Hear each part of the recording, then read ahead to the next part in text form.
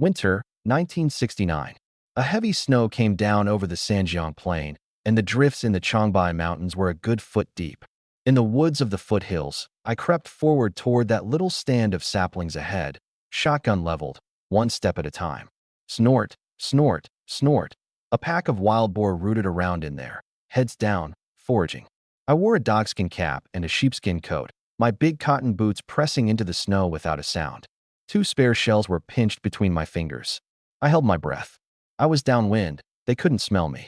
Through the gaps in the branches, a dozen boar of all sizes were bunched together, now and then lifting their heads to listen, then dropping back down to root. 30 meters. 20 meters. I coughed softly. The boar's heads snapped up in unison. And in that instant, the gun went off. Bang. A 100-pounder shot up and bolted.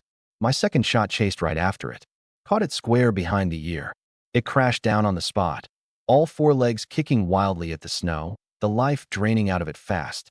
The rest of the boar were long gone. I dropped the gun, drew my knife, and strode up. Pinning its shoulder with my knee, I drove the blade down along its neck. Finally got you. Made me chase you 2 whole days. Blood gushed out like a fountain. It struggled a few times, then went still. My name is Li Weidong. I'm from Shi City in Beihai Province. Born in 1949, 20 this year.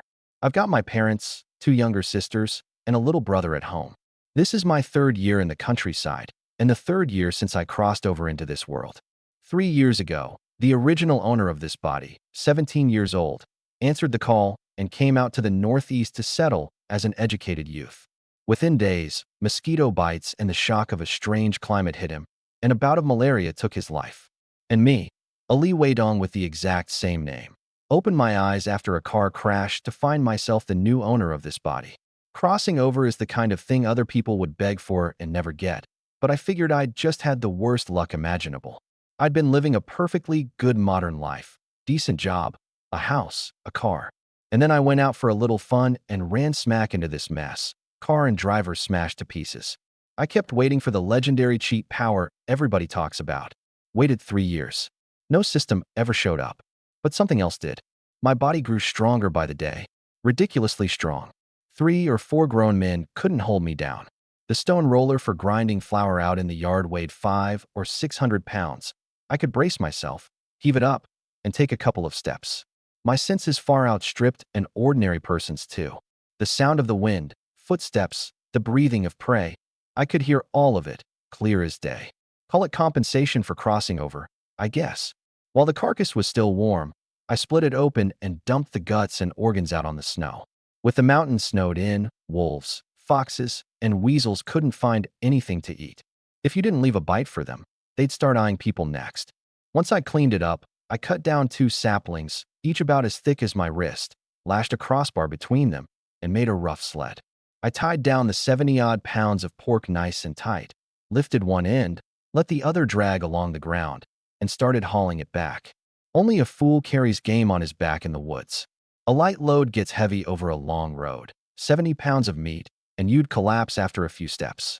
Dragging it takes the least effort, and if trouble comes, you just let go and you're gone. From here to Red Star Farm was 40 or 50 li. No way I'd make it back before dark. After 10 some li, the sun sank behind the ridge.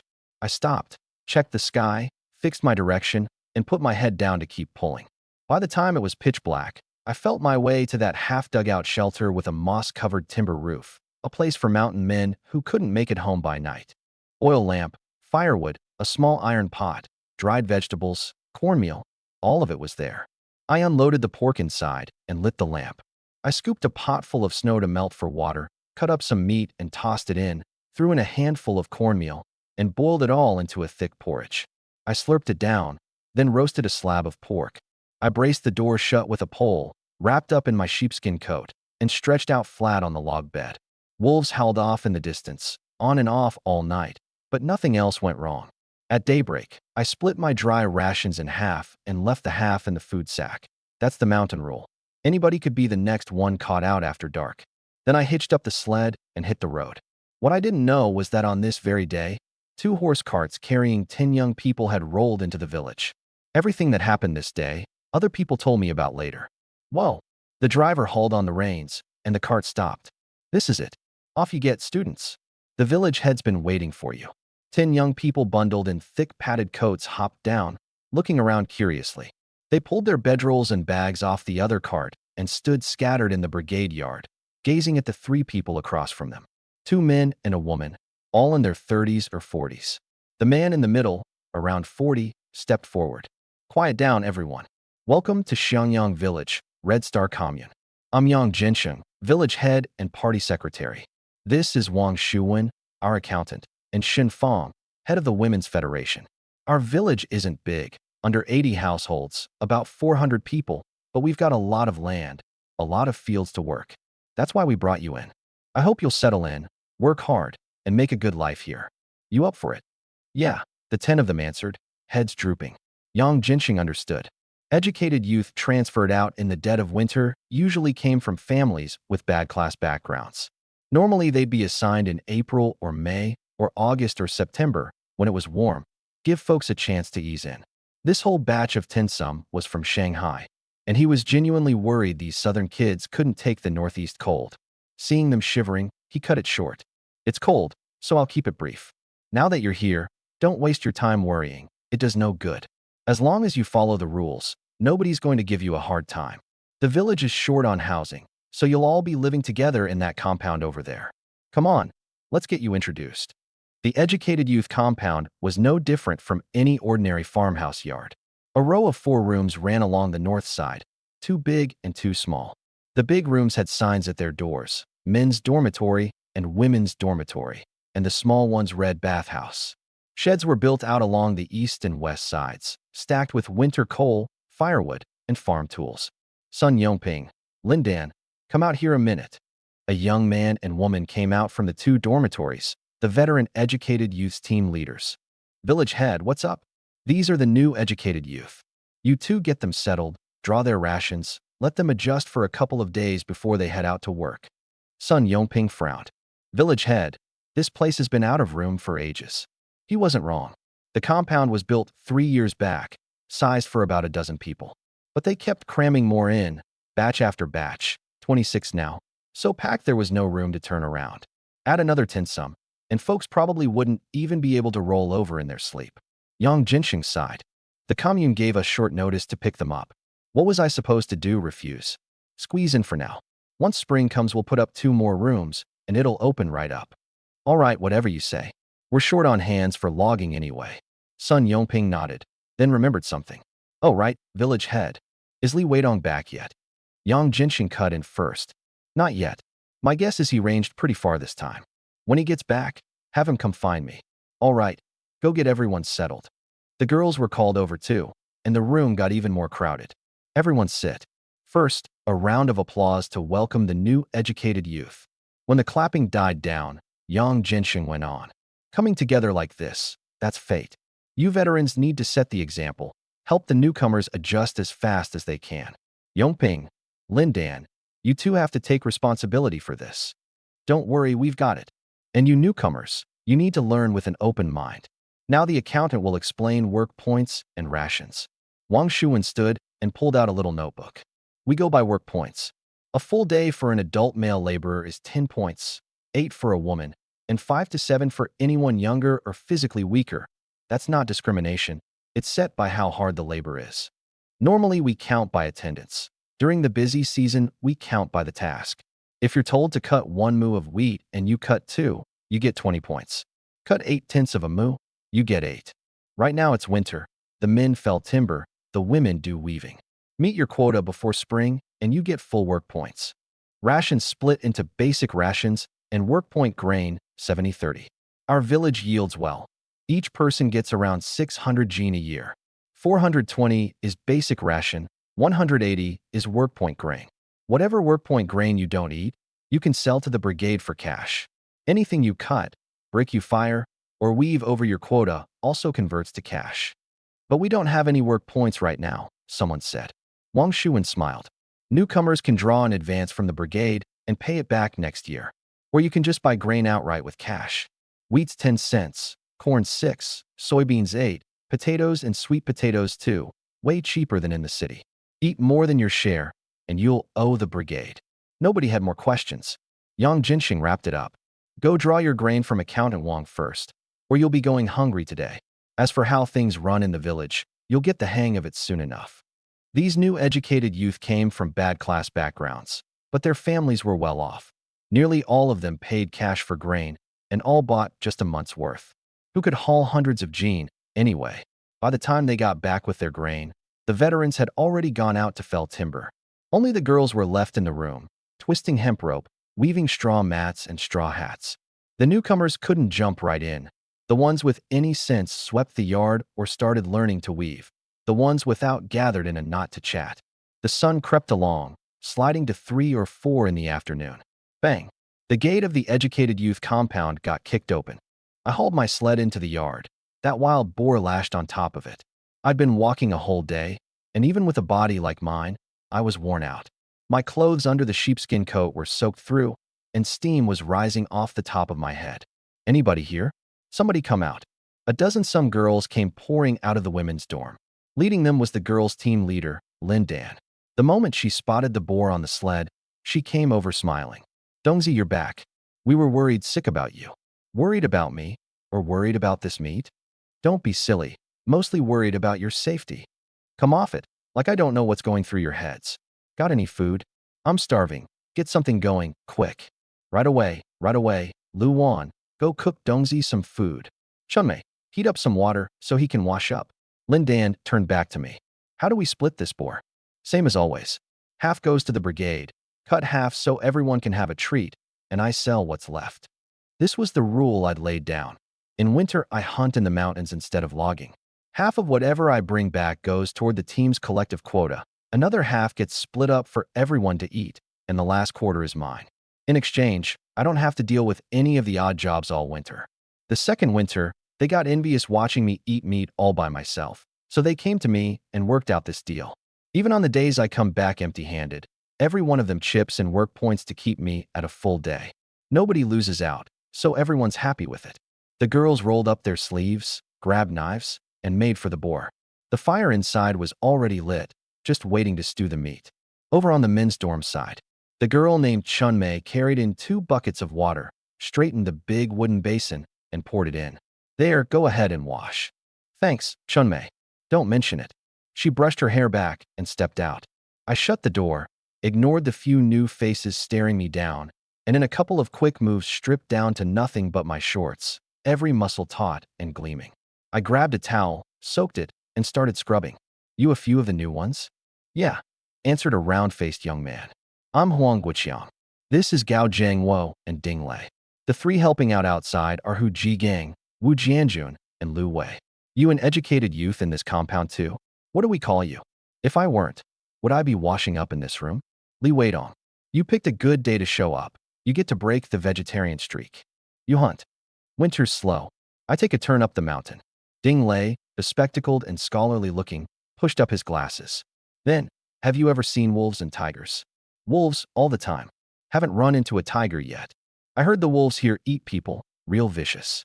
You're not scared. I gave a little smile. Wolves aren't as terrifying as you think. Stand your ground, and 1 or 2 can't hurt you. But if a whole pack comes, then you'd best pray for yourself. I toweled off my back. Remember one thing I tell you. Whoever needs to go out at night, take a few people along. Once I'd finished washing, I got dressed, pulled out my cigarettes, walked over to the long table, and handed one to each of them, then lit up myself. How'd you end up getting transferred out this time of year? The 3 of them went quiet all at once. After a long moment, Huang Guiqiang spoke. We drew a bad hand.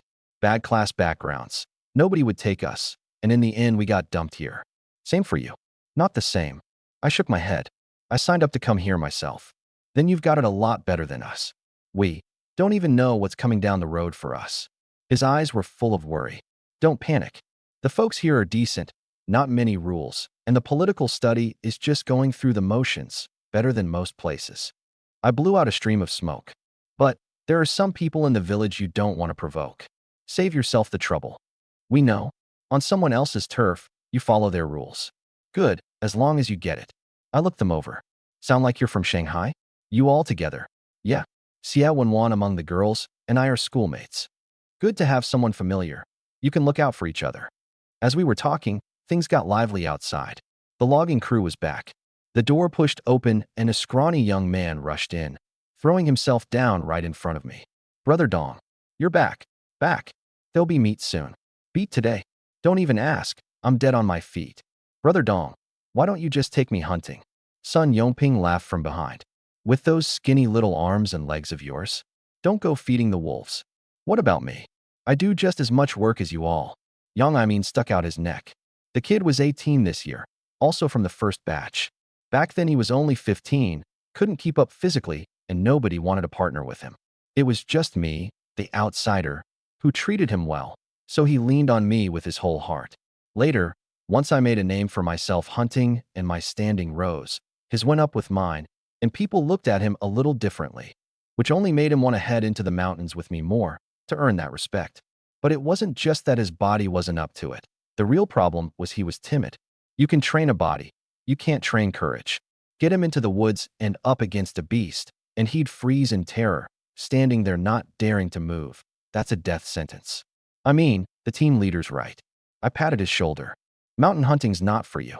Stick to working with everyone else. Don't worry, Brother Dong's meat. You'll always get your share. Oh, all right then. He agreed, disappointed. Everyone had washed up and changed into dry clothes, and over on the girls' side the meat was just about stewed through. They fished the meat out, tore it into big chunks, piled it in a basin, brought over a whole basket full of corn buns, and set it all up in the men's dorm. 20-some people packed into one room. Sun Yongping stood and cleared his throat. Brothers and sisters, today our team's got new comrades. That's cause for celebration.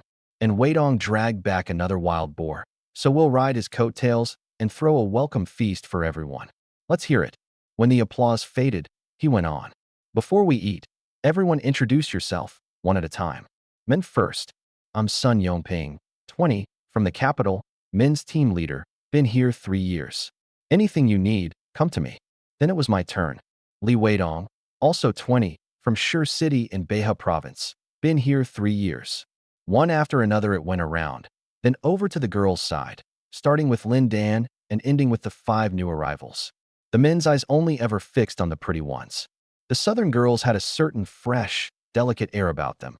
Never mind their looks. Their skin was so fair it seemed you could squeeze water out of it. The standout among them was called Suna. Big, watery eyes, an oval face, a small upturned nose, and a fashionable braid draped down over her chest. One look at her figure, and you could tell she'd been raised in comfort. 20-some pairs of eyes bore down on her all at once, and Suna's face flushed crimson. She murmured her name and sat down, head bent, twisting the end of her braid. The Xiaowenwan that Huang Guoqiang had mentioned was decent-looking too, just not as striking. Yang Aimin, sitting beside me, elbowed me and lowered his voice. Brother Dong, that Suna's a good match for you. Real pretty. I picked up a piece of meat and didn't answer. Out here in this frozen border country, what good were good looks? The ones who made it through this winter were never the ones with the pretty faces. I laughed. How old are you? Already thinking about women.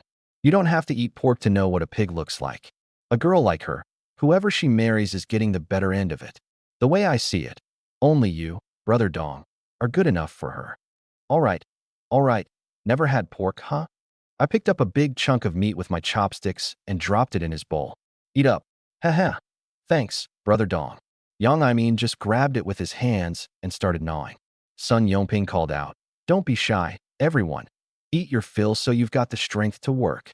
At the word, the whole room dug in, heads down. The veterans ate with gusto, and the newcomers dropped all pretense of manners too. No wonder. All the way from Shanghai to the northeast, they'd eaten nothing but corn buns with pickles and roasted potatoes. Their families had bad class backgrounds. They had money but didn't dare spend it openly, and the craving in their bellies had long since been stirred up. The girls at least kept up some face. The men went at it like a pack of starving wolves. Prodded by Yang Aimin, I did give that Suna another look. You could see the upbringing of a well-off family, little bites, mouth closed as she chewed. But from the speed her chopsticks moved, she was genuinely hungry. Maybe she sensed someone watching. She lifted her head and ran straight into my gaze. Her face flushed instantly, and she hurried to look down. Interesting. This girl, blushing at the slightest thing. We finished eating and cleaned up, and that's when the real problem hit. 21 people crammed onto one Kong. Not even room to roll over. In the dark, someone started cursing. Quit shoving, damn it. You don't want to sleep? Roll off. Who you cursing at? Like you're not shoving too. A room full of young men with hot tempers, a few sharp words, some pushing and shoving, and in a blink it came to blows. Everyone crawled out of their bedding to pull the two apart. Sun Yongping carried authority among the men, and he bore down hard. You gone crazy? The king's only this big. Who isn't cramped? Bear with it, and it'll pass. Team leader, we're already dead tired after a day's work, and he takes more than his share of everything. Look at this little sliver of space I've got. Can a person even sleep in that? Huang Guoqiang stood up and gave the veterans a bow. I'm sorry. It's us who came and caused all this trouble. How about the few of us rig up some plank beds to sleep on? No way. Sun Yongping quickly stopped him. A northeast night without a fire Kong can freeze a man to death. Binzi and old Tian just have that kind of temper. It's got nothing to do with you. Binzi, the one who'd been fighting, spoke up. It's fine, brother. This has nothing to do with you. It's just certain people I can't stand the sight of. And I'm easy on the eyes, am I? Old Tian shot back, not backing down. Got the guts. We'll find a spot tomorrow and settle it. Fine by me. Just don't come crying when you get hurt. The two of them fell to squabbling again. I really couldn't take any more of it. I got up, pulled on my padded jacket and pants, threw on the sheepskin coat, rolled up my bedding, and headed for the door. Dongzi, where you going? Sun Yongping was startled. To bunk at the village head's place for the night. It's too packed here. I'll clear a spot, and everybody can breathe a little easier. I'd toughed it out in the mountains for days, worn down to the bone. I'd meant to get a solid night's sleep, but crammed in like this, there was no chance. But the two who'd been fighting got the wrong idea, thinking I was fed up with them. Dongzi, that's not what we meant. Don't read into it. I grinned, flashing a row of white teeth. I know. It's just miserable for everyone packed in this tight. And I'm beat. I want one good night's sleep. That's all. Brother Dong, wait for me. I'm coming with you. Yang flipped off the Kong too. What are you coming for? I think it's too cramped too. Fine, then hurry up and get dressed. The two of us tucked our bedding under our arms and headed out of the compound, following the little village lane north to the village head's place.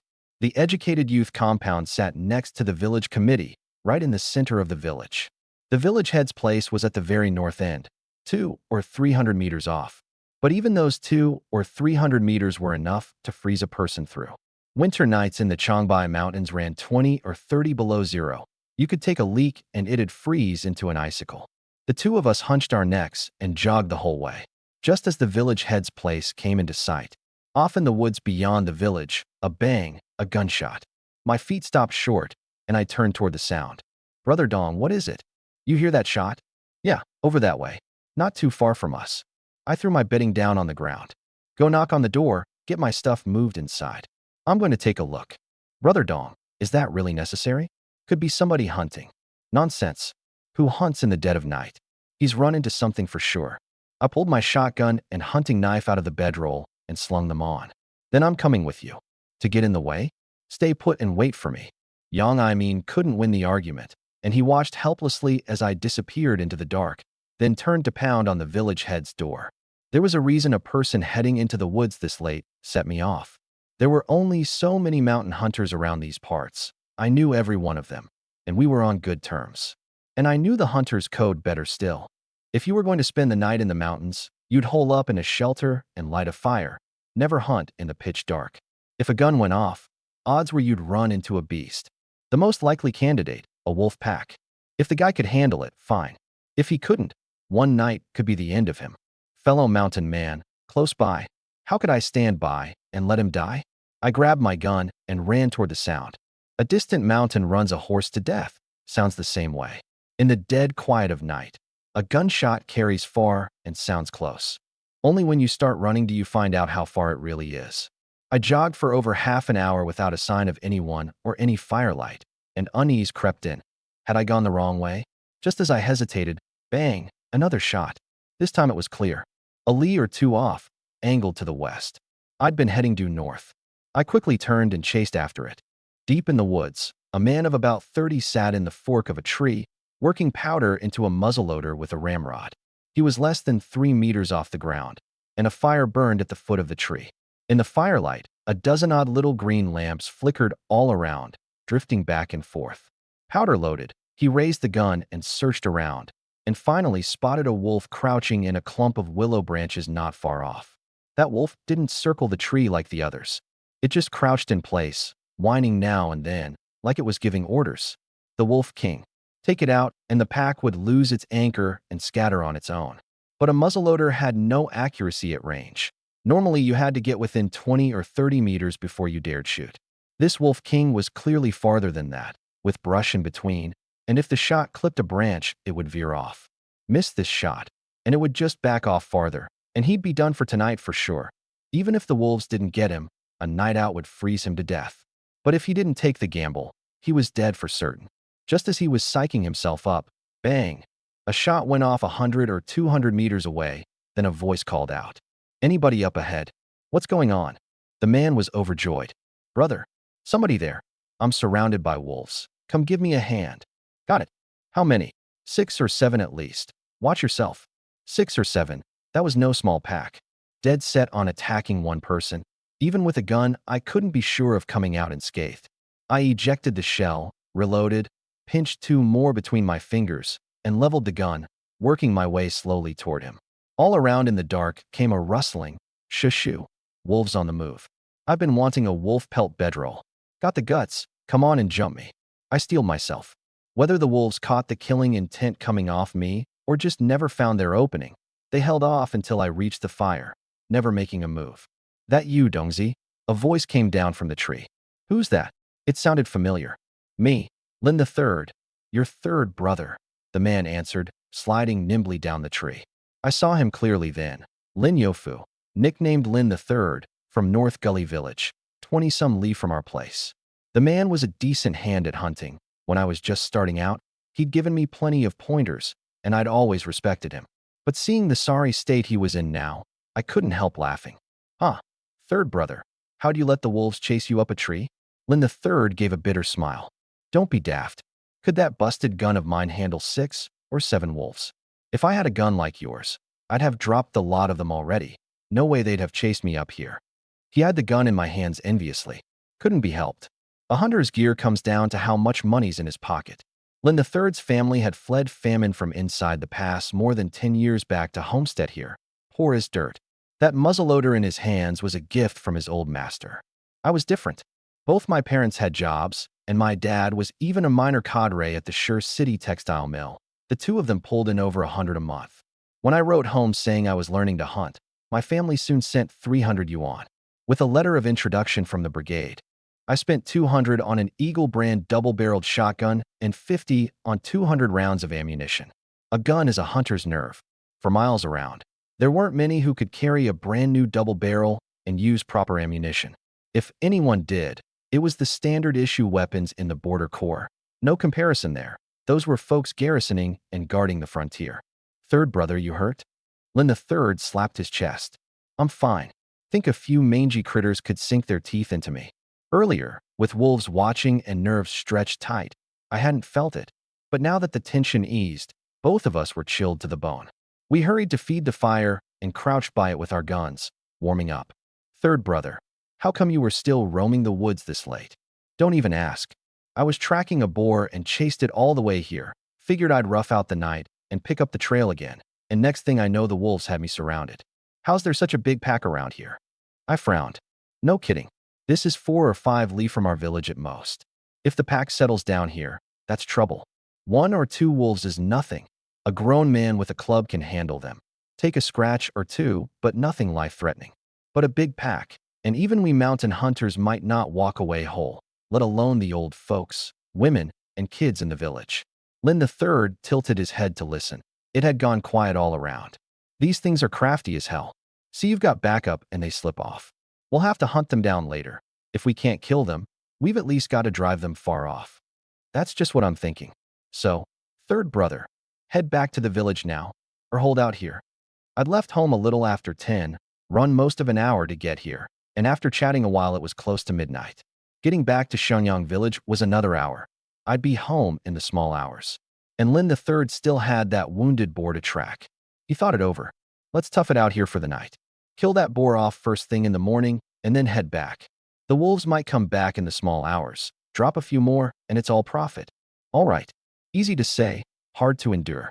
I hadn't slept well 2 or 3 nights running. I'd been counting on a solid sleep tonight, and here I was out again. While we were talking, I could hold up, but the moment things went quiet, the fire toasting my front nice and warm, my eyelids started fighting me. But I knew I couldn't sleep.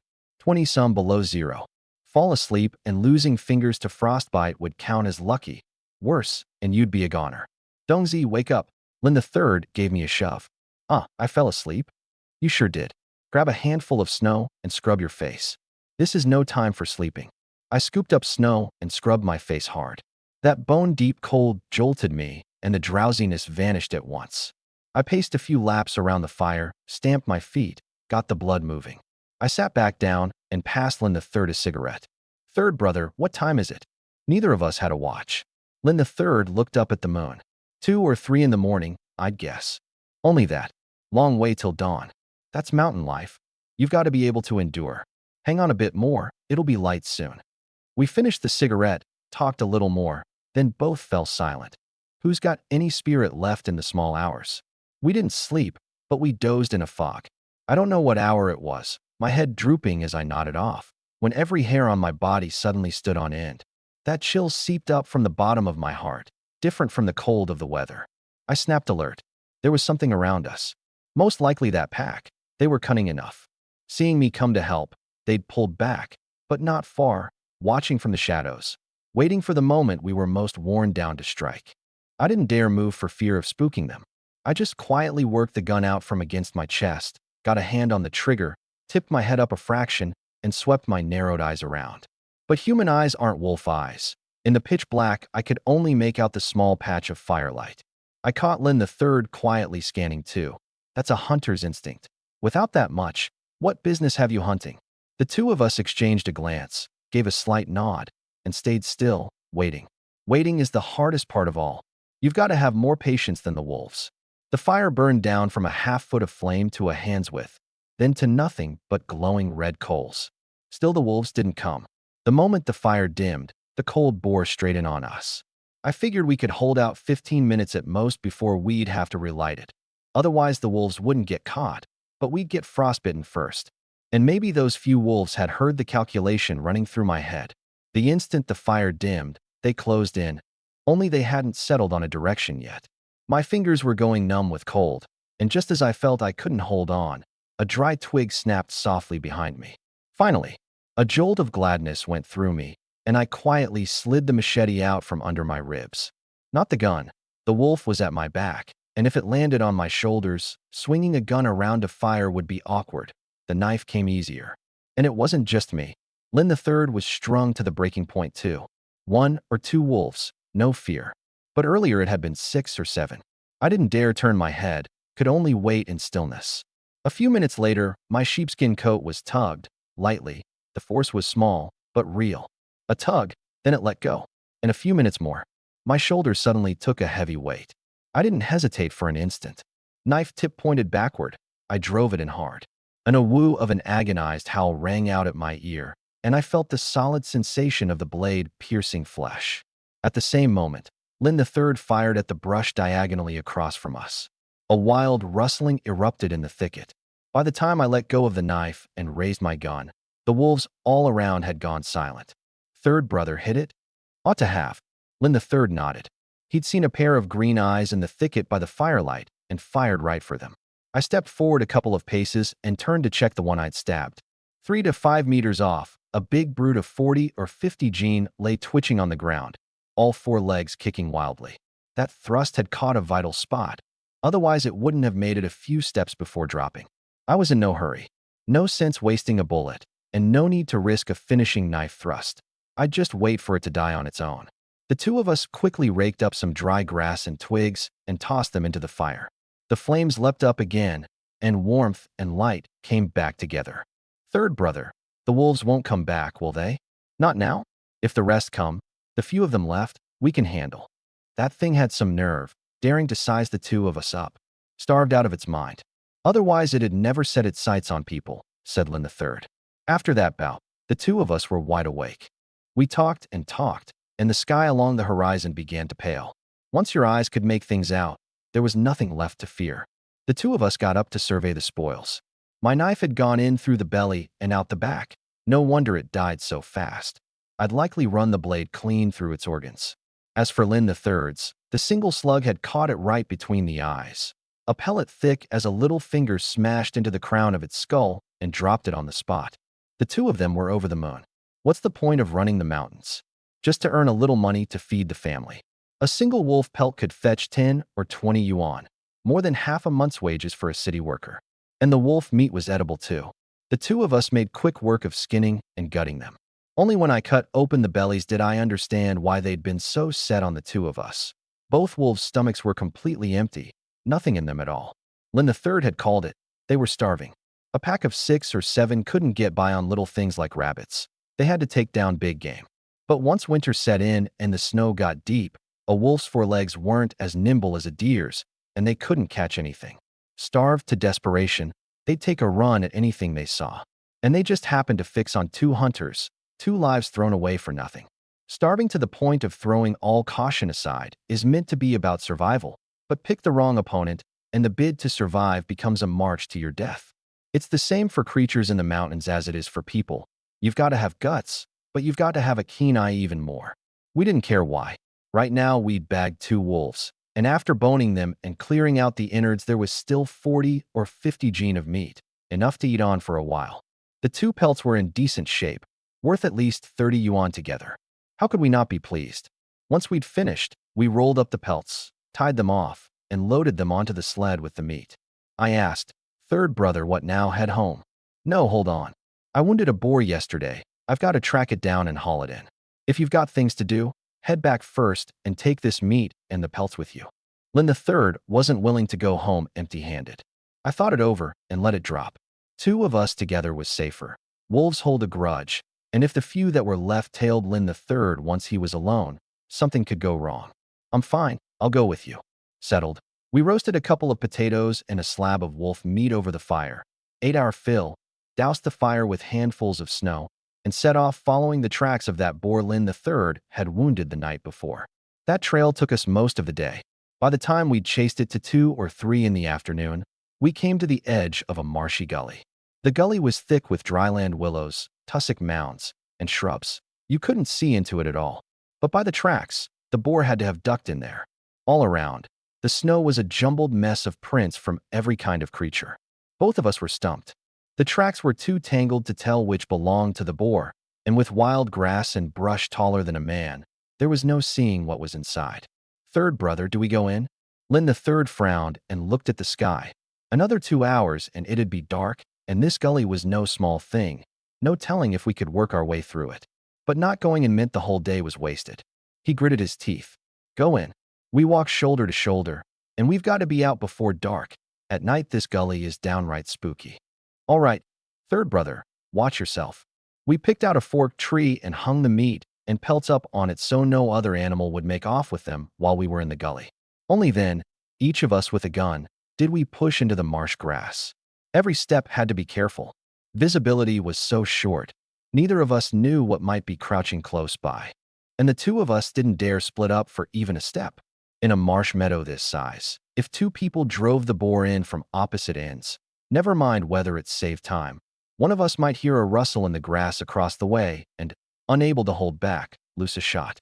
Hitting either of us wouldn't be worth it. Better to walk shoulder to shoulder. If we didn't find it, so be it. Finding it would be luck. We felt our way for over an hour, and it went dark, still without a sign of the boar. "Dongzi, quit looking, let's get out." Lin the Third had lost heart too. He'd clearly hit it himself the day before, blood spots trailing the whole way, but this boar's hit points were absurdly high. Tracked for 2 days and still bounding along, never so much as slowing its feet. Keep looking any longer and the wound would have healed. The 2 of us came out of the marsh meadow and back to the tree where we'd hung the pelts. "Third brother, keep looking tomorrow?" "Forget it. With these wolf pelts and wolf meat, we'll head back, rest a couple of days, and come out again." Lin the Third's face was full of regret. From here back to Shenyang village was 30 or 40 li at the least. Mountain paths were hard going. On flat ground you could cover 8 or 9 li an hour. In the mountains 6 or 7 wasn't bad. Getting back would take 6 or 7 hours, putting me home past 10. Lin the Third's North Gully village was closer, though 4 hours would do it. Dongzi, rough it at my place for the night. Head back in the morning. I figured that worked. Going back, the lodging would be just as tight anyway. We hauled up the sled, turned around, and headed for North Gully Village. It was past 8 in the evening by the time we reached Lin the Third's home. Dad, Mom, I'm home.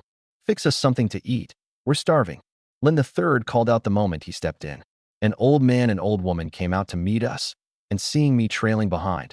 Oh, brought a friend, did you? Uncle, Auntie, sorry to trouble you. Don't be so polite. Come in, it's cold out. Which village are you from, young man? Xiangyang Village. I'm Li Weidong. Met third brother out running the mountains. The old woman wanted to ask more, but Lin the Third cut her off. Mom, go on and cook, we're famished. There's meat here, stew up a pot, and fry a few scallion pancakes. Lin the Third hauled a crock of loose liquor out of the cabinet, ladled some into a bottle with a bamboo dipper, and set it in a bowl of hot water to warm.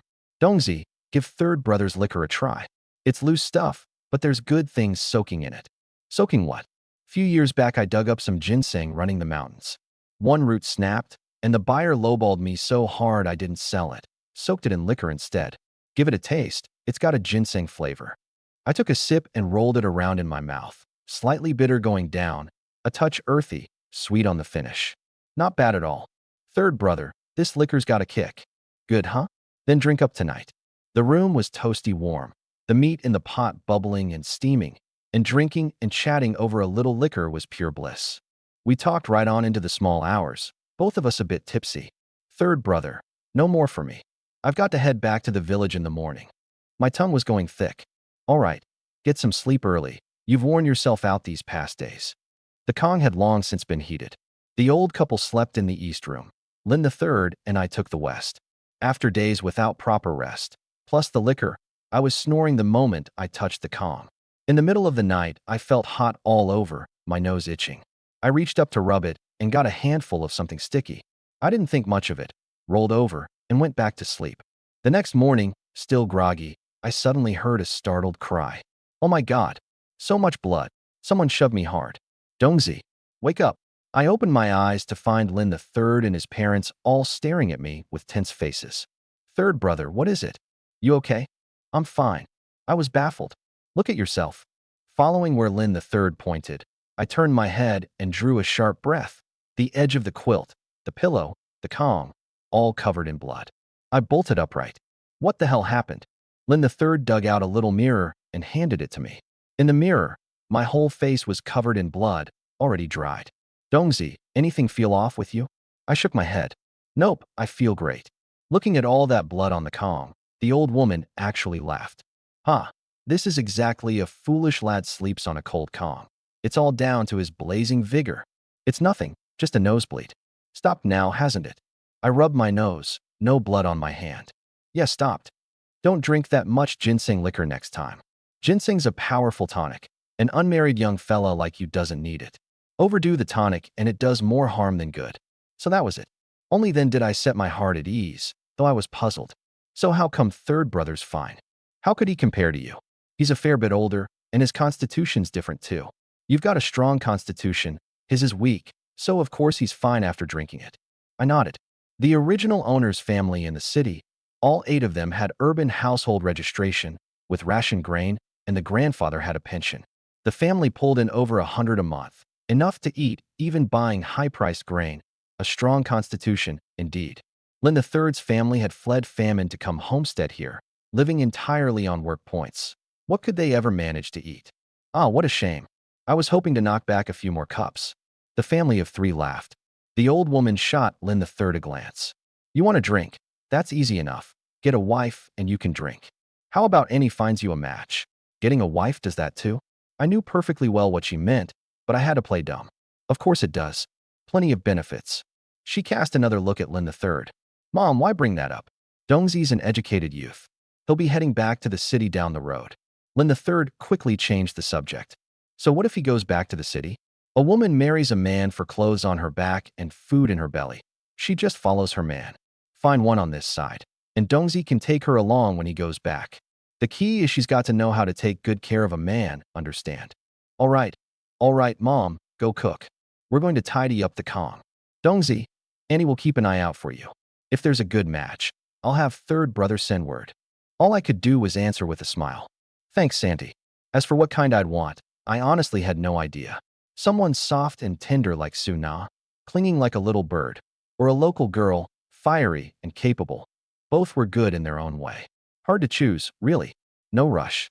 Only 20, nowhere near the age where I had to marry. And I didn't want to be tied down anyway. Why give up a whole forest for one tree? After breakfast at Lin III's, I set off. I took a dozen some gene of wolf meat and left the wolf pelt with Lin III to have it tanned. He'd give me one to make a bedroll later, and what he did with his, sell it or keep it, was up to him. A dozen plus gene of meat on my back was practically weightless to me. I parted with Lin III and strode homeward, reaching home just past noon. All the men in the village had gone into the woods to fell timber. Only women, old folks, and children were left. I didn't go to the village head's place. I went straight to the educated youth compound. The girls' team leader, Lindan, came out of the room. Oh, Dongzi, you're back. Where'd you get off to these 2 days? Everyone was worried sick. Worried about me for what? Like I'd get myself lost. I set down the meat from my back. Said you heard a gunshot on the way and headed into the woods. So dangerous. You all know what I'm capable of. Here, stew this meat. We'll eat it tonight. What kind of meat? Wolf. Wolf? Lindan startled. You ran into wolves that night? Someone got trapped by wolves, and I lent a hand. Don't ask so many questions. Go stew it. When it's done, dish some out. I'm taking it over to the village head's place. Aren't we handing half to the team? It's only a few gene. Hand over half, and there's not enough to eat. Stew all of it. Don't hand any over. Oh, right. Did that half a boar get turned into the team yet? Lindan shook her head and pointed at the water vat in the east shed. Still in the vat there. You've got to turn it in. Fine, I'll go now. I shouldered the pork and left. Lindan carried the wolf meat back inside, delighted. Sisters, look what we've got. Every one of the girls doing handicrafts looked up. Team leader, where'd the meat come from? Li Weidong just got back and brought it. He bagged something again? He's really something. What kind of meat is it? Wolf. Wolf? The whole room startled and crowded around, staring at the dressed chunks of meat. You can eat wolf meat. If it's meat, you can eat it. Chunmei, Zhuanzi, stop working. Haul some firewood and heat water. Stew it slow, and it'll be ready for the men when they get back tonight. The girl sitting beside Su Na said in a low voice, This Li Weidong's really something. We've only been here 2-3 days, and we've had meat twice. It's better than at home. Doesn't even feel real. Su Na felt the same. Conditions at home had been good, but to avoid drawing scrutiny, they hadn't dared eat meat often, and she'd had to be cautious about everything, terrified someone would catch her out. Here, oddly, it was easier. She just didn't know how long these days would last. The girl leaned in again. Hey, you think that Li Weidong's got a girl? No idea. You taken a liking to him. He's sharp and capable. You don't like him? But I know my place. Someone like him wouldn't look twice at someone like me. If he's looking, it'd be for someone like you. She stared at Suna's face, her eyes full of envy. Suna gave a bitter smile. She'd rather have been plain looking. It was because of this face that so many had set their sights on her. And her family was capitalist stock. The people who came to the house to investigate had looked at her like they wanted to swallow her whole, and all she could do was seethe in silence. If not for that, she'd never have signed up to come to this remote place. My class background's bad. I don't dare think about such things. I'll just study and work honestly. What's there to be afraid of? Which of us newcomers has a good class background? Didn't the team leader say there's not so much trouble here? Who knows? Let's give it some time and see. Suna gazed at the snow outside the window, hoping it really was as she'd said. Meanwhile, I shouldered the half-side of pork and walked into the brigade headquarters. The village head Yang Jinsheng, accountant Wang Shuwen, and Women's Federation head Shinfang were all there. Uncle Yang, here's that half-side of pork, turned into the team. Dongzi, you're finally back. You okay? Yang Jinsheng jumped up and looked me over from head to toe. I'm fine. Uncle Yang, you worry too much. How could I not worry?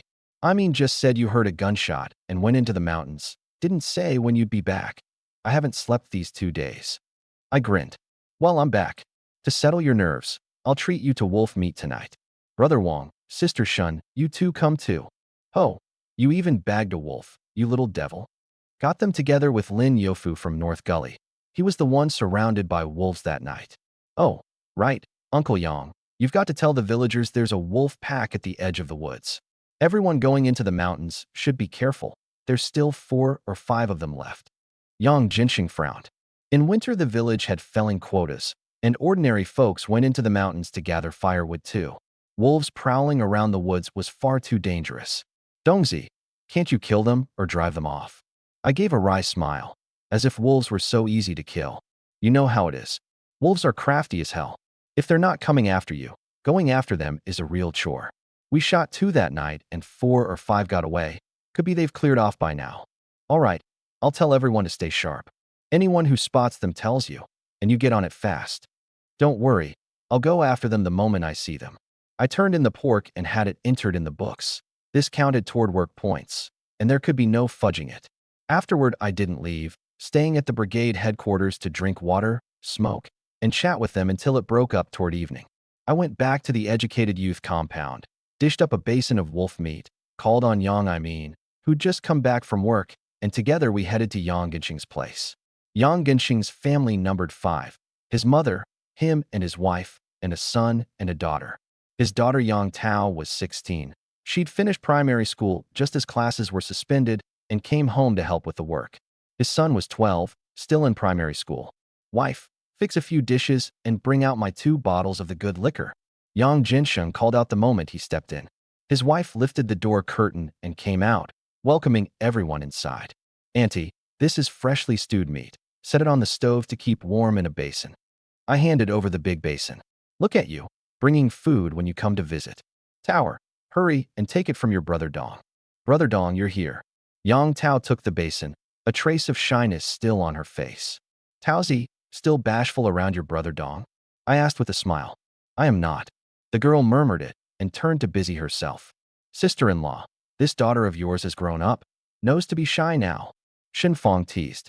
This girl's been like this since she was little, not the least bit outgoing.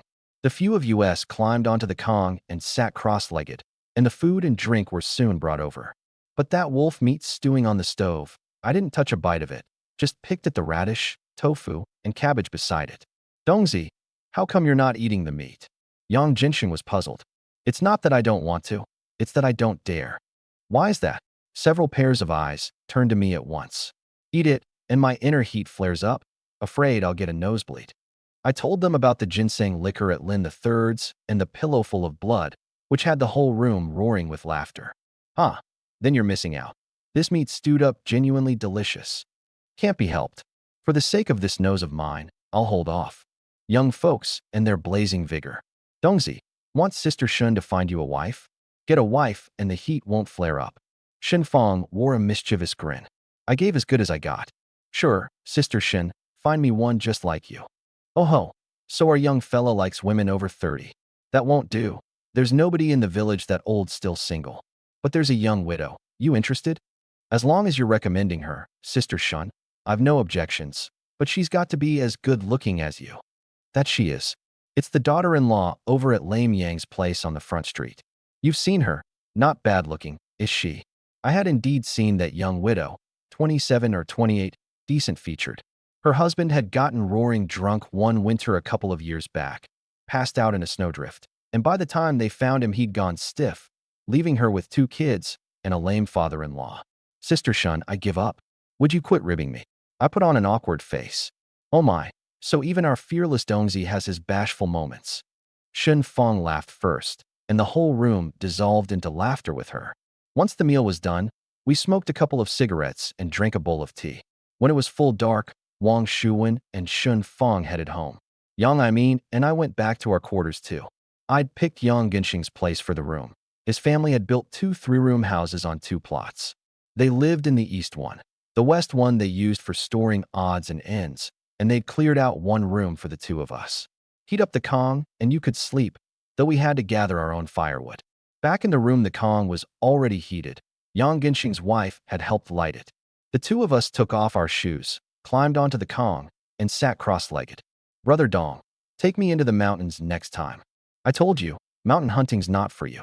If you want to go at it, set a couple of snares over where you're logging. Might catch a pheasant or rabbit. That logging work not to your liking. It's not that it's not to my liking, it's just dull. Running the mountains with you is more fun. Running the mountains isn't something just anyone can do. Hold on a bit longer. When this season's quota's done, I'll take you up to the lake in the north to catch fish. How about that? I coaxed him like a little brother. Really? Young Imin's eyes lit up. Around New Year, the village makes a trip out that way. I'll tell the village head to bring you along. All right. Then I'll tough it out. He was delighted, then leaned in close. Brother, did you see Suna when you got back today? No. I got back, handed the meat to Lin Dan, and went to the brigade headquarters. What about her? Don't even get me started. This bunch of Southerners didn't know to bring thick clothes and thick bedding. These 2 days they've been frozen like little whipped pups. If not for us old-timers being kind, they'd have frozen flat already. Suna too? You bet. I asked Lu Wan. Suna brought a quilt thin as anything. Probably never dreamed it could get this cold here. Could be. However cold it gets down south, it rarely goes below freezing. How would they have ever felt this 20-30 below? No telling how they've toughed it out these past days. Brother Dong, I think this is your chance. Give her something, and maybe she'll start looking at you differently. I looked at him with a smile.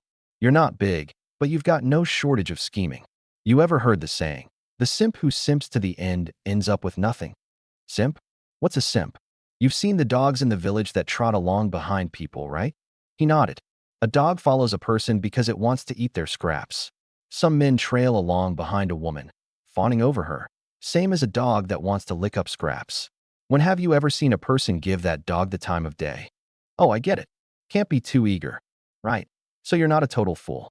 As pretty as Suna is, you think our men's dorm is short on simps? What do I need to go giving her things for?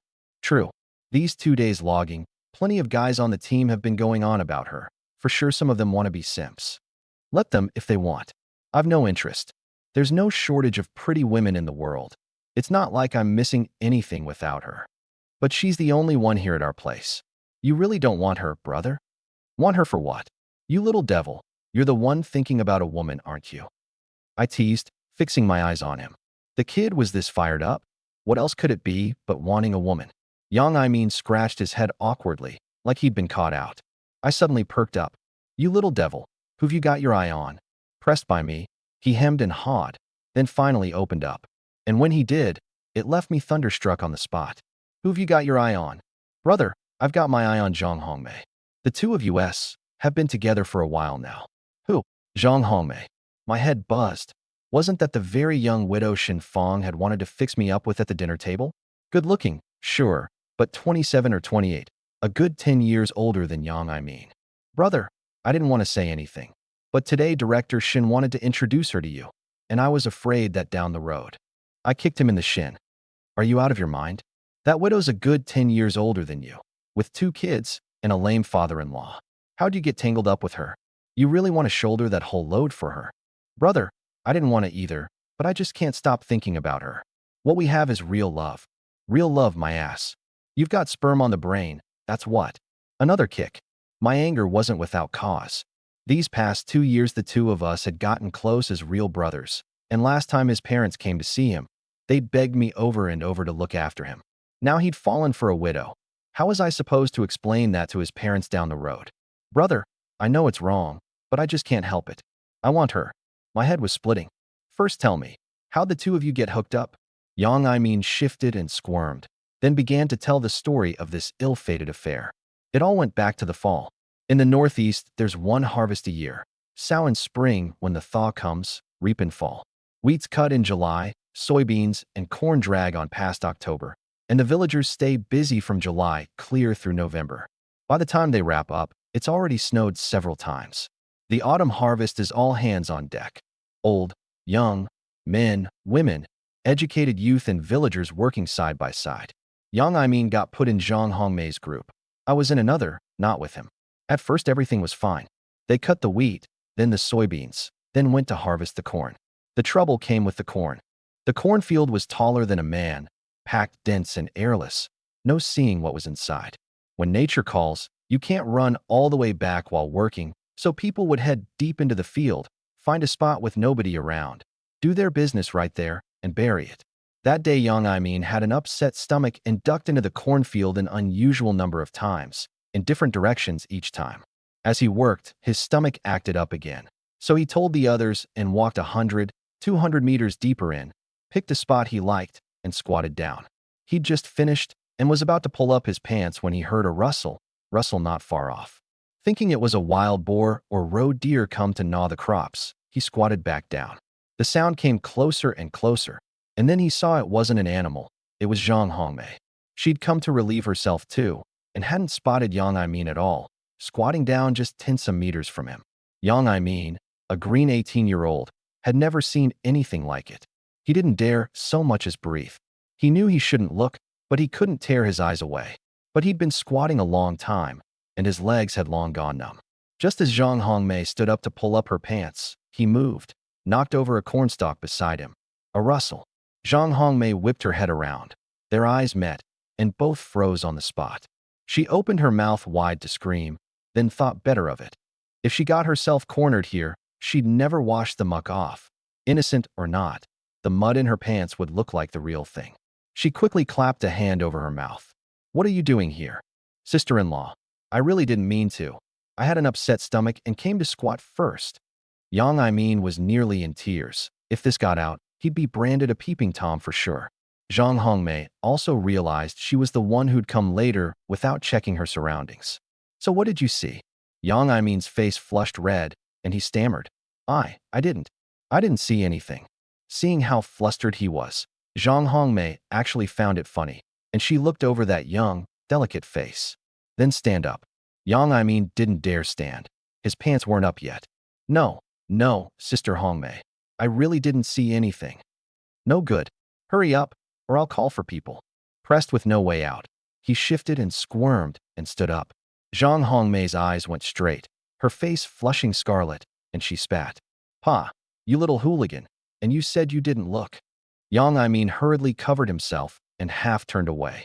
"I really didn't mean to." "All right, nobody's to breathe a word of this, you hear?" I know. I'm going. You wait a while before you come out."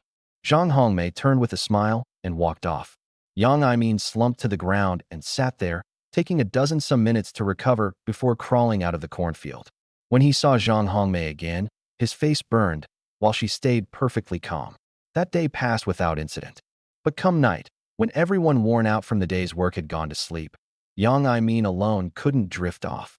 The moment he shut his eyes, all he saw was that fair-skinned scene in the cornfield. When he finally did fall asleep, it was still there in his dreams. From that day on, he was always secretly watching Zhang Hongmei's every move. The more he watched, the more beautiful he found her. Once a person fixes on someone, their eyes won't leave, and they sink in deeper and deeper. That's exactly what happened to Yang Aimin. Others might not have noticed, but how could Zhang Hongmei, the object of it, not feel that burning gaze? Over the days that followed, something shifted in her heart too. What woman doesn't want to be cared about? Those men in the village who eyed her, their eyes were all on her body. Only this green kid had genuine adoration in his eyes. She was nearly 30. Yang Aimin was still an untouched young man. Either way, she wasn't the one losing out. A dozen odd days after that chance encounter, catching a moment with no one around, Zhang Hongmei walked over to him and said in a low voice, "In 10 minutes, come find me from over that way." With that, she parted the cornstalks and headed deeper into the field. Yang Aimin's heart pounded wildly. When those 10 agonizing minutes had crawled by, he made an excuse about needing the toilet and slipped into the cornfield. After winding around for a couple hundred meters, he finally saw Zhang Hongmei standing up ahead, waiting for him. "Sister-in-law, what did you call me for?" "Still sister-in-law? From now on, when nobody's around, call me Sister Hongmei." "Oh, Sister Hongmei. Good boy." She stepped closer. "Tell me, why you been staring at me all these days?" Yang Aimin turned bright red and stammered. I wasn't staring at you. You think I can't tell whether you were? Own up to it." "Sister Hongmei, I've fallen for you." After a long pause, that was all he managed to force out.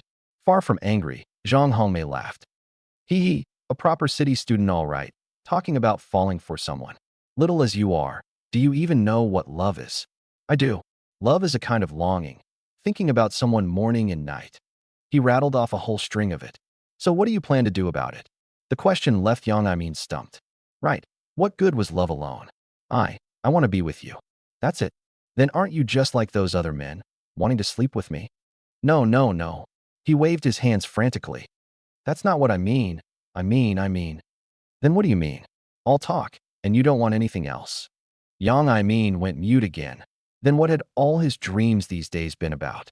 Zhang Hongmei suddenly asked. That day, what you saw, was it good looking? He didn't catch her meaning and nodded without thinking, then abruptly shook his head hard. You little devil, still saying you saw nothing. Sister's not letting you off. She made as if to pounce on him. Yang thought he was in for a slap, but instead a soft, fragrant body threw itself straight into his arms, and a voice sounded in his ear. Sister's willing to let you see. It had happened in a rush, and they couldn't linger long in the cornfield.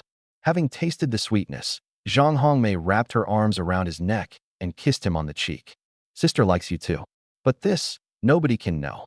Don't worry, Sister Hongmei. I won't say a word. When there's nobody around at night, wait for me by the haystack behind my house. From then on, the two of them met in secret every few days, and no one caught on. It was Shun Fang's joke today, about introducing Zhang Hongmei to me, that had spooked Yang and back in the room he dumped the whole thing on me. It all came clear. No wonder. I woke up a few times in the night and didn't see you on the bed. Turns out you were off at your rendezvous. Brother, don't be mad. I really do like her. Like her or not, set that aside. I waved him off. You two are a good 10 years apart. What future is there in it? What if you get her pregnant? How am I supposed to explain that to your mom and dad? It won't happen. We're being careful. And if she really does get pregnant, I'll marry her. I don't care that she's older than me. TCH, how old are you? You can barely feed yourself, and you want to support a wife? Don't forget she's got 2 kids, plenty of mouths to feed. Can you support all that? That's exactly why I want to learn hunting from you. Once I've learned, I can support a family. So what's she saying then? Agreed to marry you. Yang looked up and shook his head. No, like I said, she hasn't agreed. At least she's got some sense, knows her place. Brother, how can you say that? I was the one who brought it up. Enough. I waved him off. Don't say any more to me for now. I'll go have a talk with her. Hearing I meant to seek out Zhang Hongmei, Yang got nervous.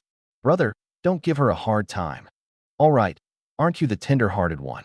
So many young girls in the village and here at our place, and you don't fancy any of them. You had to go and fix on this one. I give up on you. I'd meant to chew him out some more, but seeing how pitiful he looked, the words died on my lips. He was a grown man too.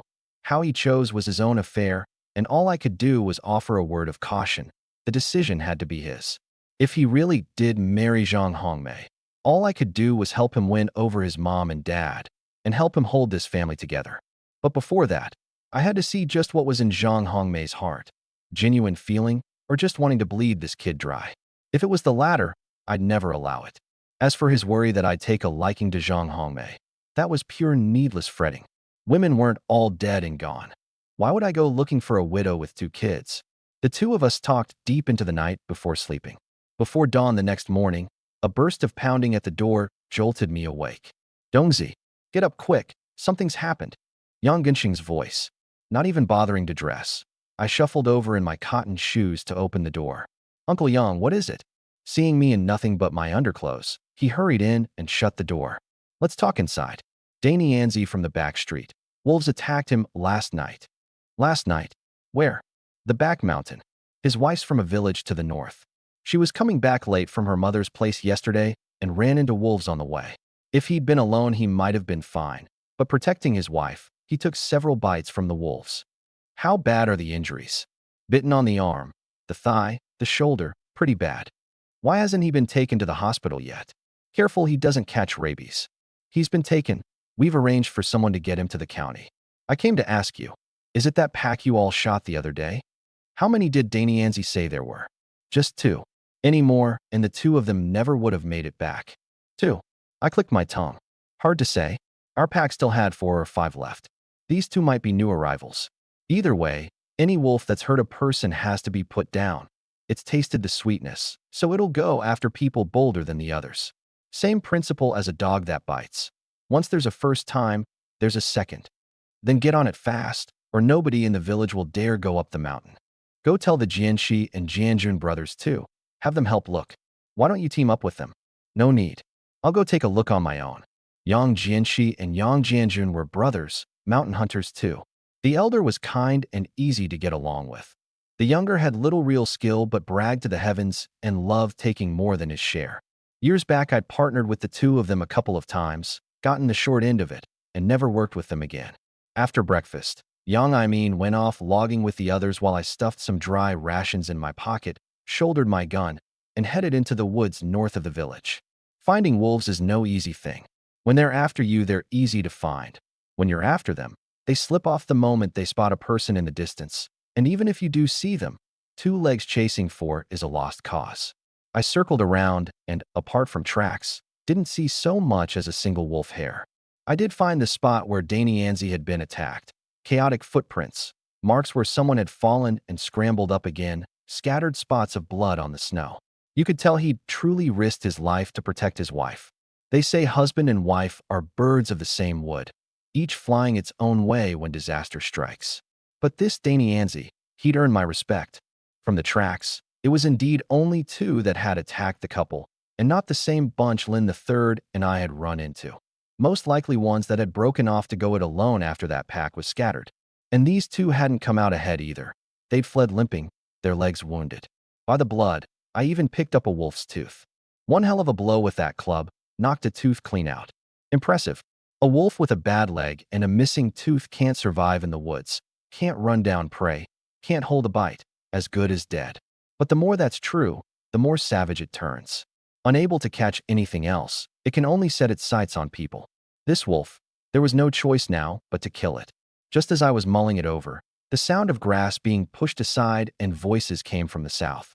I looked up, Yang Jianxi with an old muzzleloader over his shoulder, Yang Jianjun gripping a hunting spear, the 2 of them walking over, chatting. "Oh, Brother Weidong's here too? The village head told you, huh?" Yang Jianxi greeted me first. I gave a slight nod. "Yeah, he wants me to see if I can put down those 2 wolves. TCH, the village head's overdoing it. Kill a couple of wolves, and you need this many people? The 2 of us are plenty." Yang Jianjun curled his lip to the side. The man looked down on me, resented that I'd only been at it 2 years, figured I got by entirely on a good gun. And because I'd struck out on my own back then, he took it as me looking down on the 2 of them. At bottom, it was just that mouth of his with no gate on it. Yang Jianxi shot him a glare and turned to me. "Dongzi, ignore him. You find anything?" I handed over the wolf's tooth. "Danny Anzi knocked this out fighting the wolves last night. Both of them are hurt in the leg, can't have run far. With a little luck, we'll run into them today." Before I'd finished, Yang Jianjun snatched the tooth to look at it himself. "Well now, that coward young Danian actually fought off wolves? Looks like that woman of his packed some punch." And he made to tuck it into his own pocket. I grabbed his wrist. "Jianjun, that's not quite right, is it? I'm the one who found the tooth. Who wants this piece of junk? I was just looking." Not a trace of shame. He tossed the tooth back at me like it was trash. "A piece of junk you were still trying to pocket?" Not bothering to make an issue of it, I glared at him and turned to Yang Jianxi. "Brother Jianxi, I'm off. You 2 watch yourselves. There's more than these 2 wolves in these woods." "All right, you take care too." I stuffed the tooth in my pocket, tucked my gun under my arm, and headed deeper into the woods. Behind me came the faint sound of Yang Jianxi scolding. "Can't you put a gate on that mouth of yours? Coveting a single wolf tooth. Have you no shame? What's so great about him? Just because he's got a good gun. Why do you think he split from us? Because you always wanted more than your share." I shook my head and paid it no more mind, starting to circle the village. Since the wolf had dared to attack a person, it was starved to desperation. And now it was injured too, couldn't run far, most likely still hanging around the village looking for its chance. The great northern wilderness was the home of wild creatures to begin with. It was people who came and took their turf. A wolf coming into the village was nothing strange. By instinct, they feared people and didn't provoke them lightly. But come winter with no game around, they liked to prowl the village edges, mostly eyeing the chickens, ducks, pigs, and sheep in the pens, easier to catch than what was out in the wild, treating the village like a granary. Hunters have a saying: first the boar, second the bear, third the tiger. It's not that a wild boar is fiercer than a tiger. It's that a boar is stubborn, and when it's whipped into a rage, it really does charge straight at you. And one hook of those tusks is enough to lay you out. A bear's got thick hide and heavy flesh. An old muzzleloader won't drop it in a shot or 2. Dangerous. Tigers are too few. You never see one. And if you really do run into one, all you can do is pray. It's the wolf, in fact, that hunters deal with most and that fights hardest for food. And one that's hurt a person all the more has to be killed. It's tasted the sweetness, and it goes after the easy targets. But reasoning is one thing. Finding it was still hard. From the time I parted with the Young brothers to dusk, I wandered a whole day and didn't see a single strand of wolf hair. Forget it, tomorrow's another day. I turned to head back, came out of the woods, and got onto the dirt road. This road had been tramped out by the villagers farming and hauling grain, barely wide enough for 2 horse carts to pass, and at its end lay Shenyang village. I slung my gun across my back, a cigarette dangling from my lips, and ambled along. I hadn't gone far when I saw something on the roadside, limping and lurching its way forward. Whose dog is that? It was already dusk and hard to make out, and the thing was heading toward the village, so naturally, I took it for somebody's dog let out. It would walk a couple of steps, then stop and look back at me. Once I'd closed to within 30 or 50 meters, it would move forward again, still limping and lurching.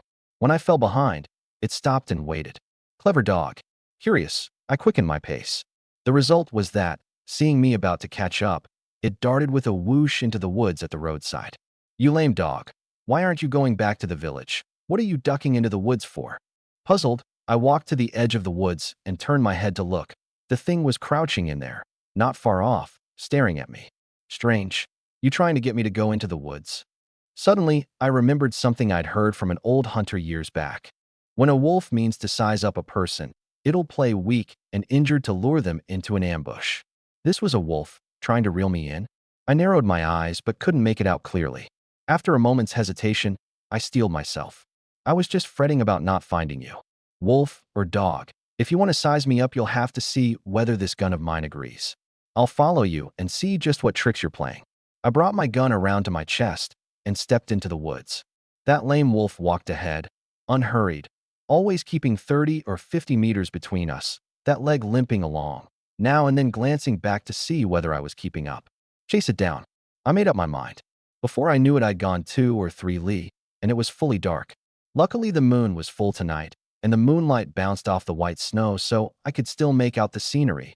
Otherwise, I'd never have gone in. With both eyes seeing nothing, what hunting could I do? The brush grew thicker, and that lame wolf suddenly wasn't limping anymore. It picked up speed and darted into the thicket. All around, a rustle rose at once. Ah, so that old hunter really did call it. You set yourself as bait to reel me in? Fine, let's have a go and see who's crueler. I smiled. I picked out 2 trees standing side by side, dug away the snow, gathered grass and twigs, and lit a fire. They wouldn't attack rashly without full certainty, so I set to work at ease, but my ears never stopped listening. In the brush all around, at least 3 of them. Then it wasn't the 2 that had attacked Danianzi. Most likely it was the bunch Lin the third and I had dealt with, come for revenge. Once the fire was going, I sat down against a tree, gun laid across my legs, right hand on the trigger, left hand pulling out a cigarette. I drew a burning twig from the fire to light it, and swept my narrowed eyes around. I could clearly hear the wolves moving, yet they stubbornly refused to come out. I smoked 3 cigarettes straight, my hands and feet going numb with cold, and still not a stir. I wasn't going to wait any longer. Drag it out to the small hours, and I'd be exhausted, my hands and feet no longer obeying me. I'd be the one who lost out. I had to draw them out. Since they'd lured me here, they didn't want to let me leave easily. If they wouldn't come out, I'd just head back. I didn't believe they wouldn't move. I stamped out the fire with snow, turned, and started back. Sure enough, after 100-some meters, the brush behind me and to both sides all rustled at once. Weren't you so good at holding out? Now you're following along. I was pleased inside, but didn't dare relax. I tightened my grip on the gun and pricked up my ears. After another li and more, the several of them clearly couldn't hold back any longer. Even by moonlight, I could catch shadows flashing among the trees. I got ready, waiting only for one to dart out ahead or behind, and I'd give it a shot. In that very interval, from the front right, 200 or 300 meters off, bang, a bullet whizzed past me, less than 2 meters behind. It scared a cold sweat out of me, every hair standing on end. I dropped into a crouch and roared. Who the hell fired that shot? Who's over there? Yang Jian's voice came from a distance. Me, Li Weidong. A burst of running footsteps. A few minutes later, the 2 brothers appeared before me. My face livid, I gritted my teeth and stared at Yang Jianjun, the one holding the old muzzleloader, spitting out each word. You fired that shot just now. Yeah. Circled around all day and finally spot a wolf. If I don't shoot, what am I waiting for?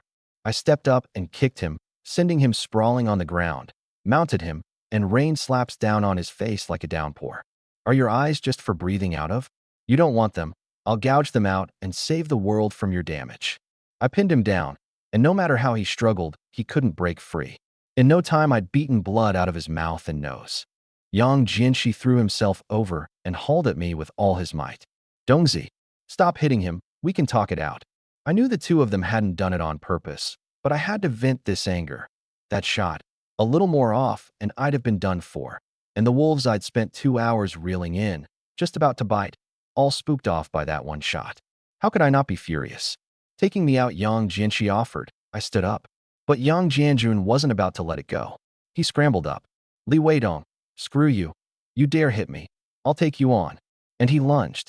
I sent a flying kick into his chest, knocking him several meters back into the brush, then went after him with a flurry of fists and feet. He was no match for my strength, holding on by sheer reckless nerve. Mostly it was just him howling under the beating. Yang Jianxi watched, scratching his head. The two of them were in the wrong to begin with, firing without looking, nearly hurting someone by mistake. But he also knew full well that the two brothers together were no match for me alone.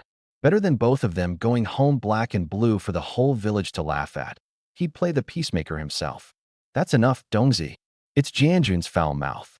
For my sake, don't hold it against him. He came to pull me off again. Having vented enough of my anger, I stopped and stood, pointing at Yang Jianjun on the ground. Yang the second, today it's for your big brother's sake. Run that filthy mouth again, and I'll beat the shit out of you. Yang Jianjun had no strength left to talk back, lying on the ground glaring at me, gasping for air. Have a smoke, take a rest. Yang Jianxi handed me one. I lit it. Weren't you two headed that way? How'd you end up over here? Don't even ask. Followed wolf tracks all day and saw nothing. Wandered over here till dark and were just about to head back. Dongzi, you run into them? How come I didn't hear your gun? I shot Yang Jianjun another glance. Because of you too, that's why. I'd been reeling them in for 2 hours, and he spooked the lot of them with one shot. If you'd hit something, it'd have been worth it, but you didn't hit hair, and you nearly took me out on top of it. Yang Jianxi flushed. I'm sorry, I really didn't know you were here. If I'd known, how could we have fired? Forget it, what's done is done. Head back to the village, or keep circling. Back to the village. Then let's go together. Same road, and it wasn't far to the village. I couldn't very well leave the two of them in the woods. In daytime, it'd have been fine, but now it was dark, and Yang Jianjun had taken a real beating from me. Those wolves might well circle back, and running into a wounded man would be dangerous. A lesson was a lesson, but we were from the same village. I couldn't actually let him lose his life. Yang Jianxi hauled Yang Jianjun up and walked with me, supporting him. At the village entrance, I turned back. I'll head off first. Thanks, Dongzi. Really sorry about tonight. It's over and done. You two hurry home. What happened after I'd walked off, Yang Jianxi told me later. The moment I left, Yang Jianjun started grumbling. Big brother, you watched me get beaten and didn't even help. How was I supposed to help? Could the two of us together beat him? Haven't you seen him lift the threshing ground roller all by himself? Would me going up have done any good? You want the two of us circling the whole village disgracing ourselves. Even so, you can't just stand there and watch, and then apologize to him. If I'd known, I should have just shot him dead. Slap. Yang Jianxi backhanded him across the face. Shut your mouth. Yang the second, I'm warning you. Cut that thought out completely. What kind of times do you think these are? You want to eat a bullet? Want to die? Go ahead, but don't drag the whole family down with you. Yang Jianjun, cowed by the ferocity on his elder brother's face, muttered under his breath, I was just saying. You can't even say it, can't even think it. Quarrels and fights happen all the time. Who else thinks the way you just did? Somebody hears that and you think you'll still get to live in this village. It was a fear pressed into him since childhood. 4 or 5 years apart, the elder brother's hand came down hard, and that bloodline's dominance couldn't be overturned even grown. You know why Li Weidong walked back with us after the fight? Yang Jianxi asked again. Why? Afraid there were wolves around, and the two of us would die out there. TCH, like I need him. Showing off. Yang Jianjun wasn't the least bit grateful. There it is. That mouth is exactly what does you in. Go home. Brother, give me a hand. I hurt all over. Serves you right to hurt. Walk yourself. Yang Jianxi shook off his hand and strode ahead. Back at Yang Jianxing's place, he came out to meet me. Dongzi, you're back. See any wolves? I didn't bring up what had happened and put him off. Went to look at the scene of the attack. It was 2 wolves. Didn't find them. I'll go again tomorrow. Get on it fast. Everyone in the village is on edge. Until they're killed, nobody dares even go up the mountain for firewood. Don't worry, I'll get them dealt with in the next few days. I've eaten, roasted a couple of corn buns up in the mountains. I'm full. In fact, I was still hungry. But at this hour they'd long since eaten, and I couldn't very well put them to more trouble. Though Yang and I were lodging at his place, we took our meals at the educated youth compound. In these times no household had grain to spare, and with the 2 of us big eaters, the Yang family would surely be the ones losing out. A meal or 2 was fine, but over the long haul they'd start to resent it. Back at our quarters, Yang was already home. Brother, he fished a lunch tin out from under the bedding. Saw you weren't back for supper, so I saved you a tin, still warm. The kid was thoughtful. I took it and started eating in big mouthfuls. These past couple of days I'd been bringing game back one after another, and the fare at the educated youth compound was good. Even the vegetable dishes had meat in them. Yang prattled on beside me. Brother, you called it. Today Su Na's got a new army overcoat, and a new one at that. One look and you can tell somebody gave it to her. Who gave it to her? No idea. Somebody gave her the one he bought, I guess. Makes sense. You can't chase a girl without putting up some capital. Not like you. Didn't have to put up a thing, and you got meat. I mumbled around a mouthful of food. Brother, could you quit ribbing me? Huh. I'm telling the truth. Didn't you land yourself a wife just from taking a squat? What we've got is real. It's not fooling around.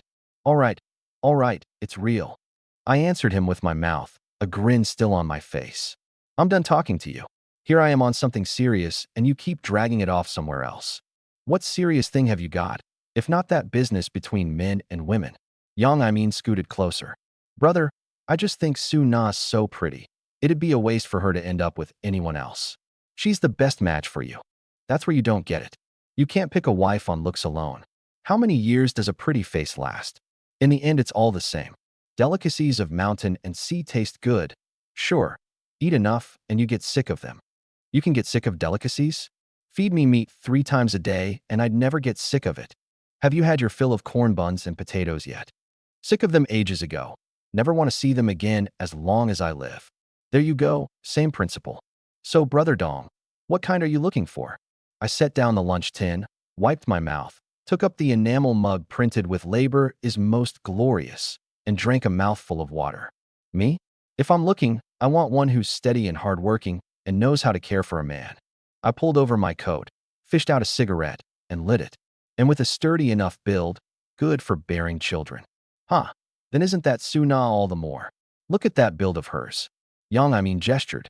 Bundled up thick in the dead of winter, nobody's figure could be told, but Su Na was indeed a bit more solidly built than the other girls. I've realized, what's in your head all day long? Ever since you got tangled up with Zhang Hongmei, this is all you think about. No way. I'm doing this for your good. Brother Dong, after New Year you'll be 21. How can you still not have a girl? And he launched into all the various benefits of finding one. I listened with a smile, throwing in a word here and there. Fair enough. In these times with no phones, no TV, no internet, what was there to do come nightfall? Those with wives held their wives and slept. Those without turned off the lamp and shot the breeze. Men gathered together didn't dare touch current affairs or politics. One wrong word, and it was a matter of principle. So around and around, all that was left to talk about was women. Nobody could claim to be nobler than the next. That's just how it was. We talked for an hour or so, then added firewood to the Kong, undressed, and lay down to sleep. Over the next few days, Yang went logging as usual while I shouldered my gun and headed into the woods to hunt the wolves. The pack seemed to have been scared off by the gunshots. For several days running, I didn't see so much as a hare, and the 2 that had attacked Danianzi were nowhere to be found either. I figured they'd already left the village. This day, just as I came out of the woods and got back to the educated youth compound, a new face came looking for me. I'm Li Weidong. And you are? My name's Chen Daong, from Shilin, 20 li to the west. You know Lin the Third from North Gully? I do. He sent me. Our village has a bad wolf problem. Several people hurt. Brother Lin the Third wants me to invite you over to help hunt them. I frowned. When did the trouble start over there? Xindiang thought about it. 10 some days now. Wolves prowling in the woods outside the village, bit several people, and they've already carried off 3 sheep. There's no hunter in our village. We're truly at our wits' end. It fit. No wonder there'd been no sign these past days. Turned out they'd found a better spot. When does third brother want me over? Sooner the better. He's already there. All right, let me get my things together. I went back to my room, opened the chest, took out the ammunition box, and filled the cartridge belt at my waist. The belt held 30 rounds. 4 wolves. I loaded only 2 birdshot, in case I ran into a pheasant or rabbit for a taste of something fresh. The rest were buckshot and slugs. A buckshot shell was packed with a dozen or so 8mm pellets. Good for medium game like deer, roe deer, foxes, and wolves. Lots of pellets. High hit rate. But the drawback was short range, hard to kill in one shot beyond 50 or 60 meters. A slug was a single large projectile for red deer, moose, bears, big boar, powerful and long-ranged, easily reaching 100 or 200 meters, but with low margin for error. Miss the shot, and it spooks off, and the recoil kicks your shoulders sore. I favored slugs. Strong enough, I could hold the gun steady, and being a double barrel, it gave me 2 shots at once. These past 2 years, hunting boar, I'd relied entirely on it. I loaded 10 buckshot and filled the remaining 18 loops all with slugs. Once the gun and shells were squared away, I stuffed in a few corn buns. The village over there would feed us, but a mountain man always keeps a bit of food on him. Standard. Brother Daong, let's go. 20 li of mountain road took over 2 hours. In the great northern wilderness winter, it goes dark around 4. We'd set out at 3, and by the time we reached Shilin village, it was pitch dark. Luckily, the whole way was uneventful. Chen Daong led me into the village head's home. Village head, third brother. I brought brother Wei Dong. Lin the third came out to greet me. Dongzi, quick as that. You send someone to fetch me, and I'm not going to hurry over? Come, let me introduce you. This is Elder Chun, the village head. These 2 you know are Mangzi and Dekangzi. These 2 were mountain men too, and dead simple, not stupid, just full of reckless drive. The 2 of them were the kind who wouldn't gather but as foes, get worked up and they'd go outside and have a fight, then come back arm in arm, grinning. But let anyone bully one of them, and the other would flare up right alongside. They hunted without guns, setting snares, running game down bare, and when they met their quarry they'd swing a big axe or thrust a spear and go at it. The 2 of them were courteous to Lin the third and to me, respectful, even. Lin the third was the elder brother, and from a neighboring village, and looked out for them. As for me, I'd flat out beaten them into submission. When we first met last year, they were all sullen defiance, and once, driven to fury, I thrashed the 2 of them together, and they've deferred to me ever since. I nodded at the 2 of them, then smiled at village head Chun. Hello, Elder Chun. Fine lad, sharp looking. Come inside and warm up. Once seated, I asked, third brother, what's the situation exactly? Village head Chun pushed the tobacco basket to the center, rolling a cigarette as he spoke. Shilin village had fewer than 30 households and about 100 people. The settlement wasn't old, getting by on farming, gathering pine nuts, and digging wild greens. 10 some days back, folks gathering pine nuts ran into wolves in the woods. Thankfully, there were enough of them that no one got hurt. But that very night a sheep was carried off from the village. Pigs, cattle, and sheep were all vital property in those days. Under the collective economy, an individual raising pigs or sheep had to sell one to the collective at a set price before the other was his to keep, slaughtered for meat or sold for cash to supplement the household. Cattle, donkeys, and horses could only be raised by the production team. Poultry couldn't exceed 15 head. The chicken's rear end is the bank, and not for nothing. Losing a sheep was a big loss. That household followed the tracks up the mountain to look and got attacked by the wolves instead, coming back covered in wounds. At least they kept their life. Over the next few days, people cutting firewood and gathering pine nuts were chased and bitten one after another, and 2 more sheep were lost. The villagers were so frightened they didn't dare go out at night, and even by day had to go up the mountain in groups. Village head Chun was anxious, and hearing there was a hunter over in North Gully, he'd invited Lin the third. The terms were room and board provided, the wolf pelts theirs, and 50 gene of flour afterward. But it had to be settled within half a month. No more sheep lost, no more people hurt. Lin the third was tempted. 50 gene of flour was no small thing. Traded for cornmeal, it had come to 100 gene, enough to feed a family of 3 for a month. Add the wolf pelts, 10 some yuan apiece, and bagging a few more made it more considerable still. As for why the meat wasn't included, the village's losses were heavy, and they had to keep something to recoup, or the villagers would grumble. This job Lin III couldn't do alone. Village head Chun said there were at least 4 or 5 wolves in the woods outside the village, so he called on Ermangzi and Dekingzi and invited me, for men would do. Third brother, when do we go up the mountain? No rush yet. The last sheep was lost 2 days ago. My thinking is the wolves are bound to come into the village again in the next day or two, so we'll stand watch for a couple of days first. If they don't come, we go into the mountains to look. I've already had the village gather the sheep into that compound at the north entrance. That yard's good for setting an ambush. Whatever you say. How do we keep watch? Split into 2 groups. You and Mangzi in one, me and Dekingzi in the other. One on the left, one on the right, laid in wait. With serious business on hand, we couldn't drink. We ate a quick meal, took some quilts, and left the village heads home for the compound at the north entrance. The compound wall was a wooden picket fence about a man's height. A wolf could jump it. The sheepfold on the west side was earth brick on 3 sides, with the fence only on the side where the sheep were driven in, facing the small house on the east. The 4 of us split into 2 groups, one guarding the roof of the east house, one on the shed roof over the sheepfold, covering all 4 sides. Whichever direction the wolves came from, one group could reach them. Uncle Chun, everyone head back. Even if there's a commotion, don't come out. Sanner, be careful. Not bagging one is a small thing. Just don't freeze yourselves. Once the villagers had scattered, we climbed onto the roofs. Ermangzi and I were on the sheepfold shed. We laid down 2 quilts underneath first, wrapped in our sheepskin coats and burrowed in, then piled 2 more thick quilts on top. Stifling, but not cold.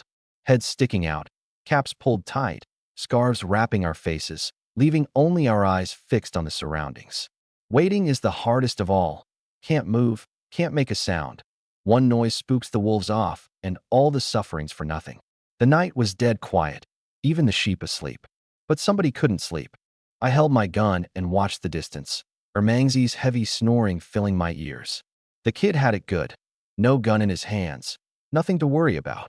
He kept me company a while and then fell asleep. If he didn't snore, I'd honestly have wanted to slap him awake. I held out clear to the small hours, so sleepy my eyelids kept drooping, forcing myself to stay awake. In my daze, the woodpile beyond the wall gave a rustle. I jolted alert and pricked up my ears. Nothing. Thought I'd misheard. But a moment later, another rustle. Something was there. I quietly poked my head out over the eaves and looked down. The dark woodpile showed me nothing. I pulled my head back, fixed my eyes on the picket fence, and slowly shook Ermangzi awake. Dongzi, wolves come? He grabbed his spear and looked around. Keep it down. In the woodpile right below us. Wait for them to come in. I pressed my voice low. He nodded, gathered himself, and fixed his eyes on the wall. We held our breath for over half an hour, and several shapes came into view, poking their heads about, peering into the yard. One wolf that couldn't hold back reared up on its hind legs, forelegs against the fence, taking a look. Why aren't we shooting? Ermangzi fretted. Easy. Wait for them to jump in. That wolf looked a while, then dropped back down, and several wolves circled the yard back and forth. It took about 20-some minutes before they felt it was safe. One trotted a couple of steps, sprang off a low spot, and leaped in, but instead of making for the sheepfold, it prowled around the yard first. The sheep, catching the wolf scent, grew agitated and started bleeding. Maybe the bleeding spurred the wolves on. 2 more jumped in after it, while 2 stayed outside, showing no sign of coming in. Just as the wolves in the yard were about to lunge at the sheepfold. This chance I couldn't miss again. Let one actually bite a sheep, and I'd have no way to face the village. I pulled the trigger, but I wasn't aiming at the ones in the yard. I was aiming at the 2 outside. Bang! Bang! One dropped on the spot, legs kicking. The other sprang high, howling a woo as it fled for the outside of the village. Almost simultaneously, Lin III's gun went off on his side. He'd fired at the ones in the yard. An old muzzleloader had to be repacked after each shot, so it had to be 1 shot, 1 kill. He'd picked the nearest one. With a thunk, a wolf in the yard hit the ground. Mangzi, go! Don't let them get away. That reckless simpleton Ermangzi snatched up his spear and jumped straight from the shed roof into the yard, swinging the spearhead to drive off the other 2 and keep them from reaching the fence. Seeing Ermangzi jump, Kingsley got antsy too, but the east house shed was high, and jumping down in the pitch dark was dangerous. He gritted his teeth. To hell with it. He flung the quilt off his body down as a cushion, leaped down, snatched up his spear, and ran to the other side of the yard, closing in on the two wolves alongside Ermangzi. The two wolves panicked, baring their teeth, looking for a gap to escape. But the two men swung their spears and wouldn't give an inch. In that interval, I'd reloaded my gun. Mangzi de Kingsley, clear out. Afraid of hitting my brothers. The two dodged to the side. Bang, bang. One dropped at the shot, the other went wide. The one that wasn't hit seized the opening and bolted, racing for the outside of the village. There was no time to reload again. Lin III came down off the roof, his face full of regret. Damn busted gun, such a pain to load. If I had a good gun, not one of these 5 wolves would have gotten away. That's enough, third brother. I smiled, consoling him. We've got 3 now, plus the one I wounded. Track it tomorrow, and we'll surely finish it. Let the one that got away go. We'd have had them all. He sighed. I spoke up. Third brother, when this is done we'll have 5 or 6 wolf pelts saved up, worth 80 or 90 yuan. I'll chip in a bit more and get you a gun. Lin III waved his hands again and again. No.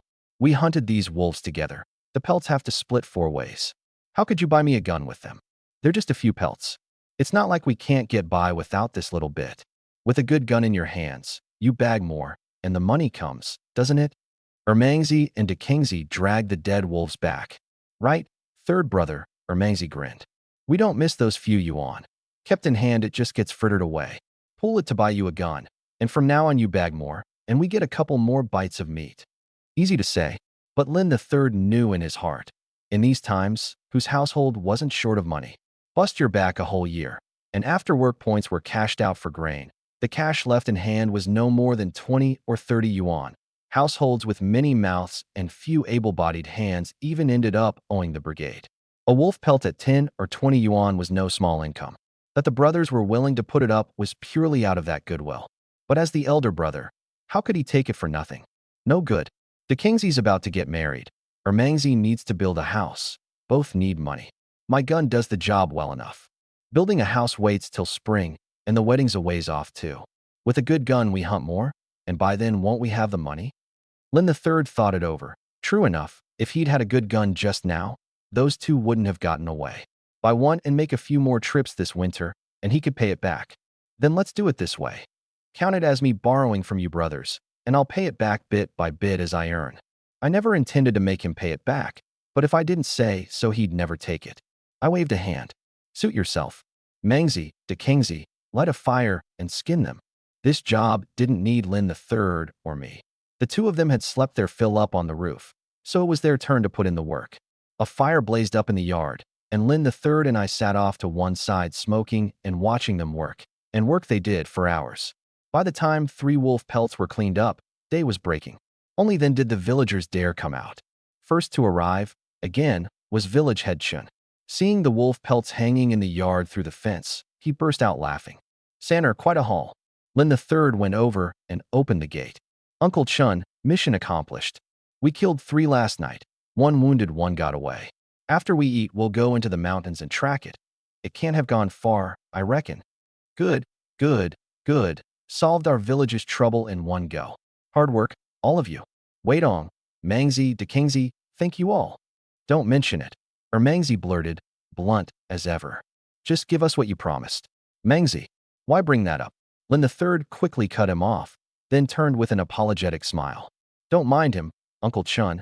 That's just how he is. Not at all. The thank you gift we agreed on. Go collect it from the accountant anytime. But Saner, could you all stay a couple more days?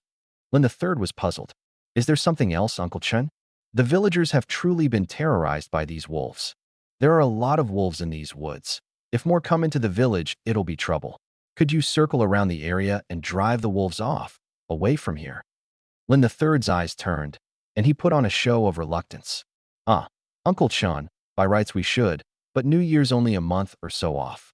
You know, we mountain men have to turn in a quota to the brigade every year, and this year's isn't done yet. We've got to hurry and hunt. We've bagged these few today. They surely won't come back now. And if they do, we'll come help the village hunt them again. Village head Chin could tell it was a polite refusal, but he wasn't fazed. It won't get in the way of your affairs. There's plenty of game in the woods by our village. Hunt all you like. And what's more, I'll tell you about a good spot. Lin the Third perked up. What good spot?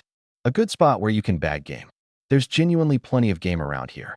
Just stay a few more days, and Uncle Chun will tell you where it is. Listen to you. Ridding the village of a menace is our duty. Let's settle it then. Half a month it is. The four of us brothers will make the rounds for a full half-month and clear out the wolves in the area. Lin the Third broke into a grin at once. Good. Never mind all that for now. Eat breakfast. You've been hungry all night.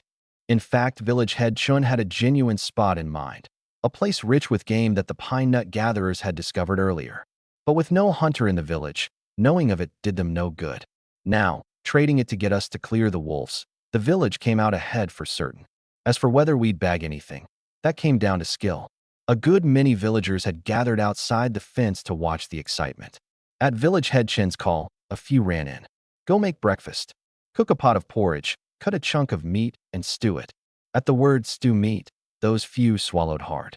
Village head Chin saw it and turned. Sanner, I'll take this meat then. No problem, as agreed. Pelts to us, meat to the village.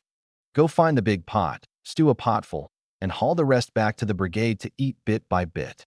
3 wolves, 100-some gene of meat, and a village of 100-some people. Even stewing half was plenty. We were still thinking about that one wounded wolf that had gotten away. After breakfast, the 4 of us followed the blood trail into the mountains.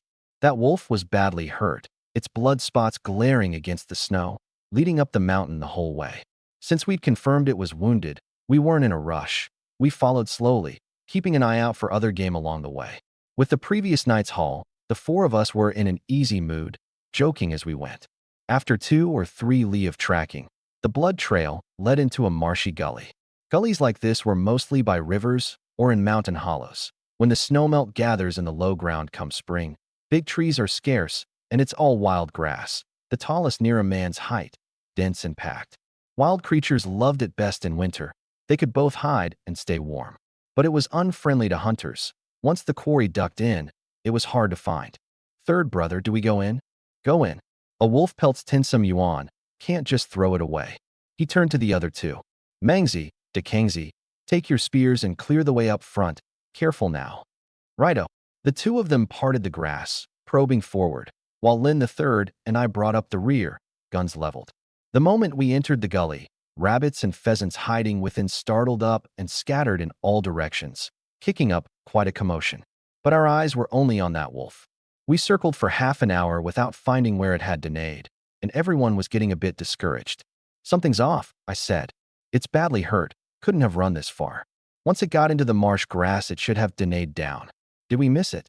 Lin the Third rubbed his chin. This gully was 50 or 60 meters wide and 200 or 300 long.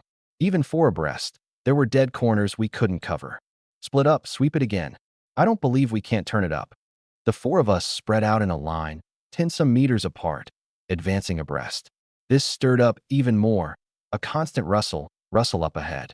Ermangzi gripped his 2-meter-plus spear, eyes wide, not wanting to let a single corner slip past.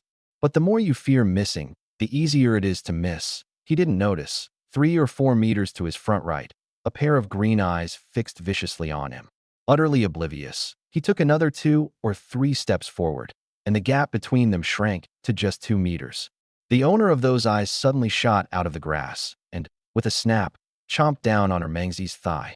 Arg! Ermangzi let out an agonized cry. Damn it! Here it is. Bitten like that. A rush of ferocity surged straight to his head. He threw down his spear and lunged at it barehanded. The wolf tried to dodge, but dragged down by its wounded leg, it moved sluggishly and was tackled flat to the ground by Ermangzi.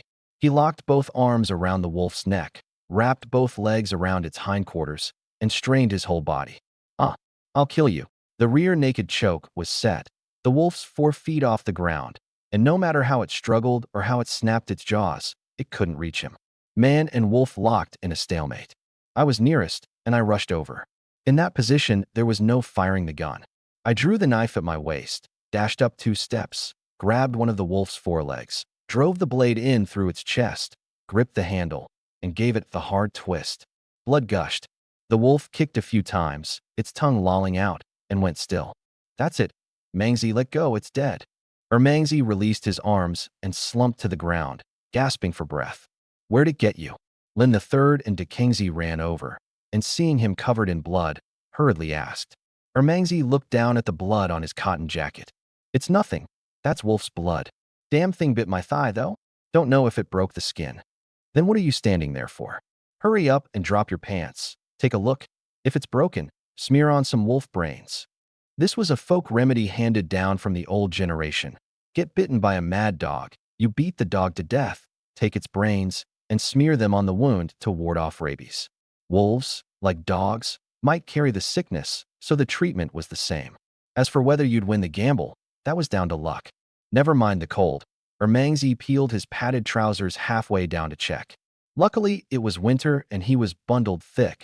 The outer layer had a hole torn in it, but the inside wasn't bitten through, and his thigh only had 4 purple Bluetooth marks. Good thing the skin didn't break. Dekangzi chuckled. Mangzi, you're lucky. This wolf gets a little higher and your equipment's gone. No chance of ever taking a wife in this life. Get lost, you jinx. My equipment's just fine. Tough talk. But Mangzi couldn't help stealing a glance down. A chill of what if. A little more off, and he'd have been ruined. Joking around, the 4 of us dragged the wolf out of the marsh grass, found an open spot, lit a fire, and skinned it. This wolf was the one I'd wounded the night before. The bullet had passed through its hindquarters, crippling one hind leg. A 4-legged animal can run on 3, just slower. In the cold of night, the blood had flowed a while and then frozen in the fur, indirectly staunching the bleeding. If not for the tracks in the snow, that wolf might have died in some corner and we'd never have found it. Third brother, with this pelt, that's a little more toward the gun money. Bag a few more this half month and you'll be able to trade for a new one. I handed Lin III a cigarette. Lin III wanted a new gun too. A new one worked better. But the price was steep. My double barrel had cost 200 yuan, and even a single barrel ran 120 or 30. A gun without ammunition was just a fire poker, 2 or 3 mao a round, and stocking 100 was another 20 or 30 yuan. To re-equip, he'd need to scrape together at least 150 to 200. At the moment, Lin III had 2 wolf pelts on his side, one his own, one I'd asked him to make into a bedroll for me, plus the 4 bagged at Shilin Village, 6 in all. Selling at 15 apiece, that was 90 yuan, still a 60 yuan shortfall. That morning I'd said I'd make up whatever was short, but Lin III wouldn't have it. Brothers were brothers, but owing so big a favor, how would he ever repay it later? He was figuring on bagging more in these days before going into town, to earn the shortfall himself. Dongzi, do we head next for that woods village head Chin mentioned? Sure. With meat, no fear of going hungry. Just don't know if there's much game there, or whether the mountain lord's still around. Let's look. This time of year the mountain lords hold up for winter, won't stir easily. Bag 1 mountain lord, and this year's a windfall. The mountain lord mint the black bear, the brown bear. Crouched down, 1.2 to 1.8 meters. Reared up, over 2 meters. Males topped 300 gene, females around 200. In the warm season they gorge. In winter they hibernate for months. Every bit of one was treasure. The meat could be eaten, the hide sold, and the bear gallbladder and paws more precious still. One gallbladder went for 80 to 100 yuan, for paws at 10 yuan each, the hide at least 20, plus the meat and the fat. Hunt 1 black bear, and you cleared at least 200 yuan, as much as an ordinary able-bodied laborer earned in a year. No mountain man didn't covet it, but few dared take one on. Village head Chun said a bear was holed up in a mountain gully outside the village, along with boar and roe deer. 4 of us, 2 guns. Handling a bear should be doable. And even if we couldn't take the bear, bagging a couple of boar or roe deer would be no loss. Settled, we finished with the wounded wolf. The 4 of us split the wolf meat, rolled up the pelt, and slung it on our backs, left the guts on the spot to feed other game, put out the fire, and set off. That place was neither near nor far. The 4 of us walked a full day, reaching it only at dusk. The gully was a big one, 300 to 500 meters wide, and so long you couldn't see the end, with a small river down the middle and both banks packed impenetrably with trees and brush. No wonder village head Chun said there was plenty of game here, food, water, and scarcely a human footprint. It was a paradise for animals. Dongzi, we came to the right place. We'll definitely bag something good here. I was excited too. In these times, with no ban on guns or hunting, the mountains near the villages had long been combed over by hunters. It was the untrodden reaches of the deep mountains that were truly good. I'd say so too. Let's stay a few more days and do our best to turn up that mountain lord. Right, and don't pass up anything else. It's late. Let's get settled first and talk tomorrow. Lin the third turned. Mangzi, Dekangzi, go cut some branches and poles, and set up a shelter somewhere out of the wind. Don't let us freeze tonight. The two of them took the felling knives to cut wood, while Lin the third and I dug a pit and gathered dry grass. Building a shelter on a mountainside isn't hard. Pick a spot out of the wind, clear away the snow and weeds, dig out a pit down to the rock beneath, spread a thick layer of dry grass, frame the top with branches, poles, and moss, and it's done. Sleep inside, and you barely feel the cold. But down at the bottom of the gully, you can't do it that way. Too much water, thick soil, and one fire thaws the frozen ground, so the shelter turns damp and soggy instead. Lin the third and I picked a spot with plenty of rocks and about a 1-meter drop from top to bottom, which made building easier. Once we'd cleared it, Ermangzi and Dekangzi had dragged back a few small trees too. The 4 or 5-meter saplings were cut into 2 lengths, laid across the rocks to frame out a triangular space. Trunks for beams, branches, dry grass, and moss layered over the surface, several layers thick. 2 openings, front and back, with one end blocked off by piled rocks and the gap stuffed full of dry grass. Enough to keep the wind out. By the time we'd finished, it was fully dark. The 4 of us lit a fire at the shelter's mouth, roasting wolf meat and eating it with our dry rations, chatting as we ate. Quite pleasant. Once done, we turned in early, planning to go down the gully to find the mountain lord at first light. The shelter was small, for men couldn't sleep abreast, so we had to lie head to foot, 2 with heads to the east, 2 with heads to the west. With branches blocking the openings and gun muzzles pointed out, no fear of trouble in the night. The mountain forest was lively that night, all sorts of wild creatures crying out endlessly, but we slept soundly. When I opened my eyes, it was already dim with dawn. Looking at the feet stuck up beside my head, I secretly counted myself lucky. Thank goodness it wasn't summer, or that smell would have been enough to kill. Crawling out of the shelter, cold wind poured down my collar and set me shivering, and I was instantly wide awake. Wrapping my sheepskin coat tight, I shouldered my gun, went behind a tree to relieve myself of a night's stores, then gathered some branches on the way back and lit a fire. Lin the third crawled out too. Up so early? Third brother, not sleeping in a bit more? Nah, I'm usually up about this time. He sat down beside me. I pulled out my cigarette pack and offered it. Have one. You educated youth are the well-off ones. Can afford the boxed kind. This must be a bit over 2 mao a pack. About that. My dad mails them, 3 or 5 cartons a quarter. I've got 2 cartons left. I'll give you one when we're back. Lin the third quickly waved it off. That won't do. I'm used to hand-rolled. Besides, these coupons are hard to come by. Your dad must have gone to a lot of trouble. You've got it wrong. My dad's a section chief at a textile mill back home. He can't lay hands on planes and cannons, but sugar coupons and cigarette coupons are easy. Then I won't stand on ceremony. Give me 2 or 3 packs. Good for when guests come over. Lin the third grinned. Now you're talking. Ermangzi and Dekangzi crowded over too. Brother Dong, is there a share for us? How could I leave you 2 out? When we're back, I'll get a carton for third brother to split. Oh, right. Dekangzi, you're getting married in spring, so I'll have my dad mail a few extra cartons for the wedding. Really? That's great. You want cloth? If so, I'll ask for it in the same letter. Cloth? What cloth? Dekangzi's eyes lit up. Red cloth, print cloth, dacron, whichever you want. Can I get a bit of each? Make a couple of new outfits for my bride. Sure, I'll get a bit of all of it for you. In those days, cloth was hard currency. Each person's yearly ration was 9 chi. A shirt took 3 chi, a pair of trousers 2, and padded clothes even more. One outfit was worn for many years, patched when torn and worn on.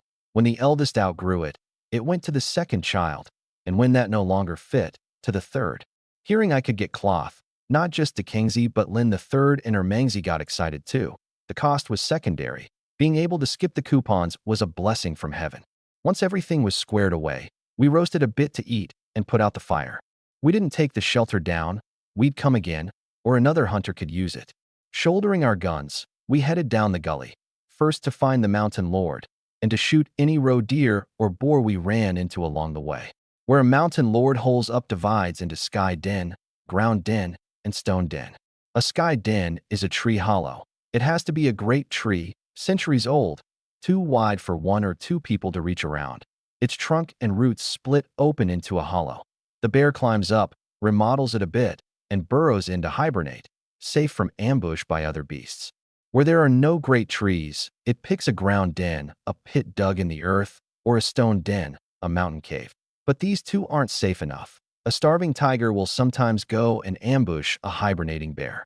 It was in this very gully that the pine nut gatherers had seen the mountain lord. Finding one hibernating bear in some 10-odd li of gully forest was no small task. But we weren't in a rush.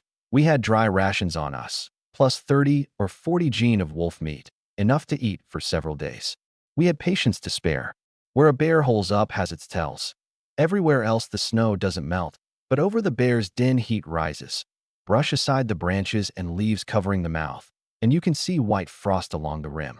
See that, and you'd best be extremely careful. There's likely something inside. We searched the gully forest for a full 3 or 4 days. Effort rewards the diligent. Ermangzi and Dekingzi were scouting ahead when they came to a great tree. Ermangzi's eyes were sharp. Dekingzi, isn't that a tree hollow? Doesn't it look like a den? The more Dekingzi looked, the more it seemed so. I think it is. The two turned and waved. Lin the third and I trotted over. Third brother, Dongzi, is this the mountain lord's den? I'd never seen a real bear den. After a few glances I looked to Lin the third. He had experience. He observed for a moment, backed off a few steps, then turned. That's it. There's definitely a mountain lord inside. Excellent. Third brother, how do we do this? Dongzi, you're the main force. The two of us set up diagonally opposite with guns ready, and let Mangzi and Dekingzi go poke the black bear.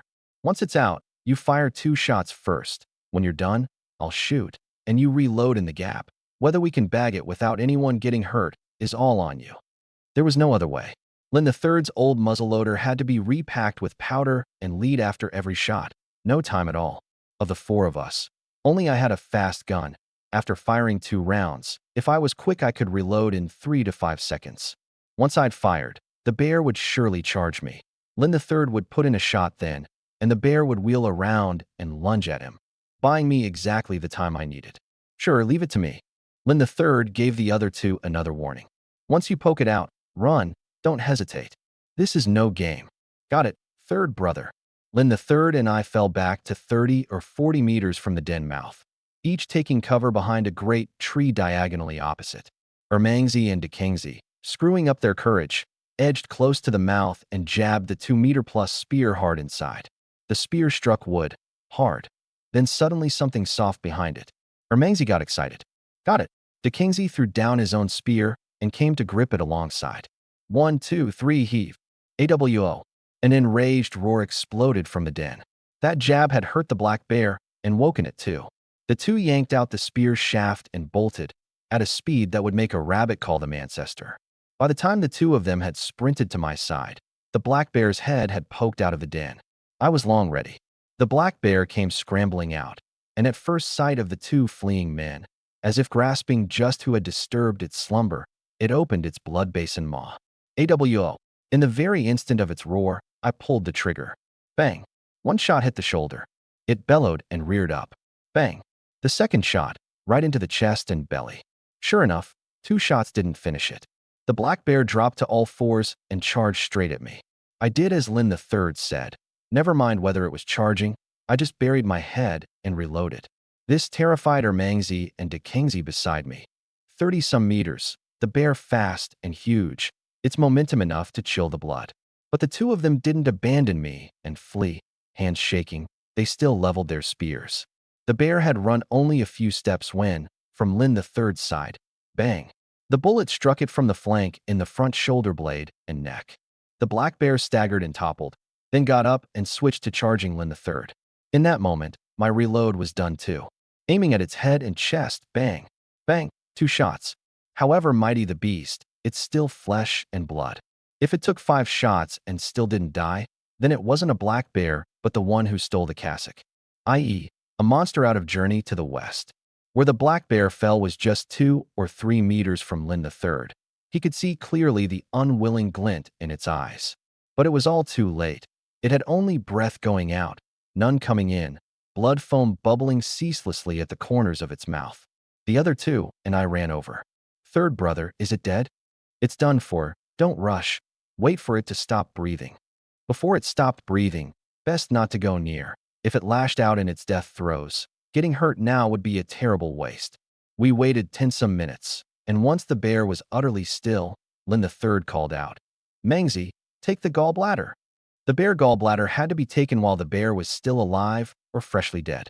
Drag it out too long and the gallbladder shrivels, leaving only a skin at the end, its medicinal potency greatly reduced too.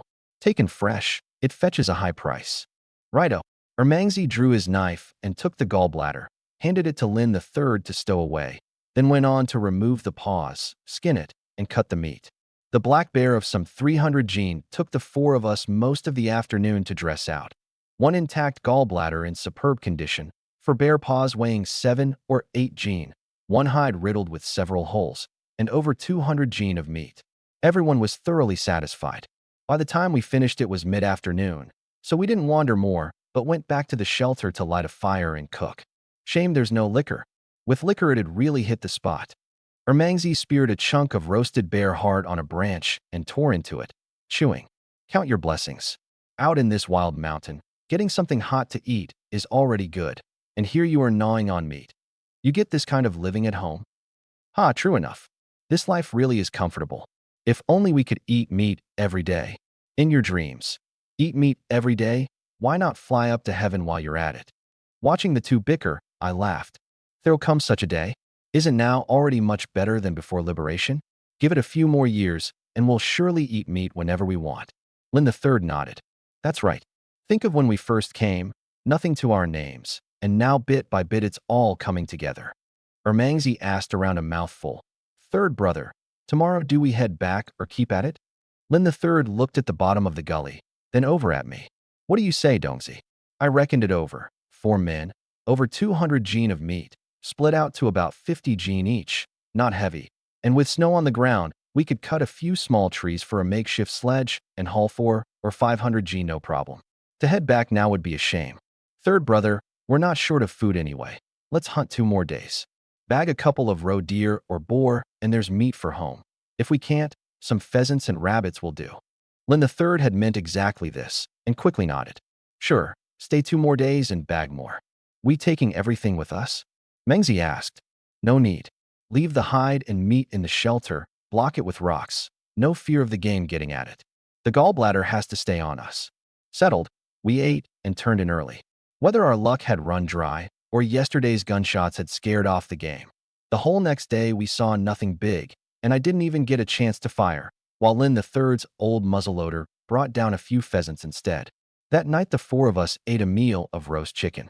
2 more days, and the haul was meager, just 1 roe deer, 50 or 60 gene of meat.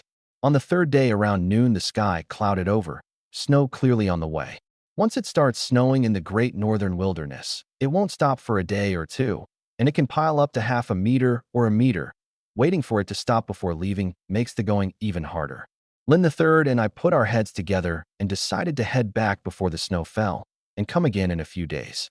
In these coming days we still had to go into town to sell the bear gallbladder and hide, and by Lin the Third is gone. So we hauled all the meat out of the shelter and stacked it on the makeshift sledges, 2 men to a sledge, and started back.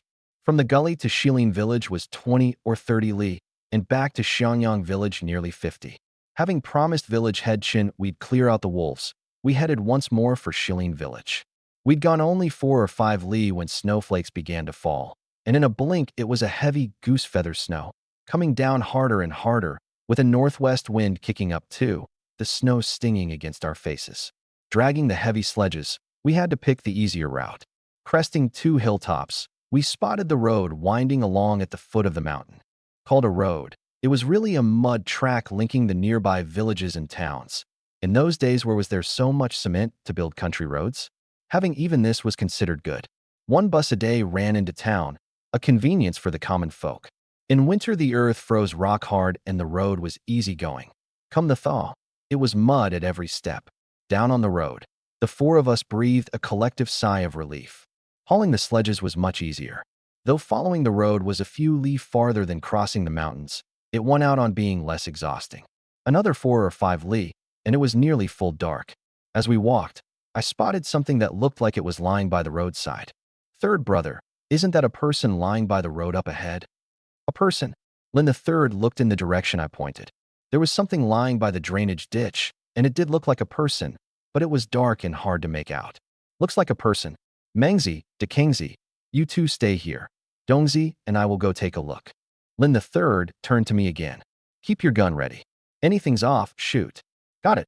I flicked off the safety, chambered around, and followed with my gun leveled. Up close, it was indeed a person, lying face down at the edge of the ditch. Lin the third nodded to me, crouched, grabbed the clothing at the person's shoulder, and pulled them over. It turned out to be a woman, more precisely, a young woman. In such bitter cold, she wore only a thin cotton jacket, a towel wrapped around her head, no hat, her face ghastly pale. She'd already fainted dead away. Lin the third put a finger under her nose to test. Still breathing. Dongzi, onto the sledge with her. I quickly stepped up, and Lin the third and I lifted her onto the sledge, wrapping her snugly in the bedding. Patting her face, calling out. She wouldn't wake. I looked to Lin the third. Third brother, it's still 10 some li to Shilin. If we head back like this, the woman may die on the way. What do we do? Lin the third was at a loss too. 10 li would take at least an hour, and she was near frozen stiff. Carry her back to the village to save her, and it'd truly be too late. Lin the third fell to fretting. This was a human life. Leave it be if you never came across it, but having come across it, you couldn't just turn away. Take her back to the village to save, and you couldn't get there in time. Leave her here, and there were no means. All we could do was see whether her fate was strong. Let's go, put your backs into it, and push on ahead, see if there's a house up the way. The four of us hauled the sledges, pressing on against the wind and snow. In under 2 li, a small path branched off the road into the woods, and dimly there seemed to be a house. Mangzi, you're quick on your feet. Go see if there's a house in there. Mangzi took off running, and Lin the third called after him. Don't run too far. Take a look and come right back. A few minutes later, he came racing back. Third brother, there's a little hut in there. Looks like a beekeeper's temporary lean-to. There's beehives set out front too. Anyone there? Nobody. Who'd be here in this weather? Never mind. Let's get over there first. Turning in some 200 meters, there stood an earth brick thatched house, the size of 2 rooms. A lock on the door, and in a shed beside it several dozen wooden beehives stacked up. Mangzi smashed the lock. Dekingzi, gather firewood and light a fire. Dongzi, carry her inside. Mangzi stuck the spearhead into the lock's shackle, swung a rock, and struck. The lock sprang open. I carried the unconscious woman inside. The room was plain. A waist-high low wall divided inner from outer. Inside was an earthen kong. Outside a stove range built onto the kong, and beyond that a round log table, a few stools, a water vat, a few earthen jars. I laid her on the kong. Lin the third had already followed in with a big bundle of snow gathered in the front of his jacket. Mangzi, go help Dekingzi light the fire. Dongzi, you and I will rub her down with snow, bring the frozen parts back around. Saving her was what mattered. I grabbed snow and rubbed hard at her hands. In a northern winter, you must never warm a frozen stiff person with hot water straight away. The flesh will die off, whole chunks even falling away. You can only rub with snow, rub it warm, and let the body thaw back bit by bit. Rubbing hands and feet was no problem, but what about the body? For grown men, and the one who'd fainted was a woman. None of us had the nerve to undress her.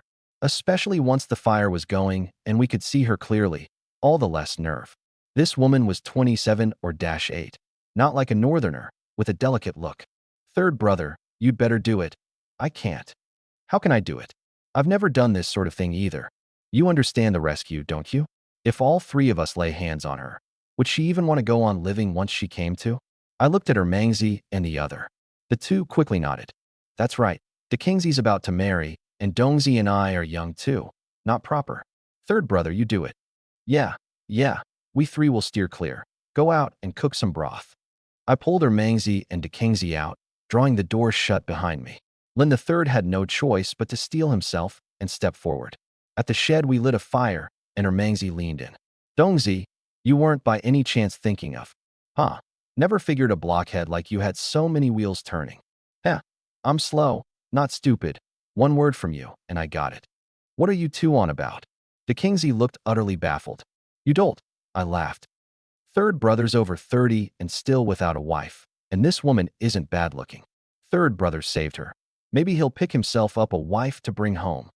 But what if she's got a man? Man, my ass. Ermangzi cut in. Would a woman with a man be out wandering alone in the dead of winter? And look at how she's dressed. She's definitely not local. Third brother saved her life and looked at everything there was to look at too.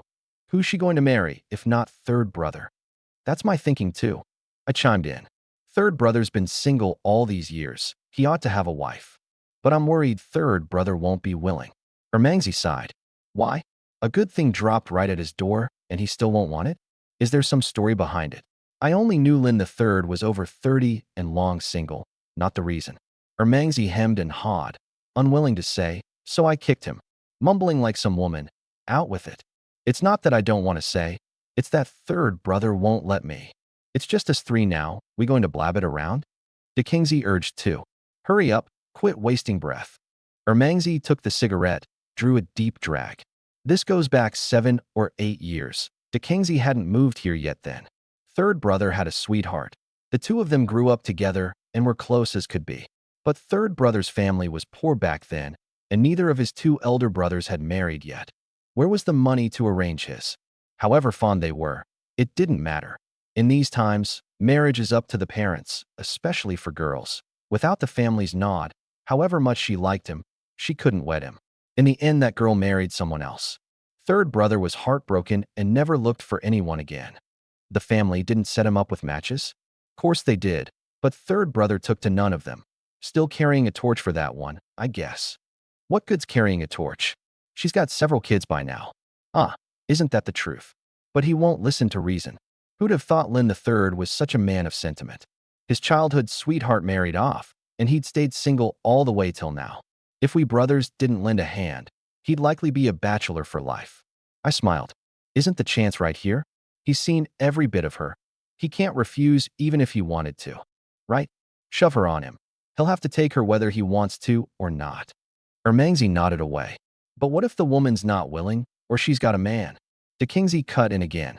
Ermangzi and I each smacked him on the head. Can't you say something auspicious for once? I want third brother to have a wife too. Wife, kids, a warm Kong, how nice. I was just saying, what if? If she's got objections, we'll talk her round. Women's ears are soft. Talk her round enough, and it'll work. I stroked my chin. But De Kingsley's got a point. What if she really does have a man? Ermangzi grew impatient. Dongzi, you too? Does she look like she's got a man? Fine. Quit guessing. Wait till she wakes and we'll ask her, then we'll know. The three of us huddled around the fire cooking porridge, watching the sky full of snow outside, chatting merrily. Inside, Lin the Third was working up a sweat. He rubbed the woman's arms, legs, face, and ears warm with snow, wiped her dry with a hot towel, covered her with the quilt, and stuffed a few pieces of wood into the stove pit. He didn't dare go out. One gust of wind and he'd surely catch cold. So he could only keep watch by the stove and wait for the sweat to pass. When he'd wiped her face, he'd already seen her clearly. Not exactly beautiful, but the kind that wore well on the eyes. Once the sweat had more or less passed, he came out. Third brother, all done. Still sleeping. We'll see how she does when she comes around. Third brother, did you get a good look at what she looks like? Ermangzi grinned. I was busy saving her. Where'd I have time to look? Lin the Third put him off. Now third brother's not being straight with us.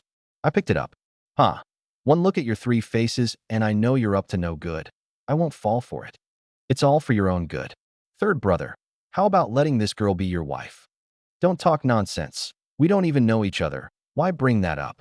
Since ancient times, the hero saves the beauty, and the beauty pledges herself to him.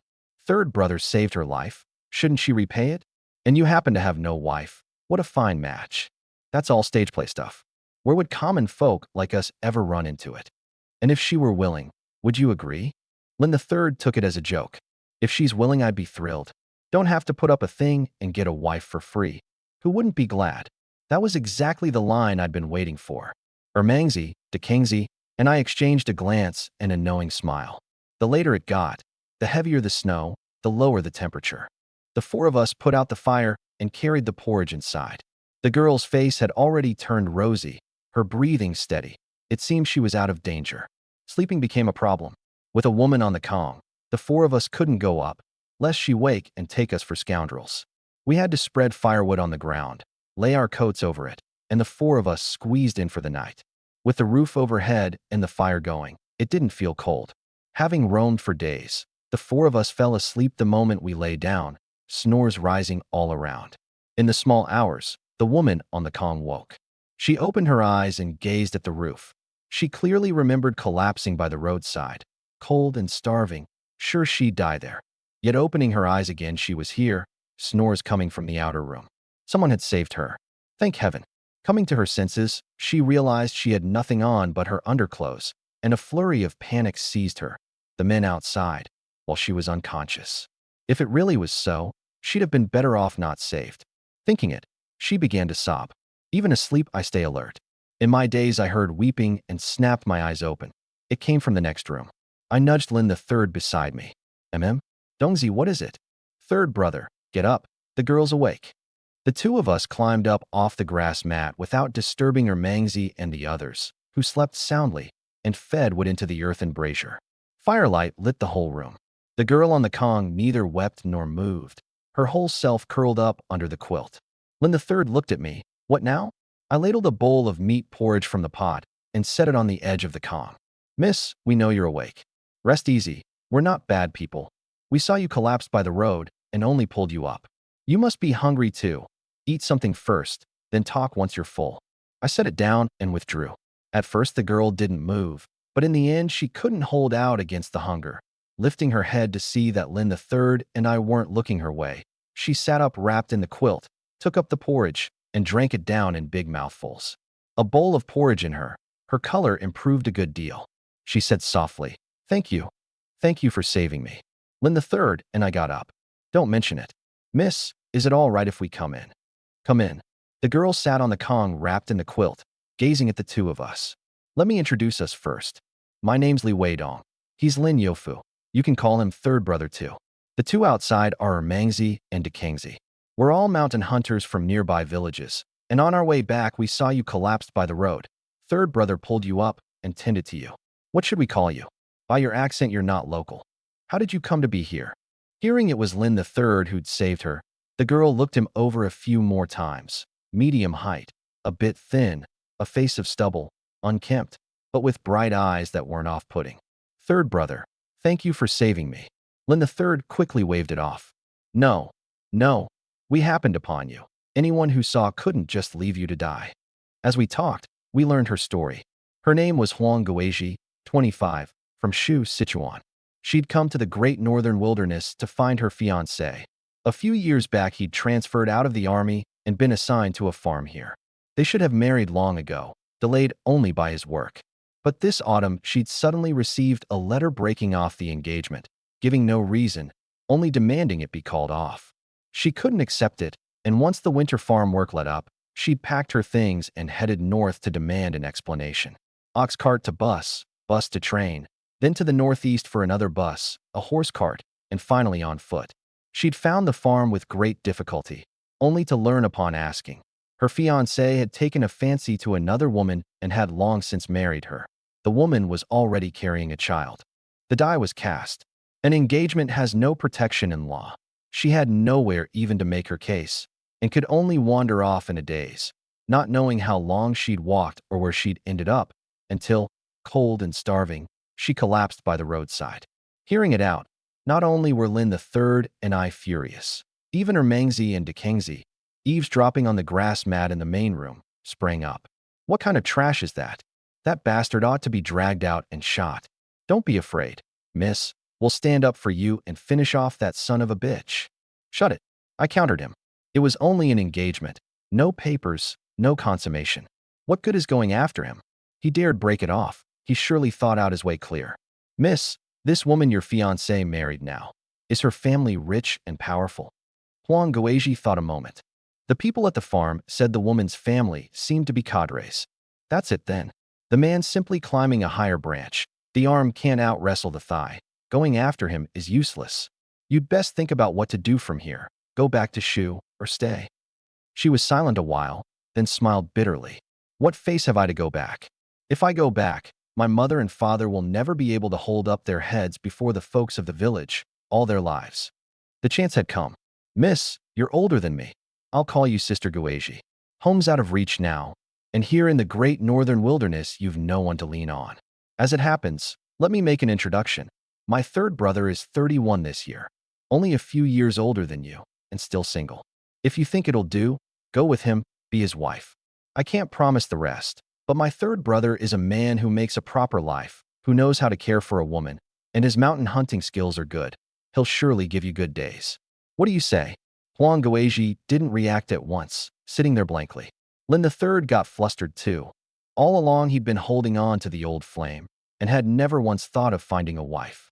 He hurriedly stood and waved his hands. No. Dongzi's taking advantage of the moment, playing matchmaker where he's got no business. I paid it no mind. I knew full well. For Lin III to be with his sweetheart, short of carrying on an affair, too risky, and he couldn't bring himself to it anyway. Now here was a forced match, the woman already in your quilt. I didn't believe his heart wouldn't stir. Mangzi, Dekangzi, you two take third brother out to gather some firewood first, plenty of it. I've got a few words to say to Sister Guaji. Mangzi caught on and dragged Lin III outside. Once they'd gone, I gave a dry cough. Sister Guaji, I'll say this to you alone, you weigh it yourself. Set aside third brother's saving your life. Just consider where you stand now. You can't go home, and a woman alone out here. You've tasted the hardship of it. Without a man to shelter you, it won't do. What's more, though third brother undressed you today only to save you, he did see your body. If you don't marry him, who could you marry? Reminded of her clothes, Huang Guaji flushed at once. It was he who undressed me? That's right. Mangzi, Dekangzi, and I hid ourselves outside to spare you embarrassment. Only third brother tended to you.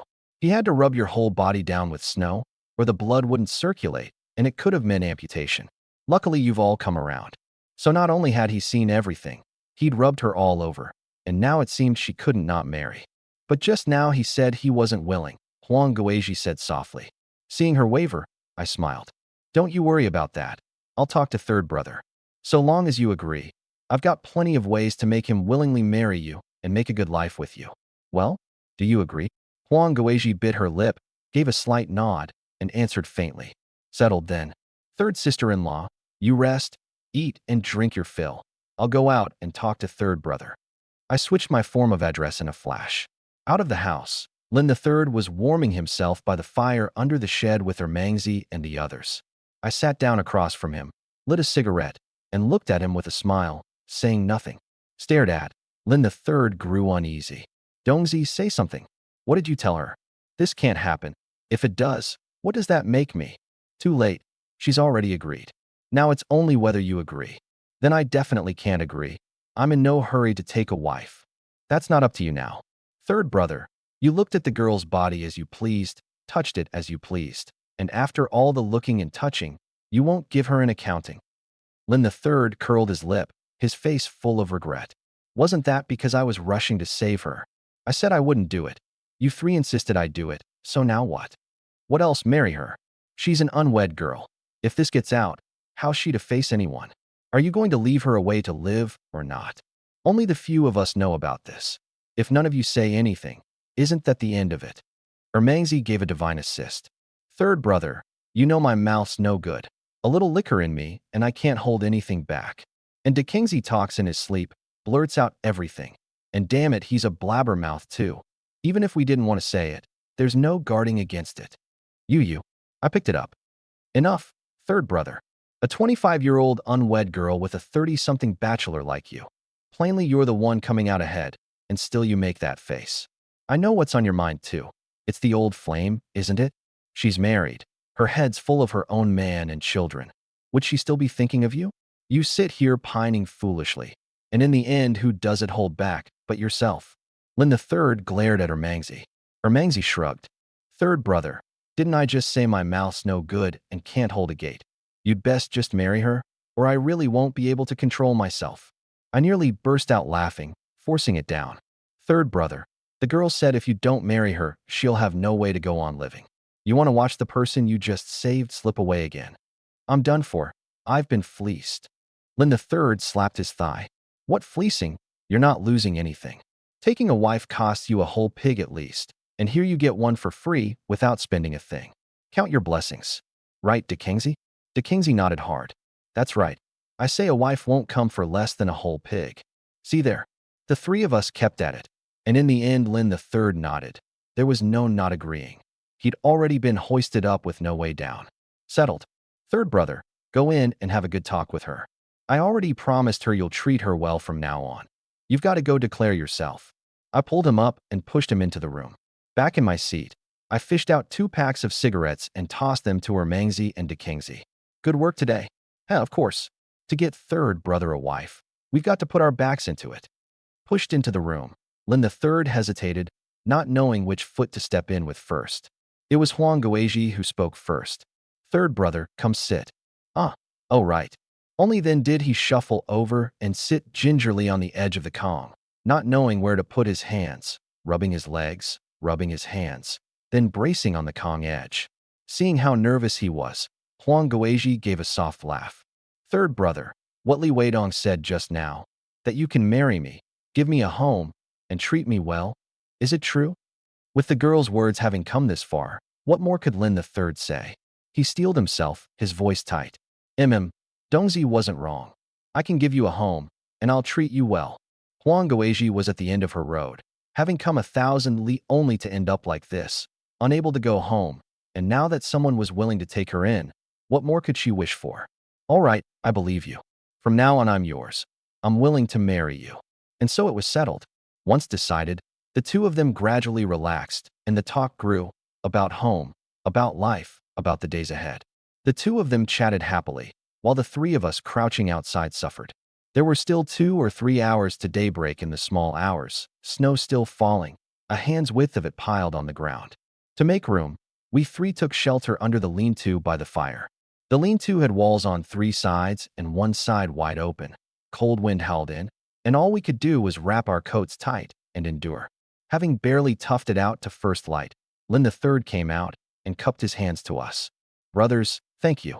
Don't stand on ceremony. Since when do we need this between us? I asked. Looks like you two worked it out. Worked it out. Once this trip's wrapped up and we're back, the 2 of us will marry, and we'll need you 3 to help see to it. No problem. Leave it to us. We'll guarantee a lively affair. And sister-in-law? Lin the third blinked. Who? Oh, her. Her body hasn't recovered yet. She talked a while and couldn't hold out, fell asleep. Dongzi, how about we stay here one more day, let her recover a bit, then head back to Shilin village? Sure, hunting's the same anywhere. Today you stay home and watch over her. Mangzi, DeKingsey, and I will scout around nearby. People really do change fast. Lin the third's pining for his old flame was half out of loyalty and sentiment, half because his family was too poor to afford a wife. The matchmaker's introductions were either widows or homely rejects he wouldn't have, and the better-off ones wouldn't have him, which dragged things out to now. Suddenly a flower of a girl of 25 appeared, willing to go with him, asking for nothing at all. Say his heart didn't stir, and you'd be talking rubbish. With the matter settled, Lin the third naturally stayed to look after Huang Guizhi, and the rest was left to us. We reheated the previous night's porridge, roasted a few corn buns, and after eating, the 3 of us went out to scout the woods around. The going was hard in the wind and snow, and we still had to cross ridges. But to give the 2 of them more time alone, out we went all the same. I carried the hunting gun, Mangzi and DeKingsey each a spear, and we roamed aimlessly over the hilltops near the beehives. With heavy snow fallen, game was hard to find, all the old tracks buried over. But in this weather the wild creatures didn't like to wander either, sure to be holed up somewhere out of the wind. We only had to seek out places with dense grass and shelter from the wind. From daybreak, we scouted till 2 or 3 in the afternoon without a single sign, the 3 of us frozen through. Dongzi, let's head back. We've been over several spots, and there's nothing. And if we keep on, it'll be dark. I looked up at the sky. The snow showed not the least sign of stopping, and dusk was drawing near. Scout any longer, and if we lost our way in the heavy snow, it'd be real trouble. All right, back. We'll circle around on the way, shoot anything we run into, and if not, forget it. Coming out we'd gone west then south, Going back, we'd head north first, then east, looping back to the beekeeper's hut. We'd covered more than half, just 2 or 3 li to go. I suddenly stopped. Wait. What is it, Dongzi? Listen carefully. Isn't that something stirring? Ermangzi and Dekengzi cocked their ears and listened a good while, their faces blank. There's nothing at all. I trusted my own judgment. Since crossing over, my senses had grown much keener than before. I stood still and listened again. Amid the wind and snow came a few grunts.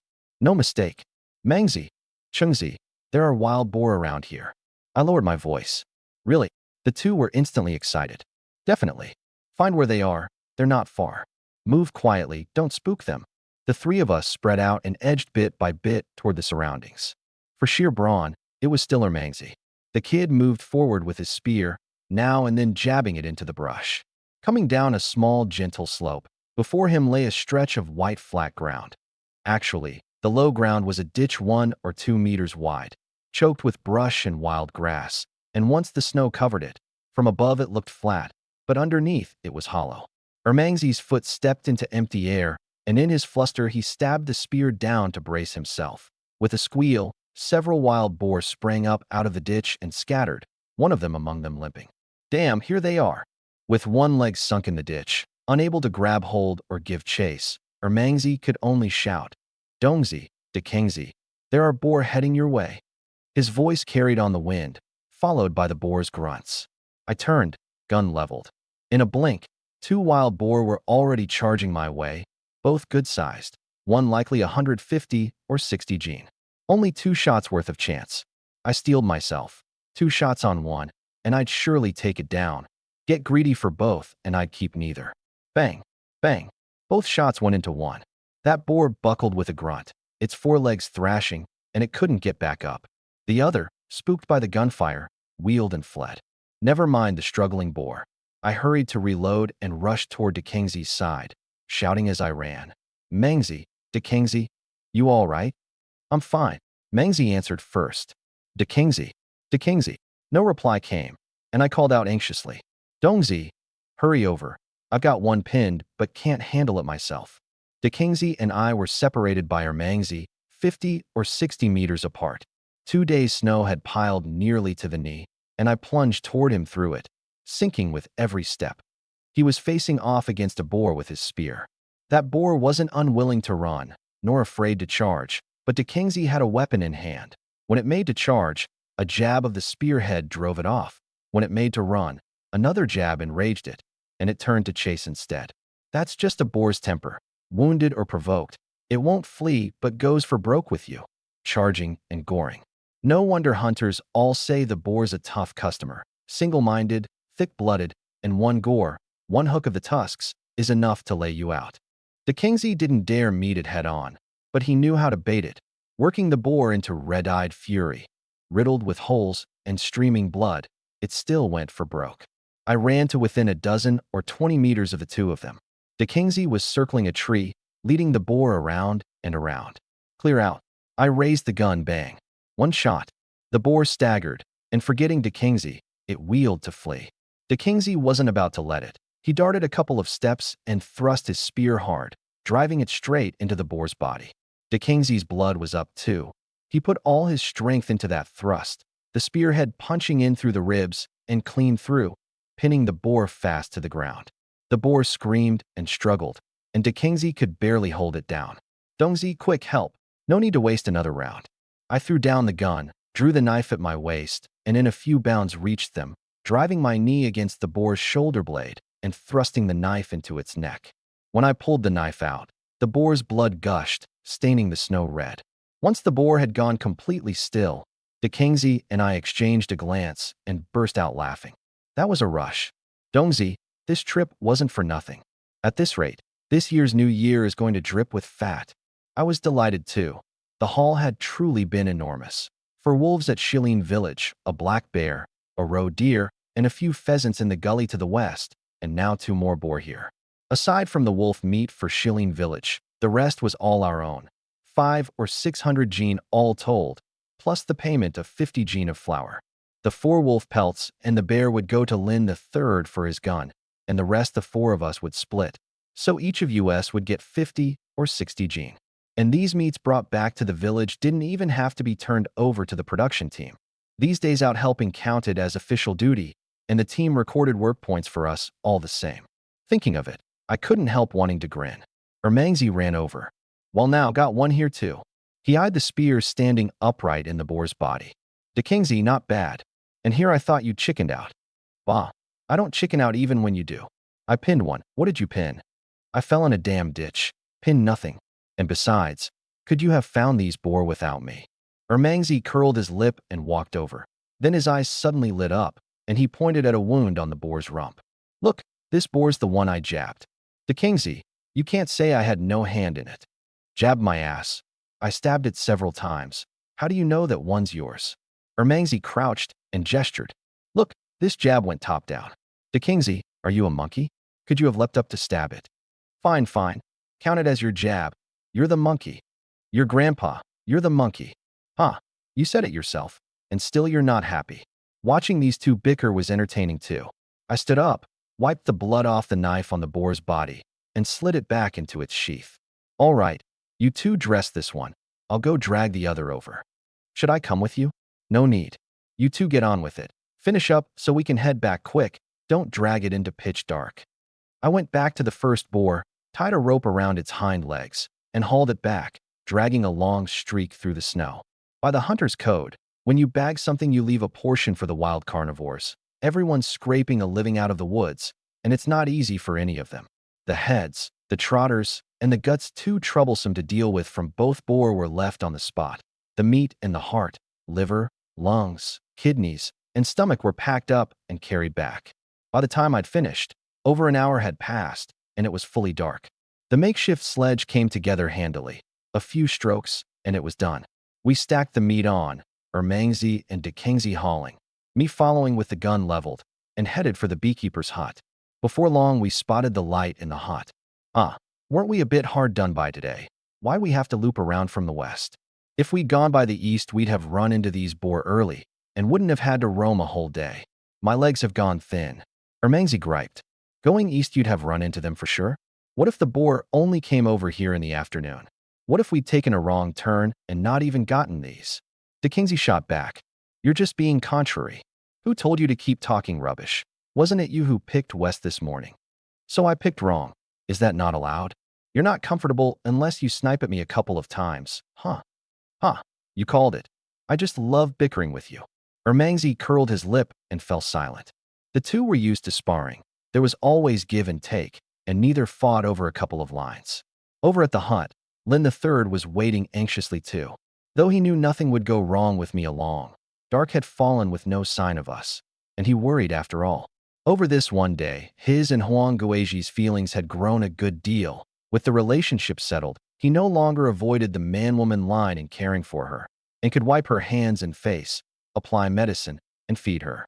Fortunately, Huang Guizhi had been unconscious only briefly, and her frostbite wasn't severe, mostly on the hands, face, and legs. Her weakness was from exhaustion and hunger, and would mend with a few days of good eating and rest.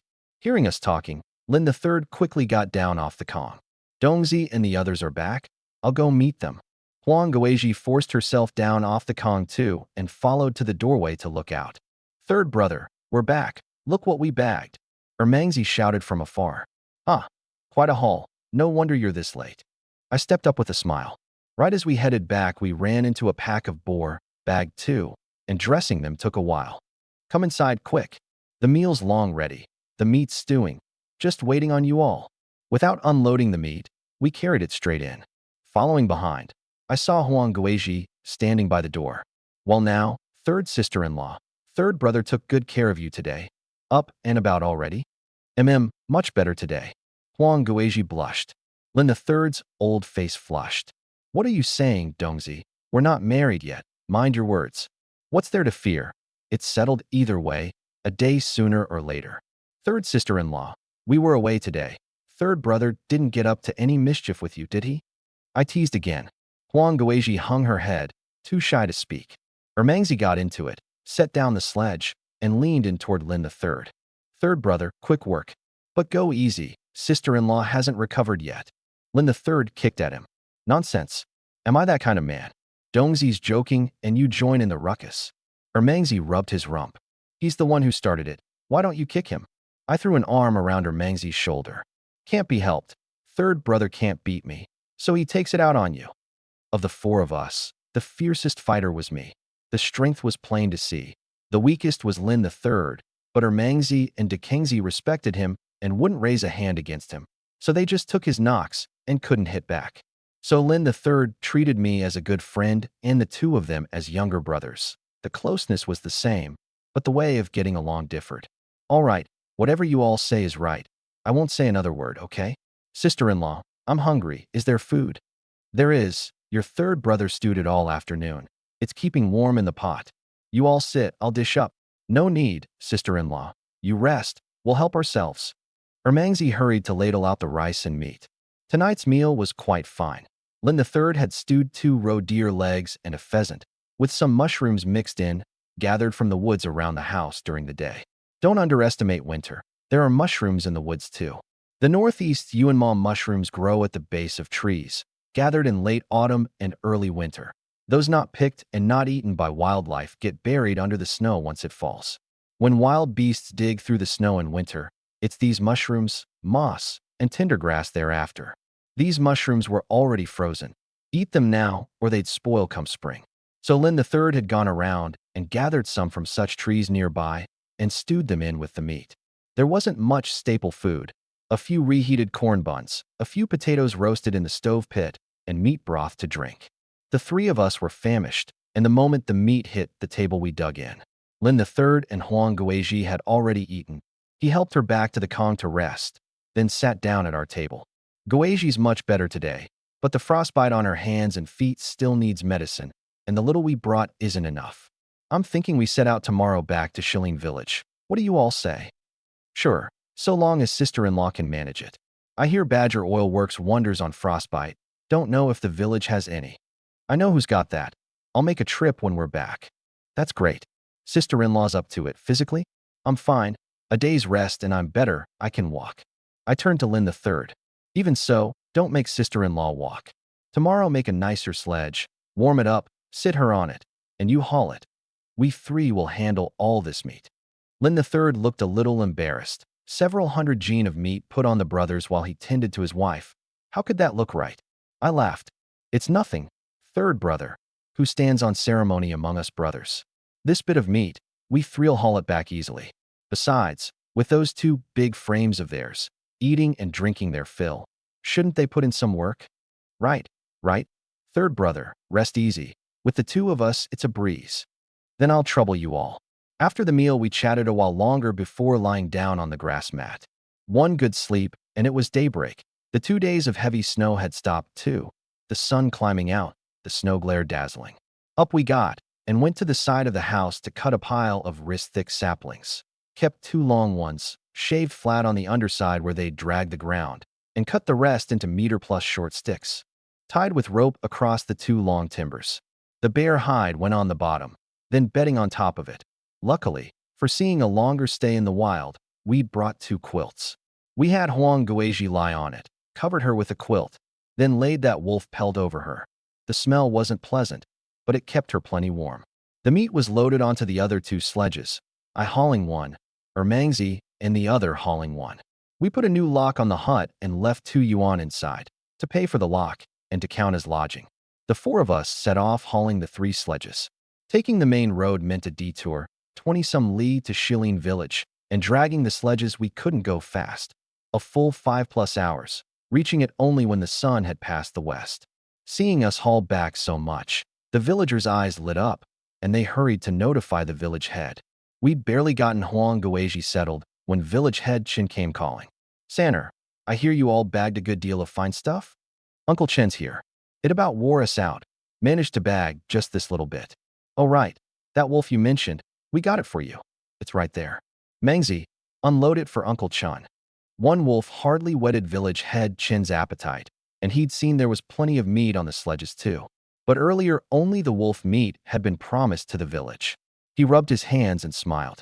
Sanner, Dongzi, our village has no hunter, and it's mighty hard to get a bite of meat. Even raising a pig or sheep we can't bear to eat it, have to sell it for cash. Could you spare Uncle Chun some of this meat? Before Lin the Third could open his mouth, I picked it up. We can. But if the village head wants meat, he'll have to trade something for it.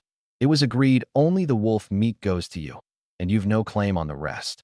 Village head Chin's gaze shifted from me to Lin the Third. Lin the Third nodded. Uncle Chun, it's not that I don't want to give it for free.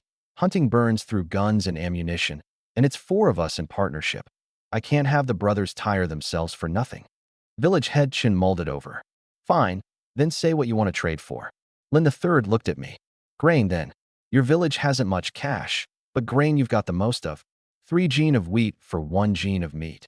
Wheat's a mao 5 a gene on the market now, and pork at least 7 mao a gene, so you're surely not losing out. The Great Northern Granary had been developed since the 1950s and had long turned from the Great Northern Wilderness into a granary. Shilin Village had few people but much land. At present it was all production teams. Each household allotted its ration grain by work points. Households with few people might not have enough to eat, but the grain in the village committee storehouse was certainly plentiful. Every year, after the state grain, procurement grain, and work point ration grain were taken out, the rest was kept in reserve, 1 to 1.5 tenths of total output. Shilin Village had over 30 households but more than 3,000 mu of land, yielding over 200,000 gene a year, so a 1/10 reserve was more than 20,000 gene. Trading 200 or 300 gene of meat was simplicity itself. The only concern was whether village head Chun might land himself in trouble. But the village had only so many households, big matters and small, all his to decide. No one dared report him, and the higher-ups weren't going to come inspect this little village's reserve grain. Besides, with New Year a month or so off, laying on some welfare for the villagers, whoever came couldn't be so unreasonable as to object. Village head Chin swept his hand. Deal. 1,000 gene of wheat for 350 gene of meat, and the villagers hauled the meat away in high spirits. That 1,000 gene of wheat we'd fetch from the storehouse when we left Shilin Village. Village head Chun naturally wouldn't let us go, and Lin the Third and I stayed to drink with him. Ermangzi and Dekingzi got some of the remaining meat out and stewed it. Over the meal, village head Chun asked about Huang Guizhi, and we'd long since agreed on our story, that she was Lin the Third's betrothed come to see him, frostbitten on the road, unable to return for now, resting up first. Village head Chin asked no more. After the meal, only us brothers were left, and Lin the Third asked, Dongzi, trading back this much grain, what's your plan? What else? Split it.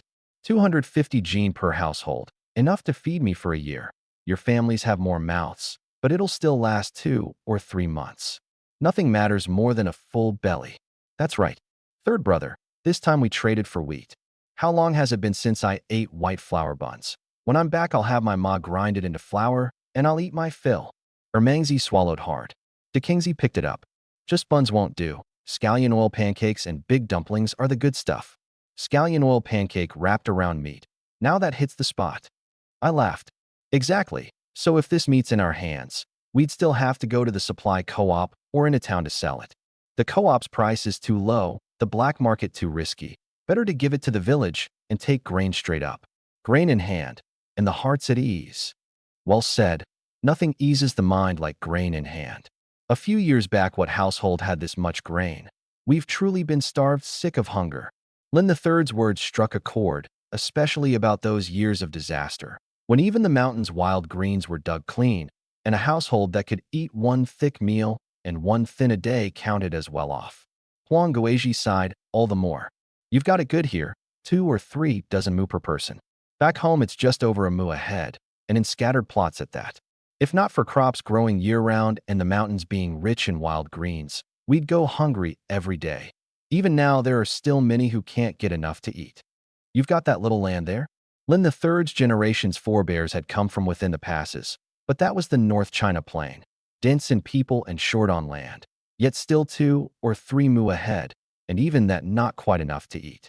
In Shu, just over a mu a person, how did one get by? Right, we've got more hills than flatland. Only that stretch of central Shu has much flat ground. My family's is all hill land, precious little of it plantable, and lots of kids, so most households have it hard. Thinking of home, Huang Guizhi grew dejected again. 6 or 7 mouths. And even earning full work points, they couldn't be allotted enough ration grain for the whole family. Her coming to the Northeast to find her fiancé was largely to ease her family's burden too. Learning he'd married another, Huang Guizhi truly gave up all hope, unable to go home, which was why she'd so readily agreed to Lin III. Sister-in-law, your family has it hard too, huh? Most households are about the same. My family now has my dad and my brother, two able-bodied laborers, so we earn a few more work points than before. It was the earlier years that were truly hard. It's better now. Marry third brother, and with the work points the two of you earn, you'll surely be allotted more grain than before. Then mail some to your old home, so they can have it easier too. Lin III nodded.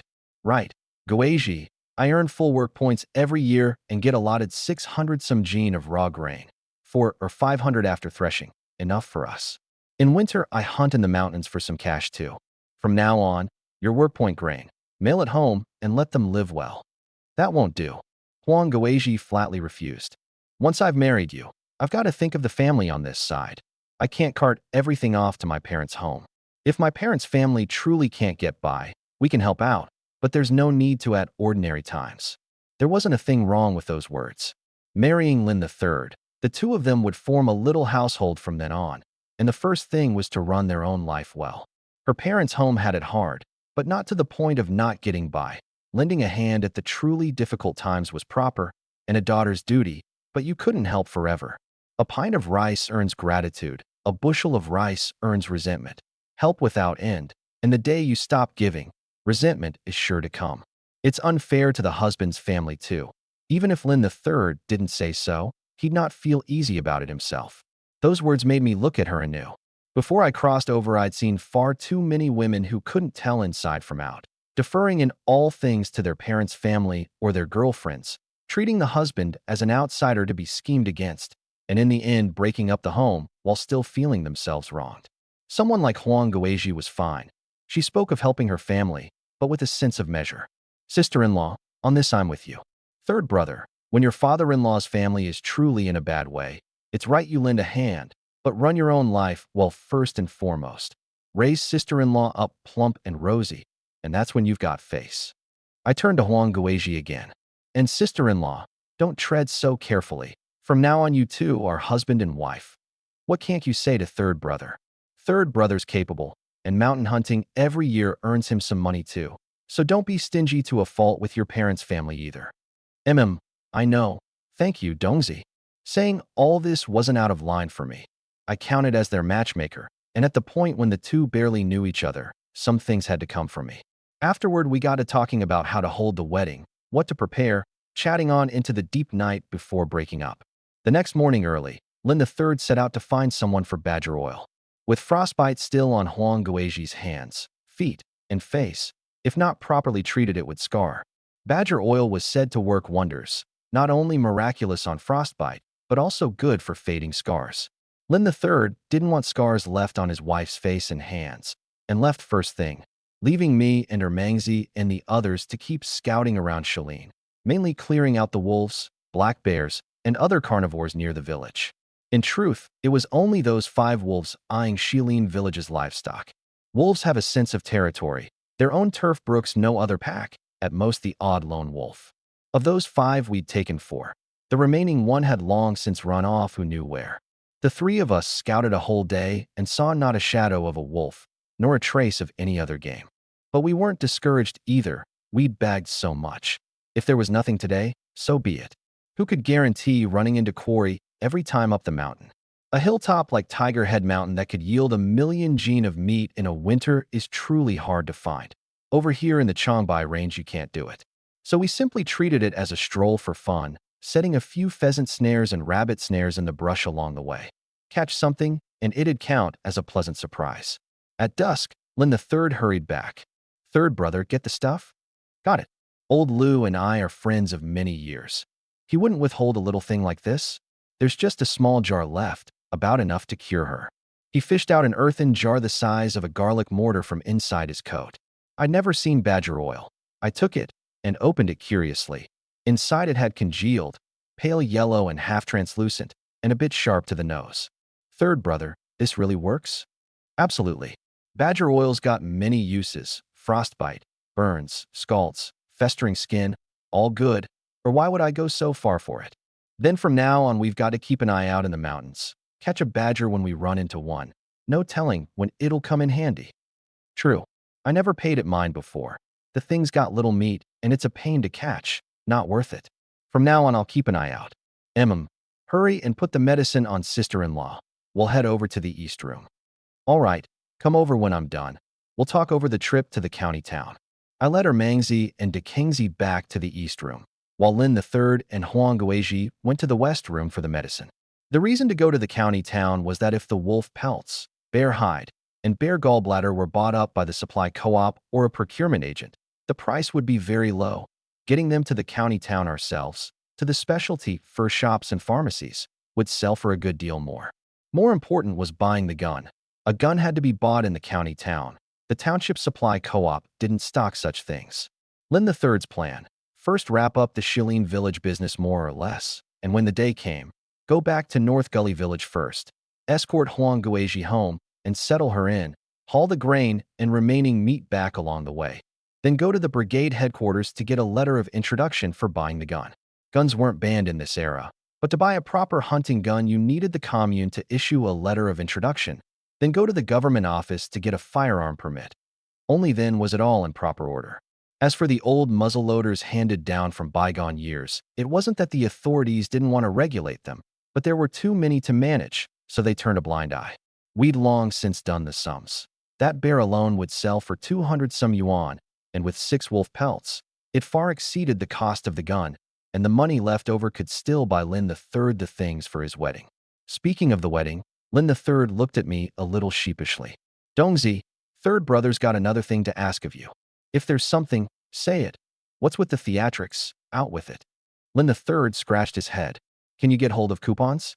Sugar coupons, cloth coupons, peanuts and melon seeds, a thermos, a wash basin, a mirror, whatever's to be had, any of it. Getting married really is a troublesome affair, not something wrapped up in a single word. There was far too much to prepare. Though Huangguiji asked for no bride price and no one from her parents' family could come, Lin III couldn't let her be shortchanged. He wanted to give her a lively wedding, get plenty of face, and not leave those village women something to gossip about down the line. To carry off a wedding with face, there was a lot to prepare. Rice, flour, and meat weren't short.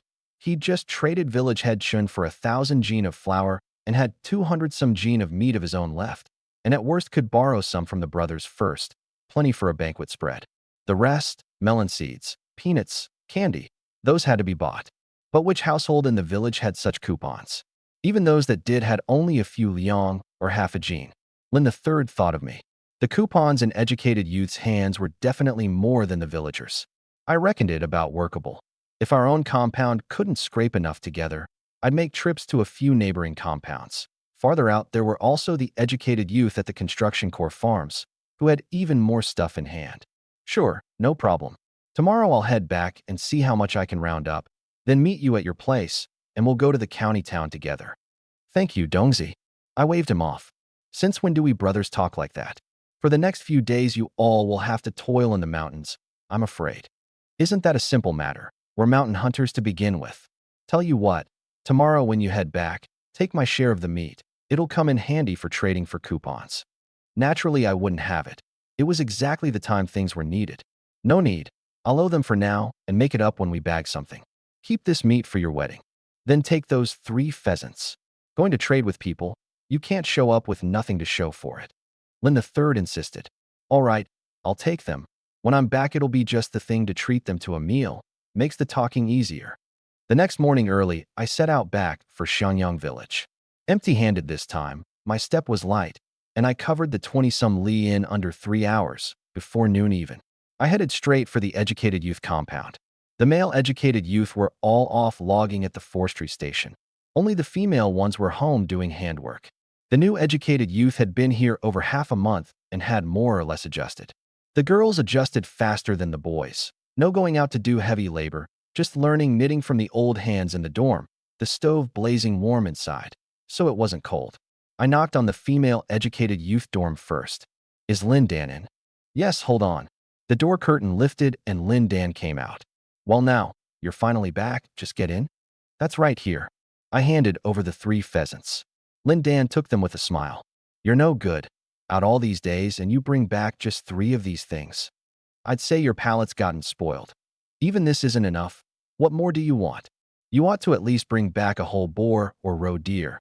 Let everyone eat their fill. Fine. I'll do my best to get one next time. Hurry and have someone dress these and stew them.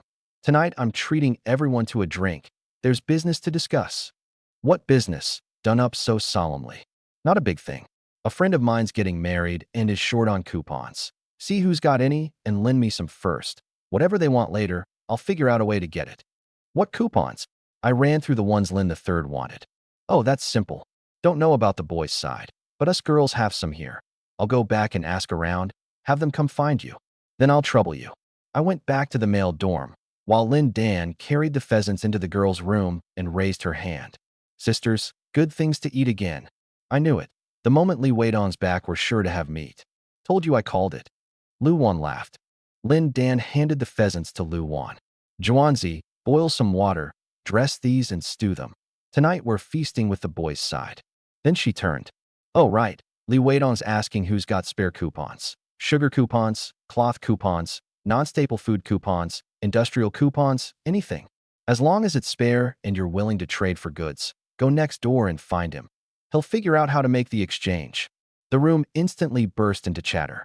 The educated youth were all from the cities and had brought coupons of all kinds when they came, with their families mailing more from time to time.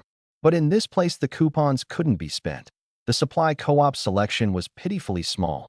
To spend them you had to go to the county town, and the county town was far, only a handful of trips a year, so the coupons in hand were mostly hoarded.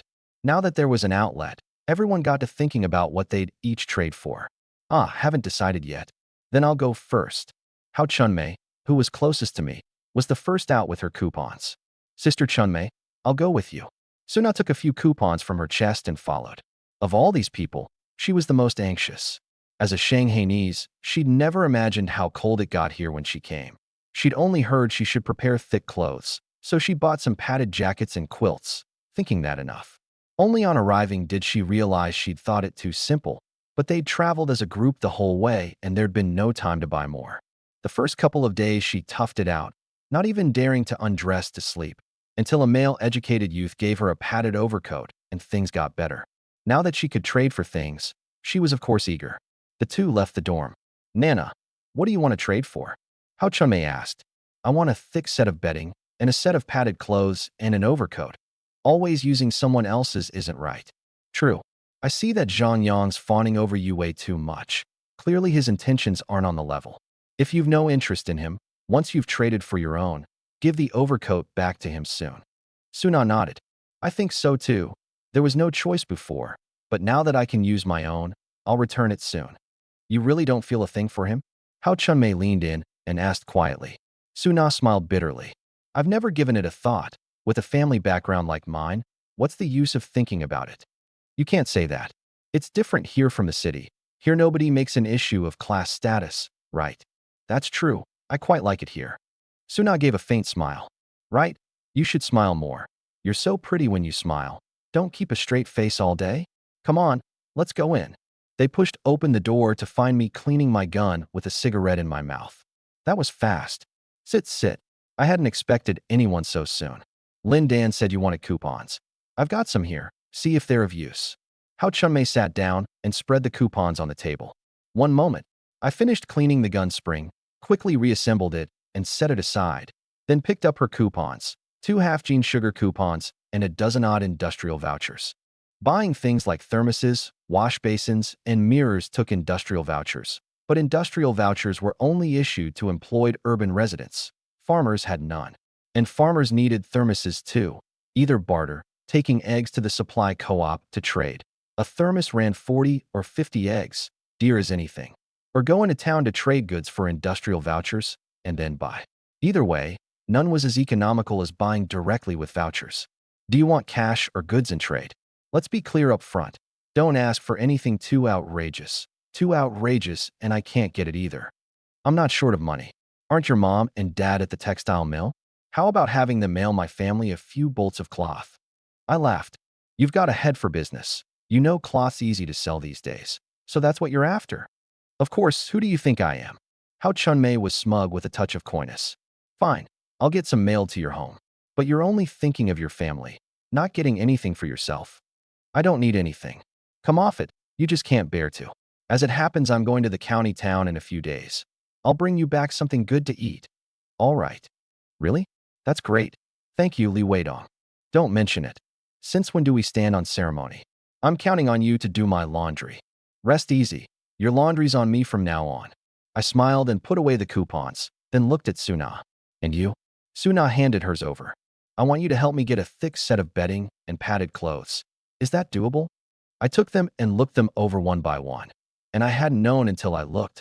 But Suna was absolutely loaded.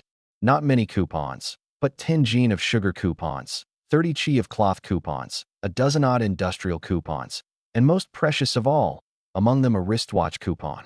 And they were all nationally valid coupons, not like Hao Chuanmei's, which were mostly local. Coupons were divided into national and local. National coupons could be used anywhere, but the types were few, mainly grain coupons, cloth coupons, oil coupons, and sugar coupons, plus big-ticket items like sewing machines and bicycles, and then industrial coupons. Local coupons came in many types, covering every aspect of daily life, but could only be used locally, leave the area, and elsewhere wouldn't honor them. Going on a business trip, you had to exchange local coupons for national ones in advance. So national coupons were generally more precious than local ones. When we educated youth first came, we all carried national coupons. After a few years, it was mostly local ones. Suna had just arrived, and what she gave me were all national coupons. The sight of them made my eyes light up. With this wristwatch coupon, I could finally buy a watch. My days of squinting at the sun to tell time were at last over. But the value of these coupons of hers far exceeded what she was asking for. Puzzled, I looked at her. With all these coupons, you only want a set of bedding and padded clothes. Suna gave a soft smile, hope in her eyes. If it's convenient for you, I'd like you to take me along when you go to town. I want to buy some daily necessities, and some things aren't convenient to have you buy for me. I nodded. True enough, some girl things I couldn't buy in her stead. Sure, no problem. Asked the village head and Lin Dan for leave in advance, and just come along when I set out in a couple of days. Would they agree? Suna bit her lip. Because of my class status, what if people misunderstand and think I'm trying to run? Suna, aren't you overthinking it? A lone girl like you, where could you run to if you wanted? Really leave here, and it's not even certain you'd make it out of the Changbai Mountains alive. I couldn't help laughing, and seeing her still worried, I comforted her. Rest easy. I'll go put in a word for you. They'll surely agree. But don't actually run, or I'll be the one disciplined. Suna gave a slight bow. Thank you, Li Weidong. Don't mention it. Oh, right. These coupons of yours are worth a lot. Over 100 yuan all told. And what you're asking for comes to 70 or 80 at most. I won't let you lose out. I'll throw in a tan wolf pelt afterward. How's that? A wolf pelt?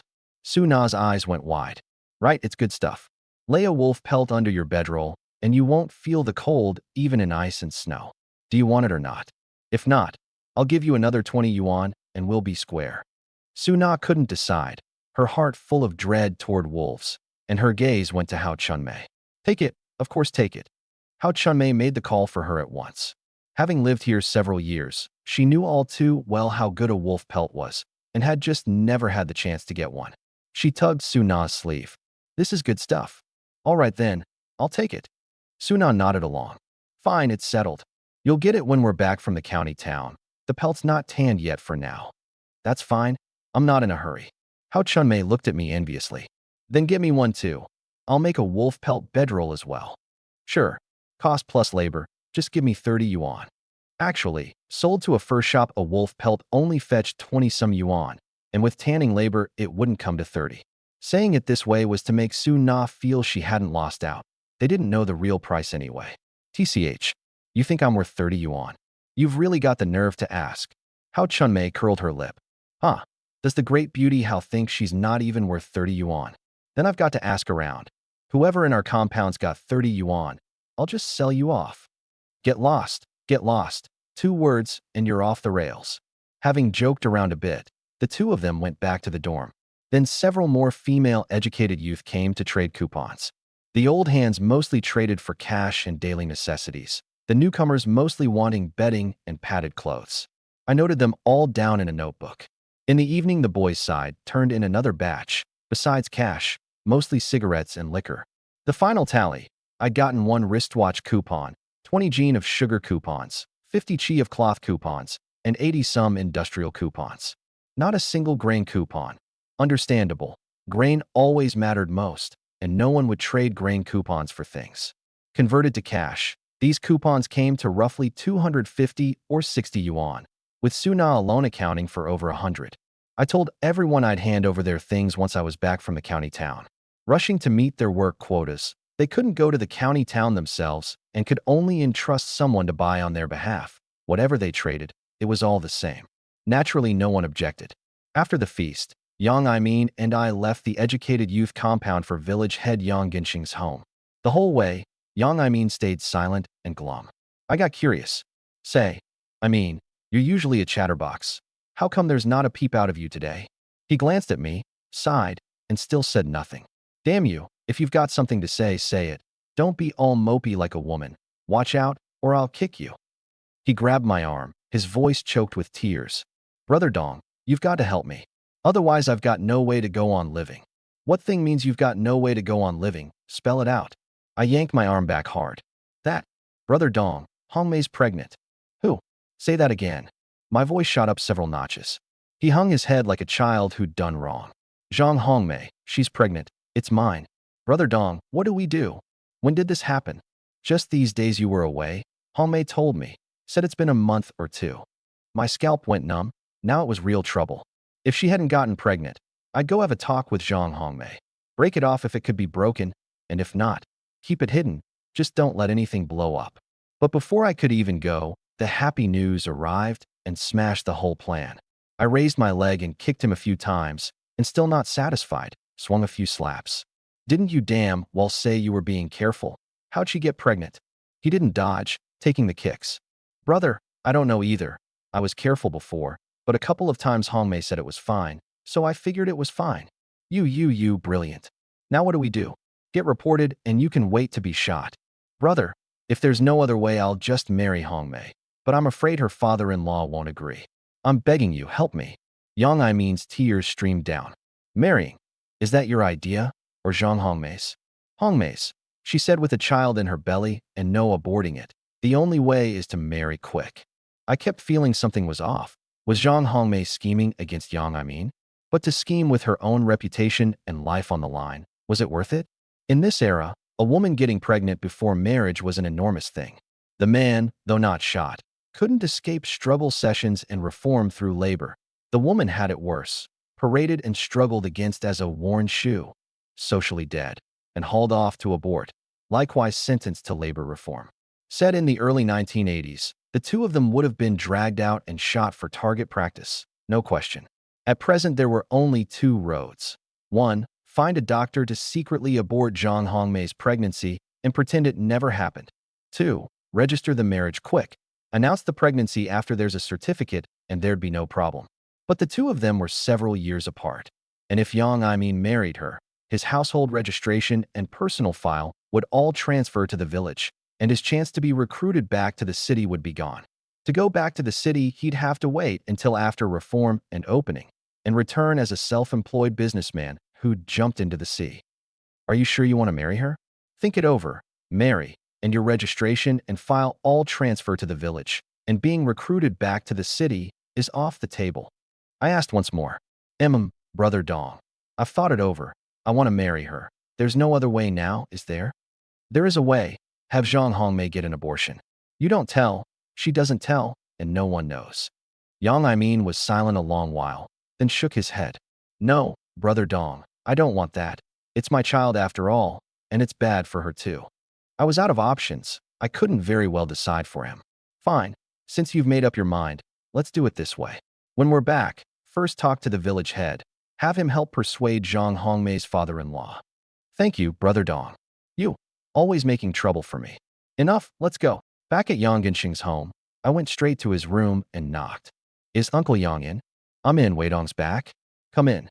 No need, Uncle Yang. Come out a moment, there's something to discuss. Yang Genshing lifted the curtain and came out.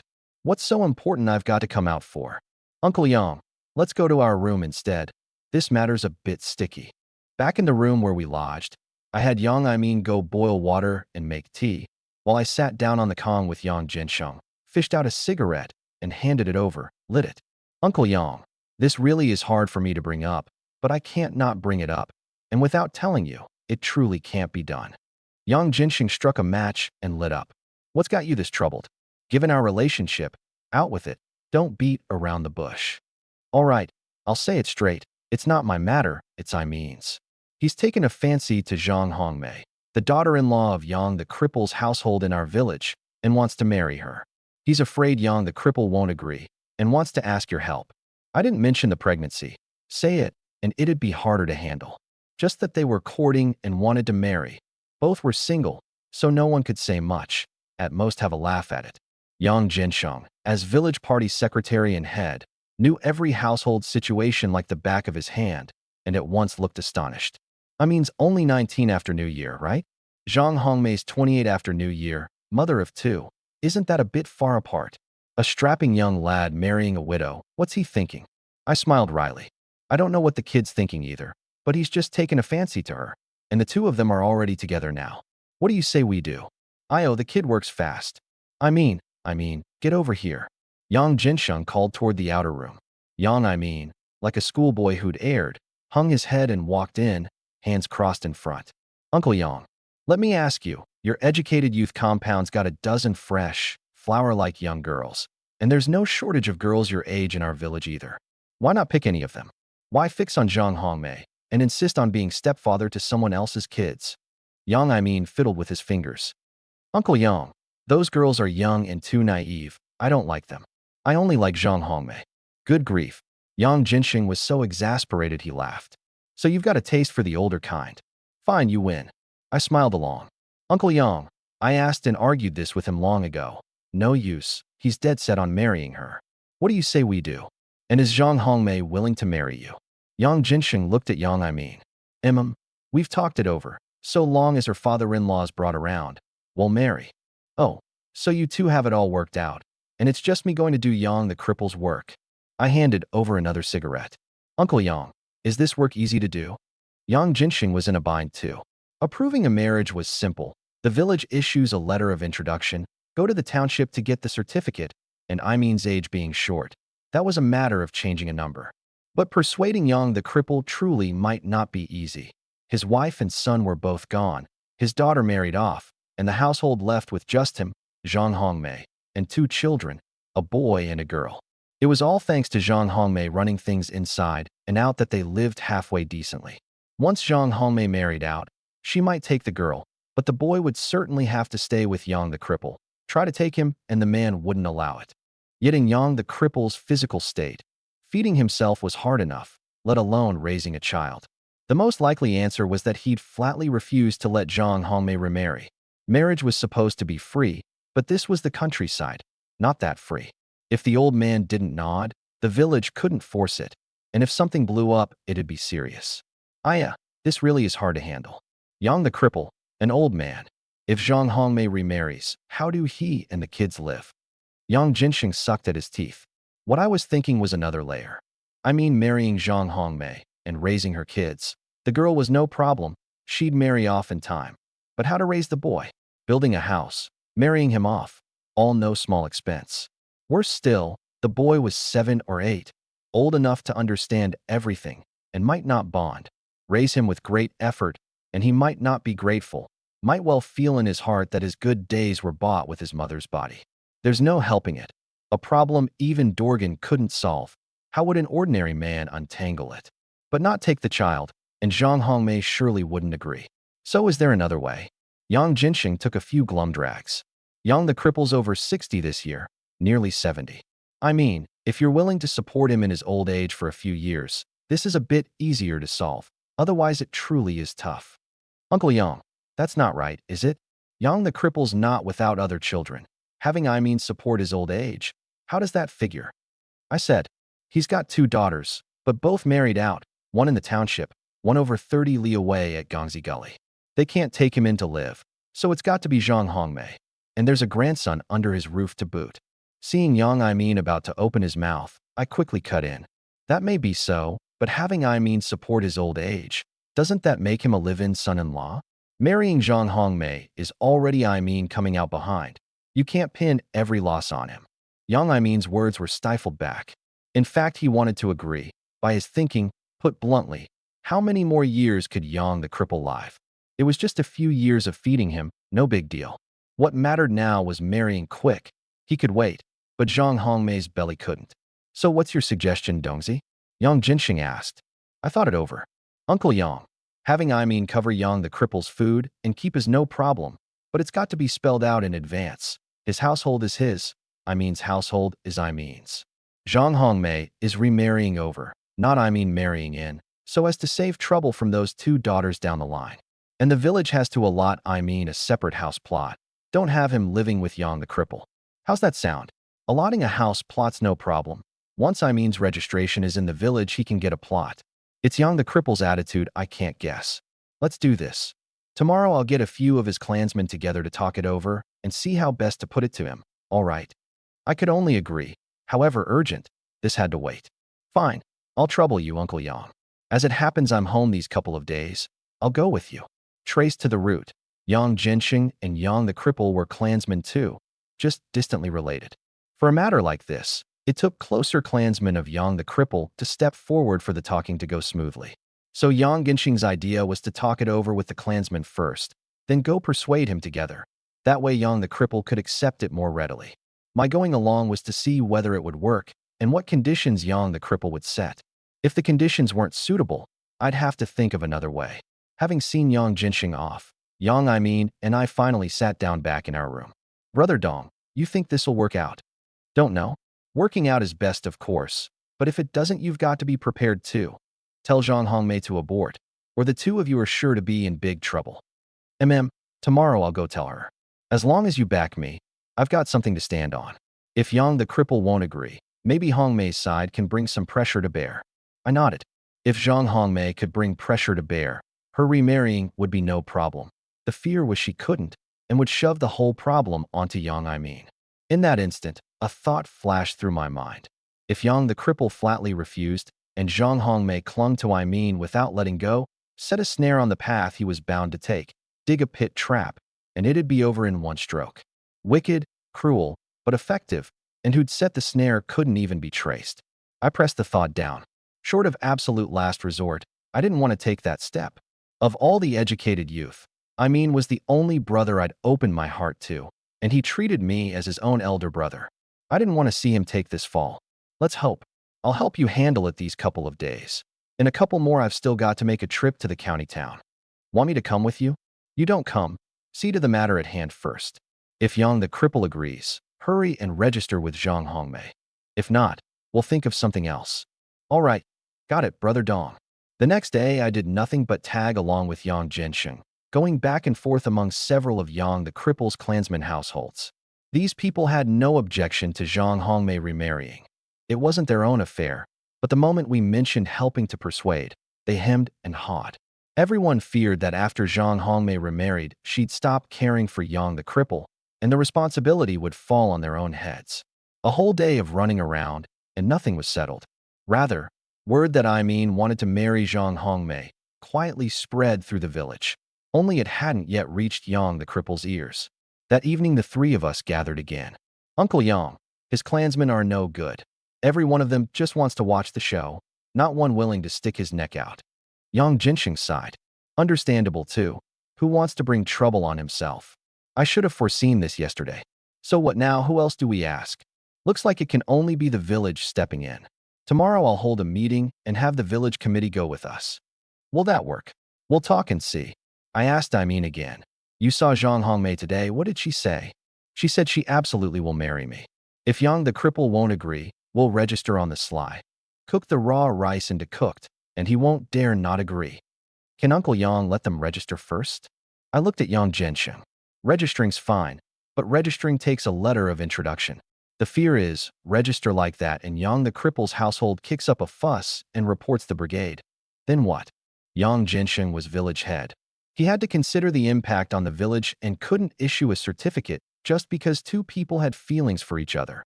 If a real fuss broke out, he'd be the one in the hot seat. So he could only persuade Yang the cripple around and go through proper procedures. Fine, we'll try tomorrow and think of something else if it doesn't work. The next day, Yang Jinxing called in the accountant, the women's director, and a few team leaders to talk it over. The new marriage law had been in force nearly 20 years, with clear provisions on marriage and divorce, and especially supported widows remarrying. No one was to violate a woman's wishes. Once the matter was laid out, the village committee unanimously agreed. What remained was how to persuade Yang the cripple, and they discussed it a long while without a good approach. Forget it. Let's just go and talk. Women's director Xin Fong slapped the table. See what Yang the cripple says first. What if he agrees? What's the use of puzzling over it here for nothing? Yang Jinxing nodded. Xin Fong's right. Come on, let's go sit down and talk first. The group headed straight for Zhang Hongmei's home. This time of year, the able-bodied laborers were out working, and the rest were home holed up for winter, so Zhang Hongmei's household was all present. Is the cripple home? Yang Jinxing called the moment he entered the yard. Yes, yes, yes. Zhang Hongmei came out to greet them. Uncle Jinxing, come in and sit. Yang the cripple came limping out to greet them too, and seeing so many village cadres come, was a bit curious. Jinxing, you all here on business? Got something to talk with you about. Sit inside. Hongmei, pour some water and bring my tobacco basket. Zhang Hongmei readied things, then led the two children off to another room. Yang Jinxing got straight to the point. Cripple, we came today mainly to talk about your daughter-in-law Zhang Hongmei.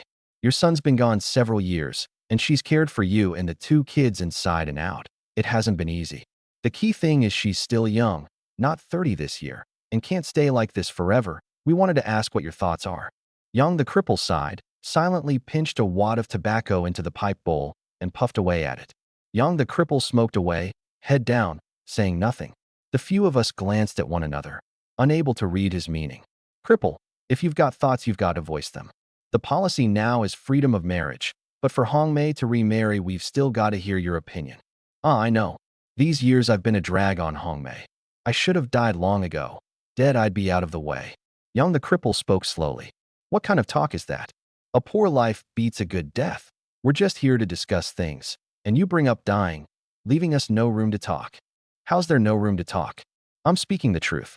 Ever since my son died, I've wanted to just die and be done, but somehow I can't, and my daughter-in-law's had to drag the kids along and look after this useless old thing. If she wants to remarry, let her, don't mind me. A lone old man. Anything's fine. The sooner I die, the better. The old man was playing the game of release to catch, his mouth agreeing to the remarriage, but every line touching on wanting to die. Wasn't that just a threat? Xin Fong couldn't keep her composure. Uncle Cripple, how are we supposed to talk with you saying that? I'm the women's director. I've got to care about every woman's life in the village. The earlier years the kids were little and Hongmei had to look after them, so I didn't raise this. Now the kids are older. Can she raise two children on her own? She's so young. She's got to take a step forward. Director Shin's right, and I'm not stopping her from remarrying. Marry if she wants. Just leave my elder grandson with me.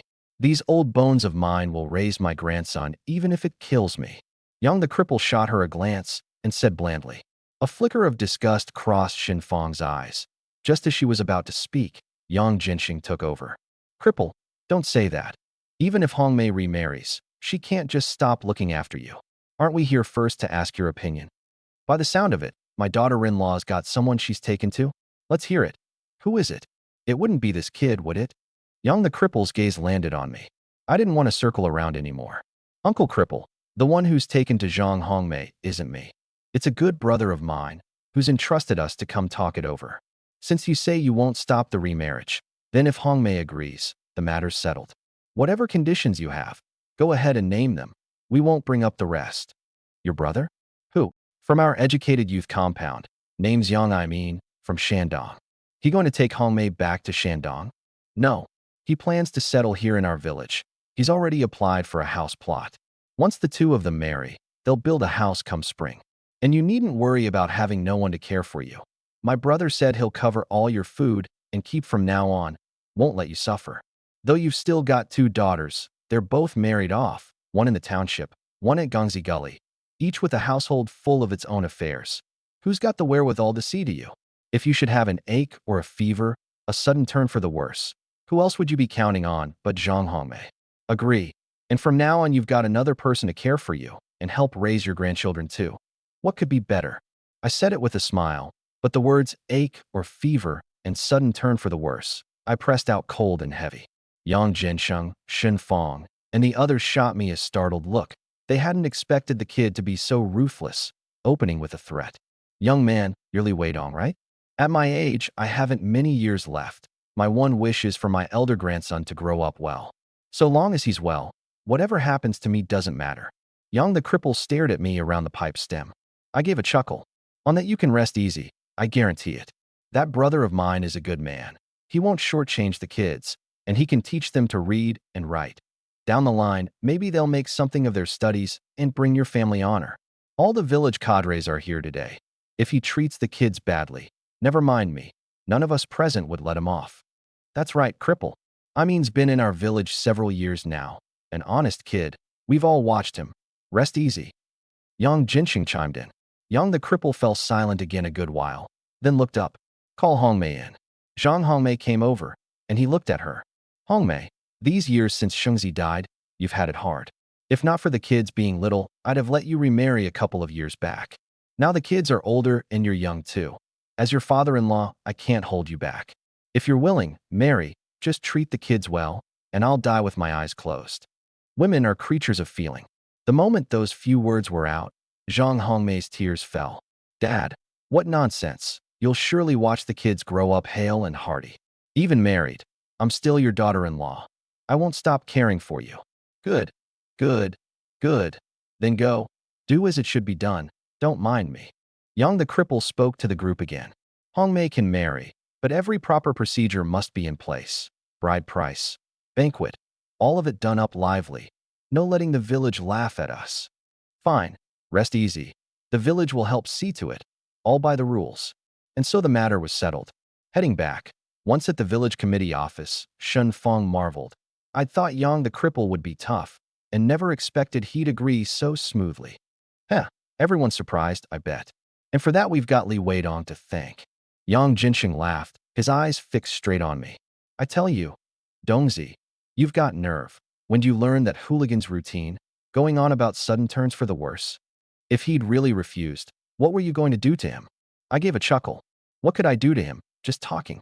It's a rule of law society now, and Uncle Yang, you're the village head and secretary. Don't go talking rubbish. Io, so you know it's a rule of law society? Do you know what your words just now amounted to? By now I regretted saying those things in front of Yang Jinsheng and the others. A good lecture followed, all about how fighting was fighting. But this kind of thinking was unacceptable, threatening people at the drop of a hat, and I'd get out of hand down the road. I could only keep apologizing over and over, swearing I'd never dare hold such a thought again. 5 or 6 people nagged at me for a full 2+ hours before letting me go. Getting home after dark and seeing the hopeful-eyed Yang, my anger flared all at once. If not for you, would I have been lectured this long? I couldn't help stepping up and giving him a couple of kicks. Brother, what are you hitting me for?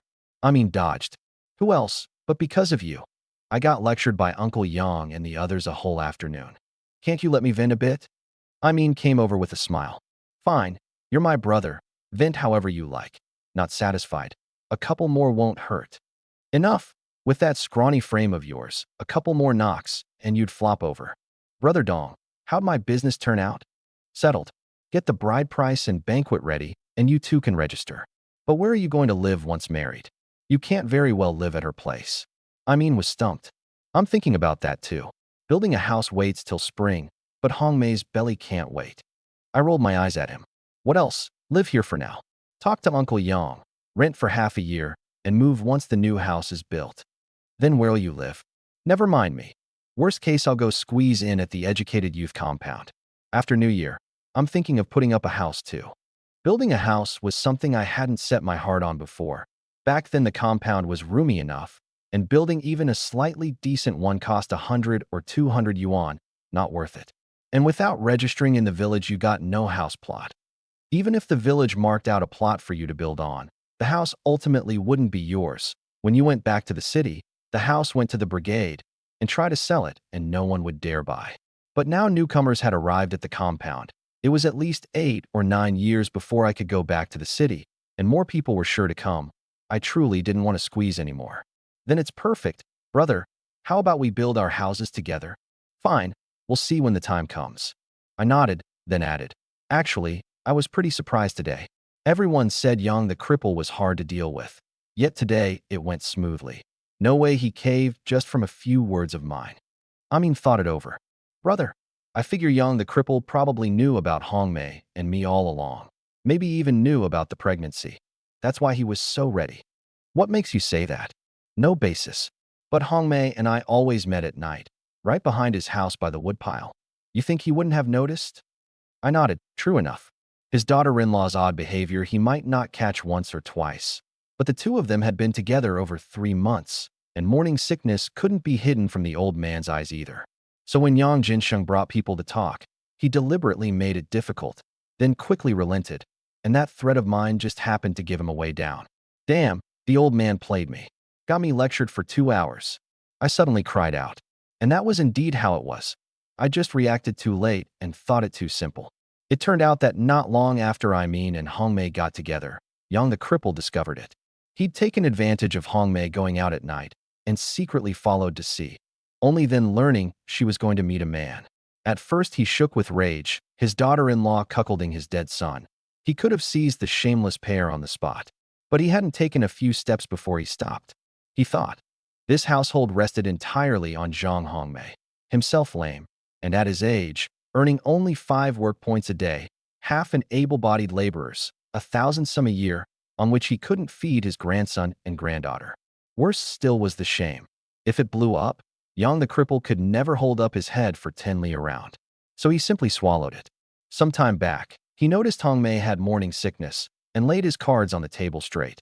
Said he knew it all and used it as leverage. Have Hongmei support his old age and raise the 2 children well. The condition being he'd agree to her remarriage.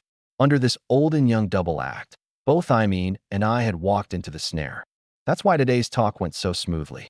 Actually, you couldn't really say who was in the wrong. Yang the cripple sought care in his twilight years and someone to raise his grandchildren. Zhang Hongmei, carrying I's child and wanting a proper home, had to marry quick.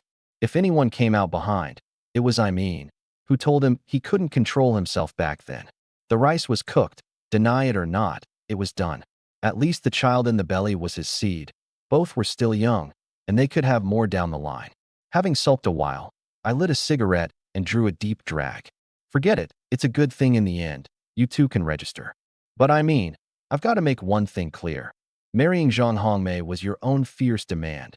Don't go living unhappy down the road and blame Brother Dong for not stopping you back then. Said earnestly. Brother, am I that kind of person? Hongmei and I are sincere. There'll be no problem. Rest easy. Fine. Then tomorrow I'll go to the county town. You go to Uncle Yang for the letter of introduction to register, and I'll bring back the wedding things along the way. Got it, brother. I've still got 40 or 50 yuan saved. I'll give it to you tomorrow morning. You decide what to buy. For this trip to the county town, there was a lot to buy for the educated youth compound, plus a whole pile for Lin III's wedding. By muscle alone, it definitely wouldn't do. I borrowed a horse cart from Yang Jinsheng and also asked for 2 lengths of sledge runner timber to put on the cart. On snowy ground, you lash the long timbers under the wheels and lock them, and it works as a sledge. Once in town where there's no snow, you take the timbers off, and it's more convenient to go on the wheels. Yang Jinsheng gave me 1,000 exhortations to take good care of the horse. In this era, mules and horses were vital production tools. The brigade fussed over the livestock more than over people, and without a good relationship wouldn't lend them out at all. Cart hitched up, I drove to the educated youth compound, tied the horse to the tree by the gate, and knocked on the female dorm door. Suna ready? Ready, coming right out. Suna came out quickly. You're going to the county town with me in just that? She spread her arms and looked herself over, no different from usual. Yeah, what's wrong? Yeah, dressed like that you'll freeze stiff before we even reach the county town. She had on padded jacket and trousers, an army overcoat over them, a scarf on her head, a handbag in hand, and nothing else. This get-up was fine for a short spell, but no good for a long walk. Never mind the county town. Even the 20-some li to Lin III's would freeze her through. This is already all the clothes I have. That still won't do. Where's your quilt? Bring it out and put it on the cart. Wait for me a moment. I turned and went into the male dorm, unlocked, dug an old padded overcoat and a fur-lined padded cap out of the chest, locked it back up, and came out. Suna was waiting in the yard holding her quilt, several girls keeping her company. Come with me.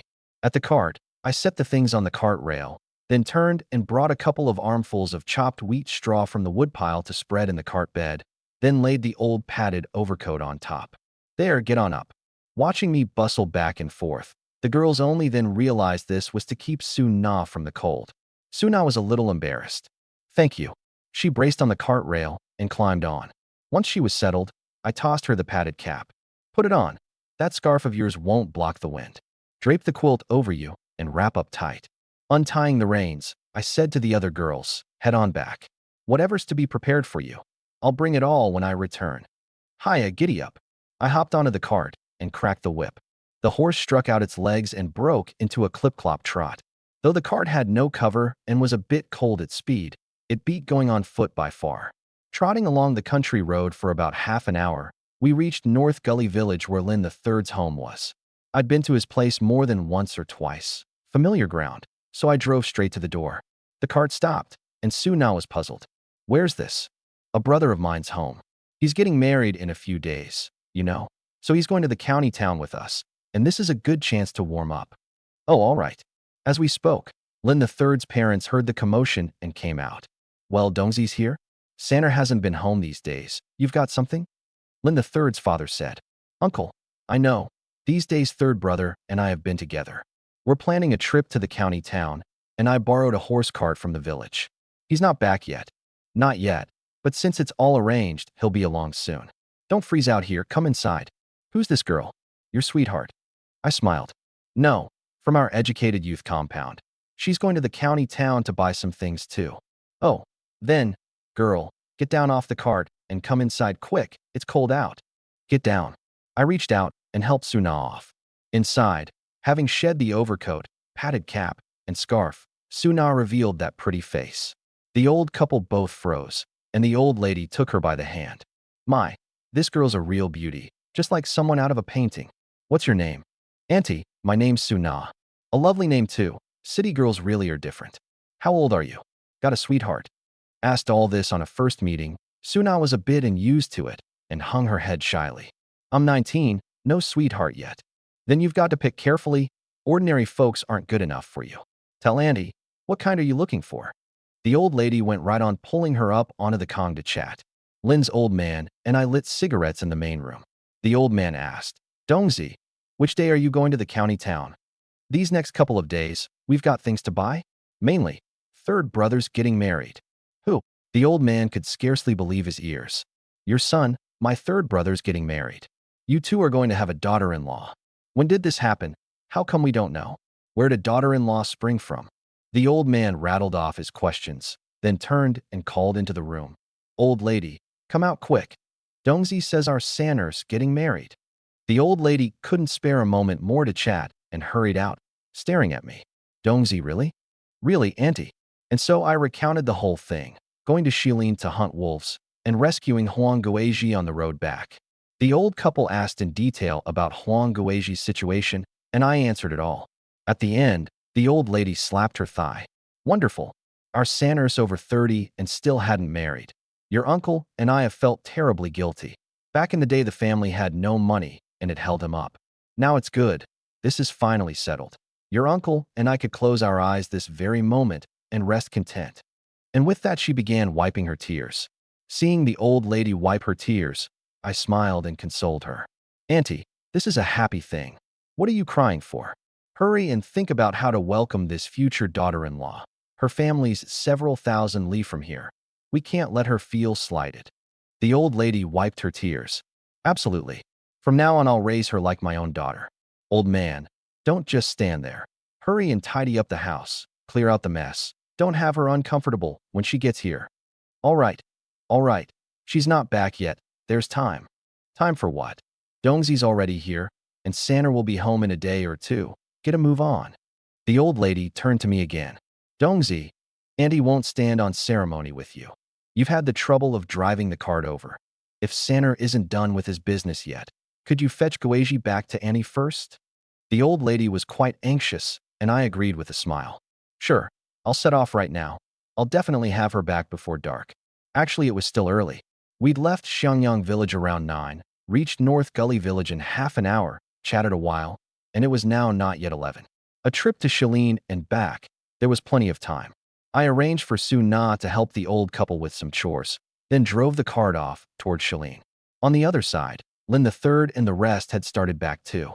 After I left, the business at Shilin was more or less wrapped up. Lin the Third took her Mangzi and Dekengzi and scouted the area for several days without a sign of wolves, but they bagged plenty of pheasants and rabbits. Seeing the agreed date drawing near, he told village head Chin the wolves had been driven off and there'd be no trouble in the near term. If any came again next year, it'd surely be a different pack, and they could invite someone to hunt them then. Village head Chin thanked them profusely and readily handed over that 1,000 gene of wheat.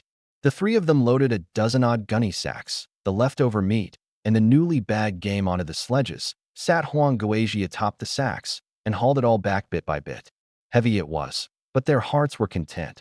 With this one trip, even if they never went into the mountains again this winter, they'd have enough to eat through to spring.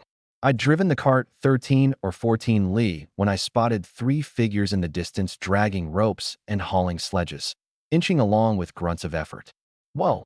Drawing near, I reined in the horse, one leg dangling off the side of the cart, the other tucked up on the cartboard, elbow braced on my knee, and leaned over with a grin.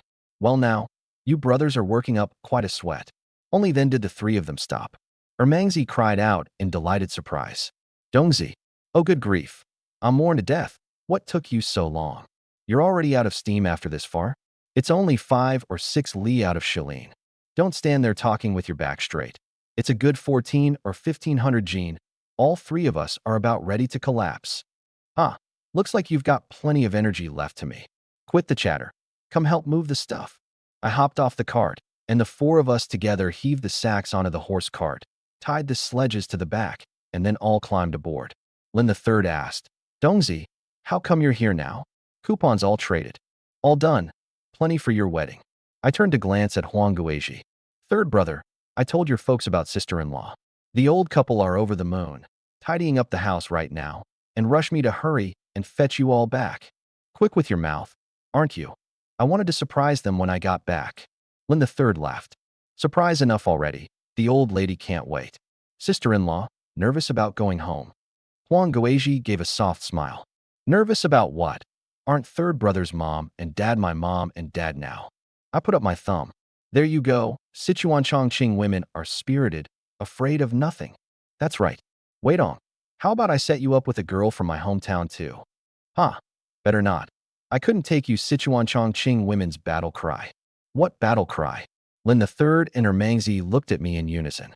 Laozi Shu Daoshan, sister-in-law can understand that, right? A Sichuan dialect scolding phrase. Huang Guizhi burst out laughing. The women where I'm from aren't like you say. They're all lovely. What are you all going on about? How come I can't follow? Ermangzi scratched his head. Huh. Nothing to do with you. When third brothers experienced it down the road, he'll tell you. Lin the Third looked at Huang Guizhi in puzzlement too, and naturally she wouldn't explain, only thinking privately. From now on I'd best rein it in and not really give them something to laugh at. Chatting and laughing, the group got home. Hearing the bells, the old couple had long since come out to meet them. Their eyes held no room for Lin the Third, or Mangzi, or Dekengzi, and they couldn't even spare a look for the sacks and meat, gazing fixedly at Huang Guizhi. This is Guizhi then? Come down quick. You must be frozen from the road. The old lady took her hand and wouldn't let go. Not cold. Uncle, auntie, are you both well? Though shy, Huang Guizhi was poised and gracious. Well, quite well. Come inside and warm up. Don't mind the things. Let them handle it. The old lady pulled her into the house. That left the old man, Lin the Third, and me unloading the cart in the yard, carrying all the grain into the storehouse. It being the old lady's first meeting with her daughter-in-law, and Lin the Third and the others having been away so many days, there was no way we could leave today. We led the horse into the side room and settled it, filled its feed, and only then went inside. The moment we stepped in, the house was already full of merry chatter. The old lady, Huang Guizhi, and Su Na were talking away warmly on the Kong. Ermangzi and Dekengzi lifted the curtain into the inner room, and the moment they saw Su Na, They both froze, eyes fixed, the same line springing up in both their minds. She's just too pretty. Ahem, ahem. The old lady cleared her throat twice. You two mind yourselves. Who stares at people like that? Auntie, who's this girl? How come I've never seen her before? Ermangzi asked. You needn't get any ideas. This is Dongzi's sweetheart, an educated youth from his compound, a college student from the city. Don't you go having stray thoughts, kid. Ermangzi scratched his head. What ideas? I was just asking. One twitch of your rump, and I know what you're thinking. The old lady curled her lip, then introduced Suna. Girl, don't mind them. They're just like this. This one's called Ermangzi, that one Dekingzi. Both go up the mountain hunting with my Saner. I know, Andy. Suna nodded and smiled at the two of them. Hello. Hello. The two clearly stammered. Having settled the horse, I came in.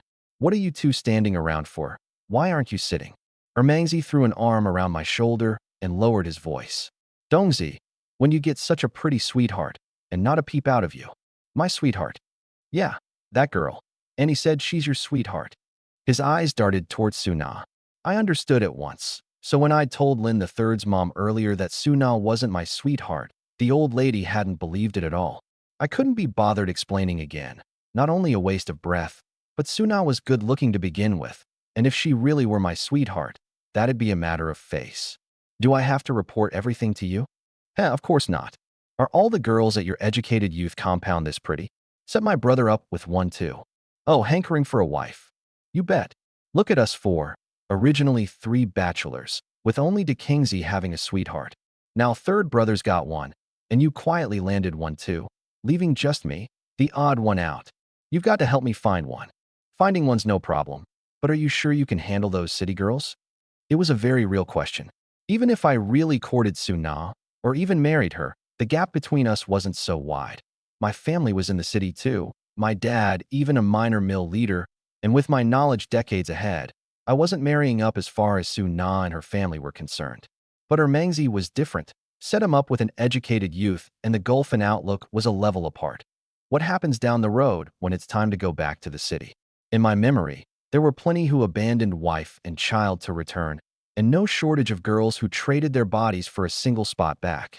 So I didn't want to set him up with a city girl. Ermangzi had self-awareness too, and scratched his head. Then forget it. I can't wait on a pampered city miss. Better to find a village girl, more fitting. There you go. Rest easy. Once we're back at Xiangyang village, I'll scout one out for you. Guaranteed a pretty one. Then I'm counting on you, Dongzi. All right, quit mulling it over. Go help third brother stew the meat. Everyone's waiting to eat. I pulled the two of them out. Though they'd spoken quietly, and Suna couldn't make it out, she could tell from their manner it had to do with her. Combined with Lin the Third's mom's line about Li Weidong's sweetheart, she guessed part of it, but had no thought of denying it. In her eyes, Li Weidong was the strongest and most capable person in the whole educated youth compound. Even the male and female team leaders treated him courteously. He was close with the village head and cadres, and now had considerable connections elsewhere too. Getting tied to him could protect her. The prettier the woman, the better she understands how to use her advantages. Don't be fooled by Suna being only 19. From 16 she'd seen all kinds of people at home. She knew full well, a woman in an unfamiliar place needs a strong person to shelter her, or she risks being eaten down to the very bones. What Lin the Third and the others brought back was wheat, not yet ground into flour, so there was no having steamed buns or pancakes today. Luckily, there was plenty of meat, a whole pot stewed, with dried mushrooms gathered in autumn, 2 heads of cabbage added, and a ring of pancakes stuck around the pot's edge. The flavor was superb. At the meal, the few of us men sat by the charcoal stove in the outer room drinking and chatting, while Lin the Third's mom set a separate table on the inner room Kong for Huang Guizhi and Suna. The talk was mostly about the wedding, listing out what needed buying so nothing would be forgotten. Good thing this time we'd traded for so many coupons, or the things needed for both Lin the Third's and Yang Imin's weddings might not have been enough. I slept through to broad daylight. We'd all drunk quite a bit the night before, and cleared the table and dropped straight off to sleep. I came out of the room to find Huang Guizhi and Suna chatting with the old lady by the stove. Dongzi's up? Don't drink so much from now on. It makes you miserable, the old lady nagged. I know, Auntie. Who knew yesterday's liquor went to the head like that? Of course it does. Your uncle's homebrewed sweet potato liquor packs a real punch. Hungry, huh? Nana, dish up some food for Dongzi. No rush. I'll wait for the others to get up and eat together. Wait for what? Whoever's up first eats first. And once you've eaten, pack the things. Don't you all still have to go to the county town? I took the bowl of porridge Suna handed me and gave her a smile. Thanks, I'll eat first then. Don't mention it, while it's hot. The old lady put in from the side. See, city kids really are polite, so courteous even among their own. Girl, let Auntie tell you. Don't be too polite with your own man, or he'll feel you two aren't of one heart, but don't be too willful either. Understand? Suna blushed and stole a glance at me, and only nodded when she saw I had no reaction. Got it. Auntie, I'll be mindful of it. There you go. A woman's got to learn to strike the right measure. That's how you hold on to your man. After the meal, I went to see to the horse cart, and Lin the third, or Mangzi, and the others got up one after another. Once everyone was ready, for men and two women set off for the county town. Originally, only Su Na was set to come along. She had things to buy that weren't convenient to have me buy for her. The old lady felt it wasn't right for a lone girl to go with a bunch of grown men and no companion. And as it happened, Huang Guizhi joined too. She'd never toured a northern county town, and this trip's purchases were for her wedding, so she might as well come along and pick things to her liking. The old couple got out the bedding they didn't use and spread it thick on the cart so the two girls wouldn't be cold on the road. Saner, Dongzi, don't rush on the road. Take it slow, and take good care of the wives. As we left, the old couple exhorted us without let-up. I know, Ma. Rest easy, we're off. At the crack of the whip, the cart carried the six of us slowly out of North Gully village. From North Gully to the county town was 50 li as the crow flies, over 60 by the actual road, normally a bit over 2 hours to get there. But now in winter, the snow-covered road was slick, and hauling this many people, I didn't dare let the horse run flat out, lest something go wrong. By the time we reached Lung County, it was past noon. Having found a small eatery for a meal, Lin the third asked, Dongzi, do we split up to buy or go around together? I thought it over. Let's find a place to settle first. We won't finish buying and leave today anyway. Once settled, we'll go to the shops together, buy what we can first. The rest, tomorrow have Mangzi and Dekingzi go with the two of them to buy, and you and I go sell the pelts and buy your gun too. How's that? Sure, let's find a guest house and settle in, stow the stuff, then head out. We stayed at a guest house, the tier depending on your wallet. What city didn't have somewhat decent lodgings? There always had been, just under different signs. It wasn't as I'd once imagined, that cities in the 60s and 70s had nothing and commerce was strangled dead. Private enterprise being banned was true, but state-run establishments were no fewer at all. The pre-liberation factories and shops had all become joint public-private ventures later. Only entertainment wasn't what it used to be. Dance halls and nightclubs and the like were gone, and about all there was now were the cultural palace and the cinema. For daytime amusement, it was nothing more than skating in the park, browsing the department store and supply co-op, or catching the big market fair. We found a courtyard style and we could drive the cart into, with a livestock shed and feed, convenient. The six of us took 2 adjoining rooms so we could look out for one another at night. Having moved the things in, we all went to the city's biggest friendship store. Lung County wasn't big, but had 200,000 or 300,000 people, no match for Harbin or Changchun, and quite a bit behind even Mudanjiang above it. But the store had a fairly complete selection of what should be there. For the several afternoon hours, we mainly browsed and checked prices and bought a few small items. After dinner, I even took everyone to see a movie before we returned to the guest house. Daybreak the next day, Lin the third and I hitched the cart to go sell the 5 wolf pelts, the 1 bear hide, the bear gallbladder, and the bear paws, or Mangzi and Dekingzi tagged along with Huang Guizhi and Su Na as porters to carry things. Pelts were something Lin the third and I had sold plenty of over the years, just sell them in the county town. We found the first shop we'd dealt with before, and after some haggling, 5 wolf pelts for 80 yuan, 1 bear hide for 32, 112 total. Bear gallbladder went into medicine, so we had to find a good pharmacy. In the Northeast, there were always merchants buying medicinal materials year-round, supplying the great Beijing pharmacies like Tongrintang and Larentang. The good quality stuff fetched higher prices than at small shops. Our male bear was big, its gallbladder large too, taken fresh right after death, top quality. The buyer didn't waste words and handed over 100 yuan straight. Those 4 bear paws, Lin the third wanted to sell to a fine restaurant, but I stopped him. Third brother, you can't sell bear paws to a restaurant. Sell them that way, and we lose out. Not the restaurant. Then who? Come with me. I pulled Lin the third down the street toward a work unit off in the distance. Lung County's three pillars: coal, forestry, and farms. The mining and forestry areas were in the mountains outside the city, but the administrative organs and supporting factories were mostly in the city. To get a good price for bear paws, you had to find the right people here. At the gate of the Lung County coal mine, I fished out cigarettes and went straight for the gatekeeper. In this era, factory gatekeepers were formidable. They belonged to the security section, but their names were on file with the Public Security Bureau and could be called up directly to assist on assignments. The key was that the security section of this era carried firearms, far more than the merely uniformed guards of later years. What do you want? The gatekeeper opened. Hello, comrade. We're not bad people. I'm an educated youth from Xiangyang village, and I'd like to buy some coal and ask you about it. To buy coal, you go to the coal shop. What are you running over here for? Still smiling, I handed over my educated youth ID, a pack of cigarettes pressed beneath it. Where would we get so much money? Isn't it cheaper to buy straight from the mine? Do me the favor of pointing the way. Something like this the gatekeeper had probably done plenty of times. He took the ID and without a sound tucked the cigarettes into his pocket. Got a coal coupon. I gave a chuckle. If I had one, would I be troubling you? That's hard to manage. Then, without a coal coupon, who'd dare sell to you? I fished out another pack and stuffed it into his pocket. Big brother, we're really not bad people. The heating coal for our compounds run short. That's all. I'm counting on you. For this, you've got to find Section Chief Wong in the procurement section. He's got off-plan coal in hand. Wait off to the side. When someone who can make the call comes out at knockoff time, I'll give you a signal. Whether it works is up to you. I don't know a thing. Got it. With your tip, that's enough. Thank you, big brother. The man paid me no more mind. We drove the cart across from the factory gate to wait. Dongzi, will this really work? Lin the third asked. Rest easy, it'll work for sure. Once we meet Section Chief Wong, not only can the bear paws sell for a good price, but from now on we'll be able to buy our coal at the cheapest, maybe even for free. I was full of confidence.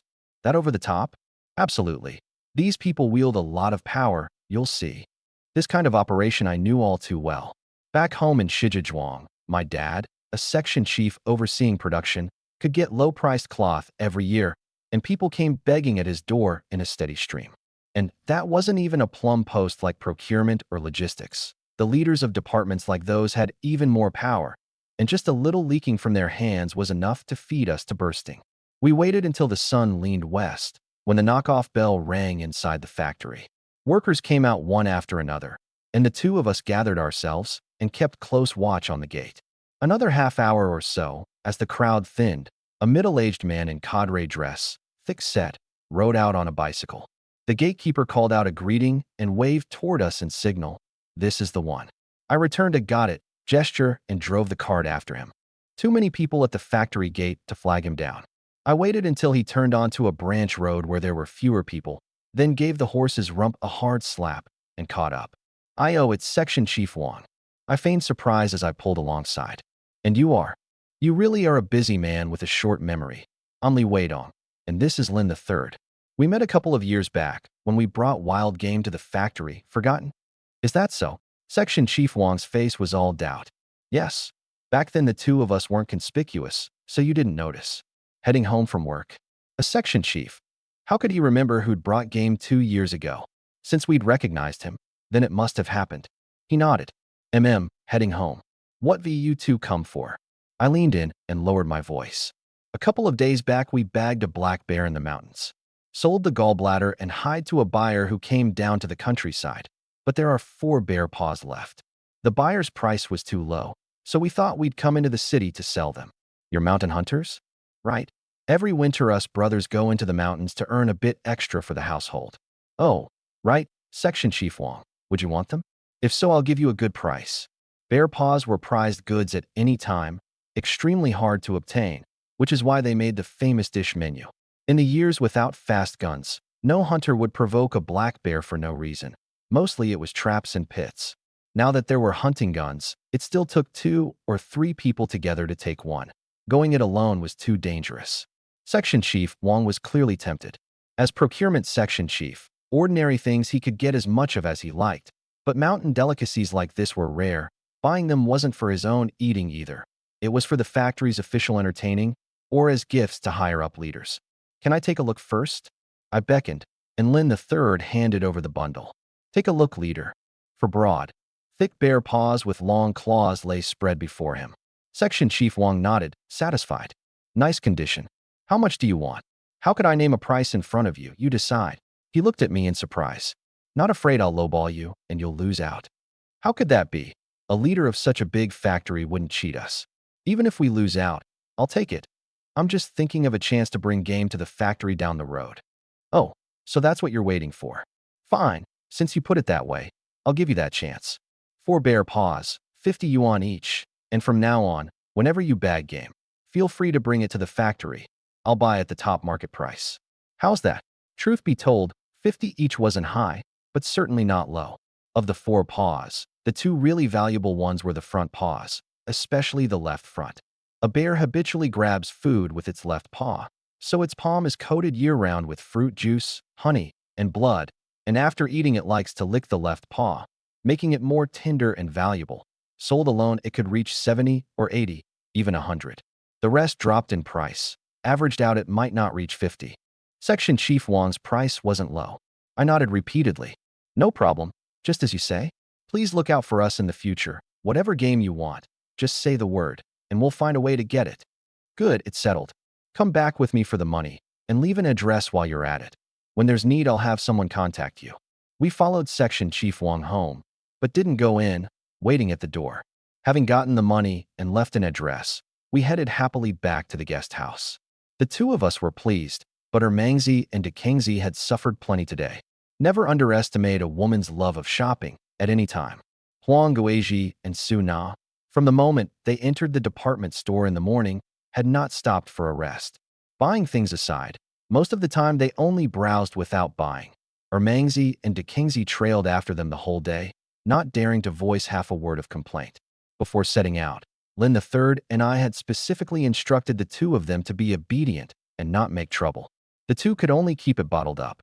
It wasn't until the afternoon, once the 2 girls had toured the whole store, that they made their move, and this round of buying couldn't be reined in. Huang Guizhi didn't have much cash on her. Lin the Third's things hadn't been sold yet, but Suna did, and she pulled a thick wad out of her handbag and simply said she'd spend her own first and settle up later. As a result, by days in, the wedding purchases were more or less all secured. There was still a portion left unbought, mainly because the 2 men truly couldn't carry any more. Back at the guest house, the 2 girls were quite pleased, while Ermangzi and the other collapsed onto the bed. Seeing Lin the Third and me return, Ermangzi hurried to sit up and complain. Third brother, Dongzi, tomorrow can you 2 go around with them? It's too exhausting. I've never seen anyone shop this much, harder than hunting in the mountains. Huh, that's all it takes to break you? Didn't you want a sweetheart? Let you get a taste in advance. I laughed. Please, I don't want this taste. If it's really my sweetheart, I'll take it, but shopping with your sweethearts, I truly can't stand it. Tomorrow I'm out. Dekengzi followed. That's right. I've been shopping with my sweetheart too, and she's not this bad. Tomorrow I'm not going either. I'd foreseen this outcome. Any other girl, with no cash in hand and no security in her heart, would run out of steam after a while. Su Na was different, well off, never short of cash, having seen and tasted plenty in a city like Shanghai, and cooped up in the village so long, she wouldn't stop until she'd shopped to her heart's content in the city. Huang Guizhi at most kept her company. But the 2 men not tagging along wouldn't do either. Lin the Third and I still had real business unfinished. The things sold, but Lin the Third's hunting gun not yet bought. Today was spent entirely waiting on coal mine section Chief Wang, so buying the gun could only be pushed to tomorrow. Tomorrow, you 2 tag along for half a day, and in the afternoon I'll give you leave to go out and play on your own. All right. I soothed them. Dongzi, you said it, no going back on it. Rest easy. In the morning, third brother and I go buy the gun, and when we're back in the afternoon, we'll take over for you. Only then did the 2 agree. With cash in hand, we had to plan how to use it. I called Huang Guizhi and Su Na over, and the 6 of us sat in the room and laid all the money earned today on the table. I didn't let Lin the Third handle it, taking it out myself. Pelts, 112. Gallbladder, 100. For paws, 200. 412 total. I counted out 230 and set it aside. This 230 is for third brother's gun and ammunition to go tomorrow. The remaining 182, third brother takes to buy the wedding things and lay on the banquet. Mangzi, Chungzi, you two have no objection. No objection, settle it that way. Lin the third spoke. Dongzi, this much isn't needed. We've got meat and vegetables at home. Going into town, we just buy some melon seeds and peanuts and daily goods. 30 to 50 is enough. Deduct your coupon money and split some of the rest for Mangzi and them. Out all these days, they can't go home empty-handed. No need. Third brother, isn't there the wheat? 200 gene of wheat. My mom and dad will grin snot bubbles. They won't care about money. Mangzi laughed. De Kingzi nodded. Right. If not for you and Dongzi, the two of us couldn't have earned that 200 gene of wheat if we'd worked ourselves to death. You keep all the money. That was my thinking too. It was all from hunting, not from our own pockets, so no heartache. Right? Third brother, I'll take out the coupon money and you keep all the rest. Where in life don't you need money? We three don't need that much. Lin the third thought it over. Refuse any more and it'd hurt the brotherly feeling, but he wouldn't take advantage either. Fine, I'll keep it. Count it as borrowing from you brothers and pay it back when I've saved enough. If you all agree, I'll use it. If not, I won't take it. Mangzi was about to say more, and I waved him off. That settles it. Pay it back whenever, no rush. I drew another 60 out of that 182. About this much. Enough? Dongzi, don't shortchange yourself to make it up. One thing's one thing. My wedding? I should be the one spending. I stood up with a smile, went to the head of the Kong for my bag, and pulled out a stack of coupons. How would I shortchange myself? Know how many coupons I brought back from the compound this time? Over 100, and what I'm giving you is less than half. Aside from what they asked for, a good many of these I bought with my own money. Would I shortchange myself? Only then was Lin the third reassured. As long as you're not shortchanging yourself, I just worry you won't say and cover for me on your own. Coupons had no set price.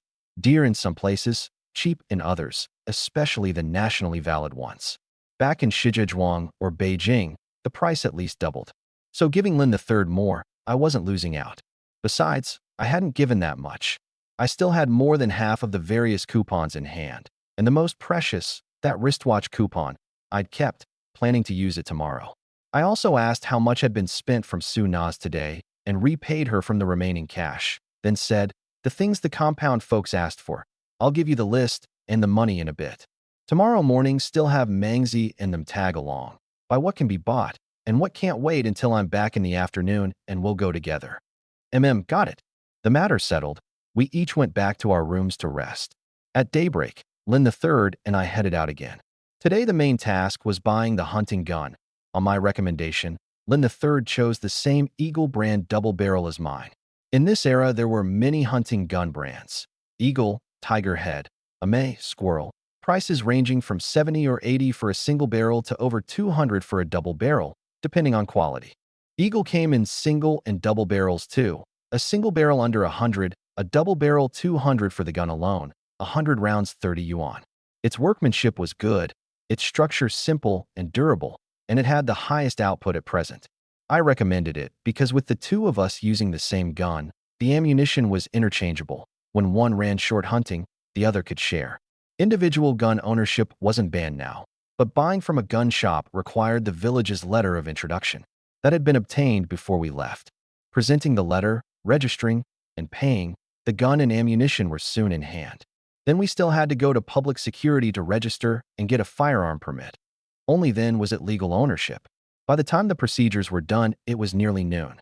The two of us didn't eat out, heading straight for the store to meet up with the others, and stopped by the post office on the way to send off all the letters we and the educated youth had entrusted. Probably having heard Mangzi's complaints the night before, this morning Su Na and Huang Guizhi didn't drag the two around for long, and didn't have them tag along for the shopping either, arranging for them to find a place to sit and wait. What the two girls bought that morning was mostly girls' things: soap, towels, clamshell hand cream, combs, hair ties, small mirrors, and the things girls need each month. Though there were no disposable products of that sort yet, there were ready-made belts, 5 mao apiece, reusable, filled inside with toilet paper or medical cotton.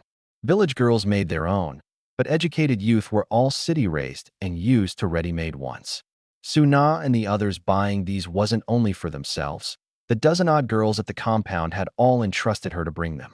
Each item small, but bits and pieces added up to a big pile. These things they were too embarrassed to have her Mangzi and them tag along for. So they left the two at the entrance. The store had heating, so they wouldn't freeze. When we arrived, we found her Mangzi and the other sitting bored on a bench at the entrance, nearly asleep. What are you two doing planted here? Where are Suna and them? Her Mangzi pointed upstairs. Second floor, buying women's things, wouldn't let us tag along. You two done? Lin the third patted the long canvas bag on his shoulder. Bought it. Just finished registering and came to find you.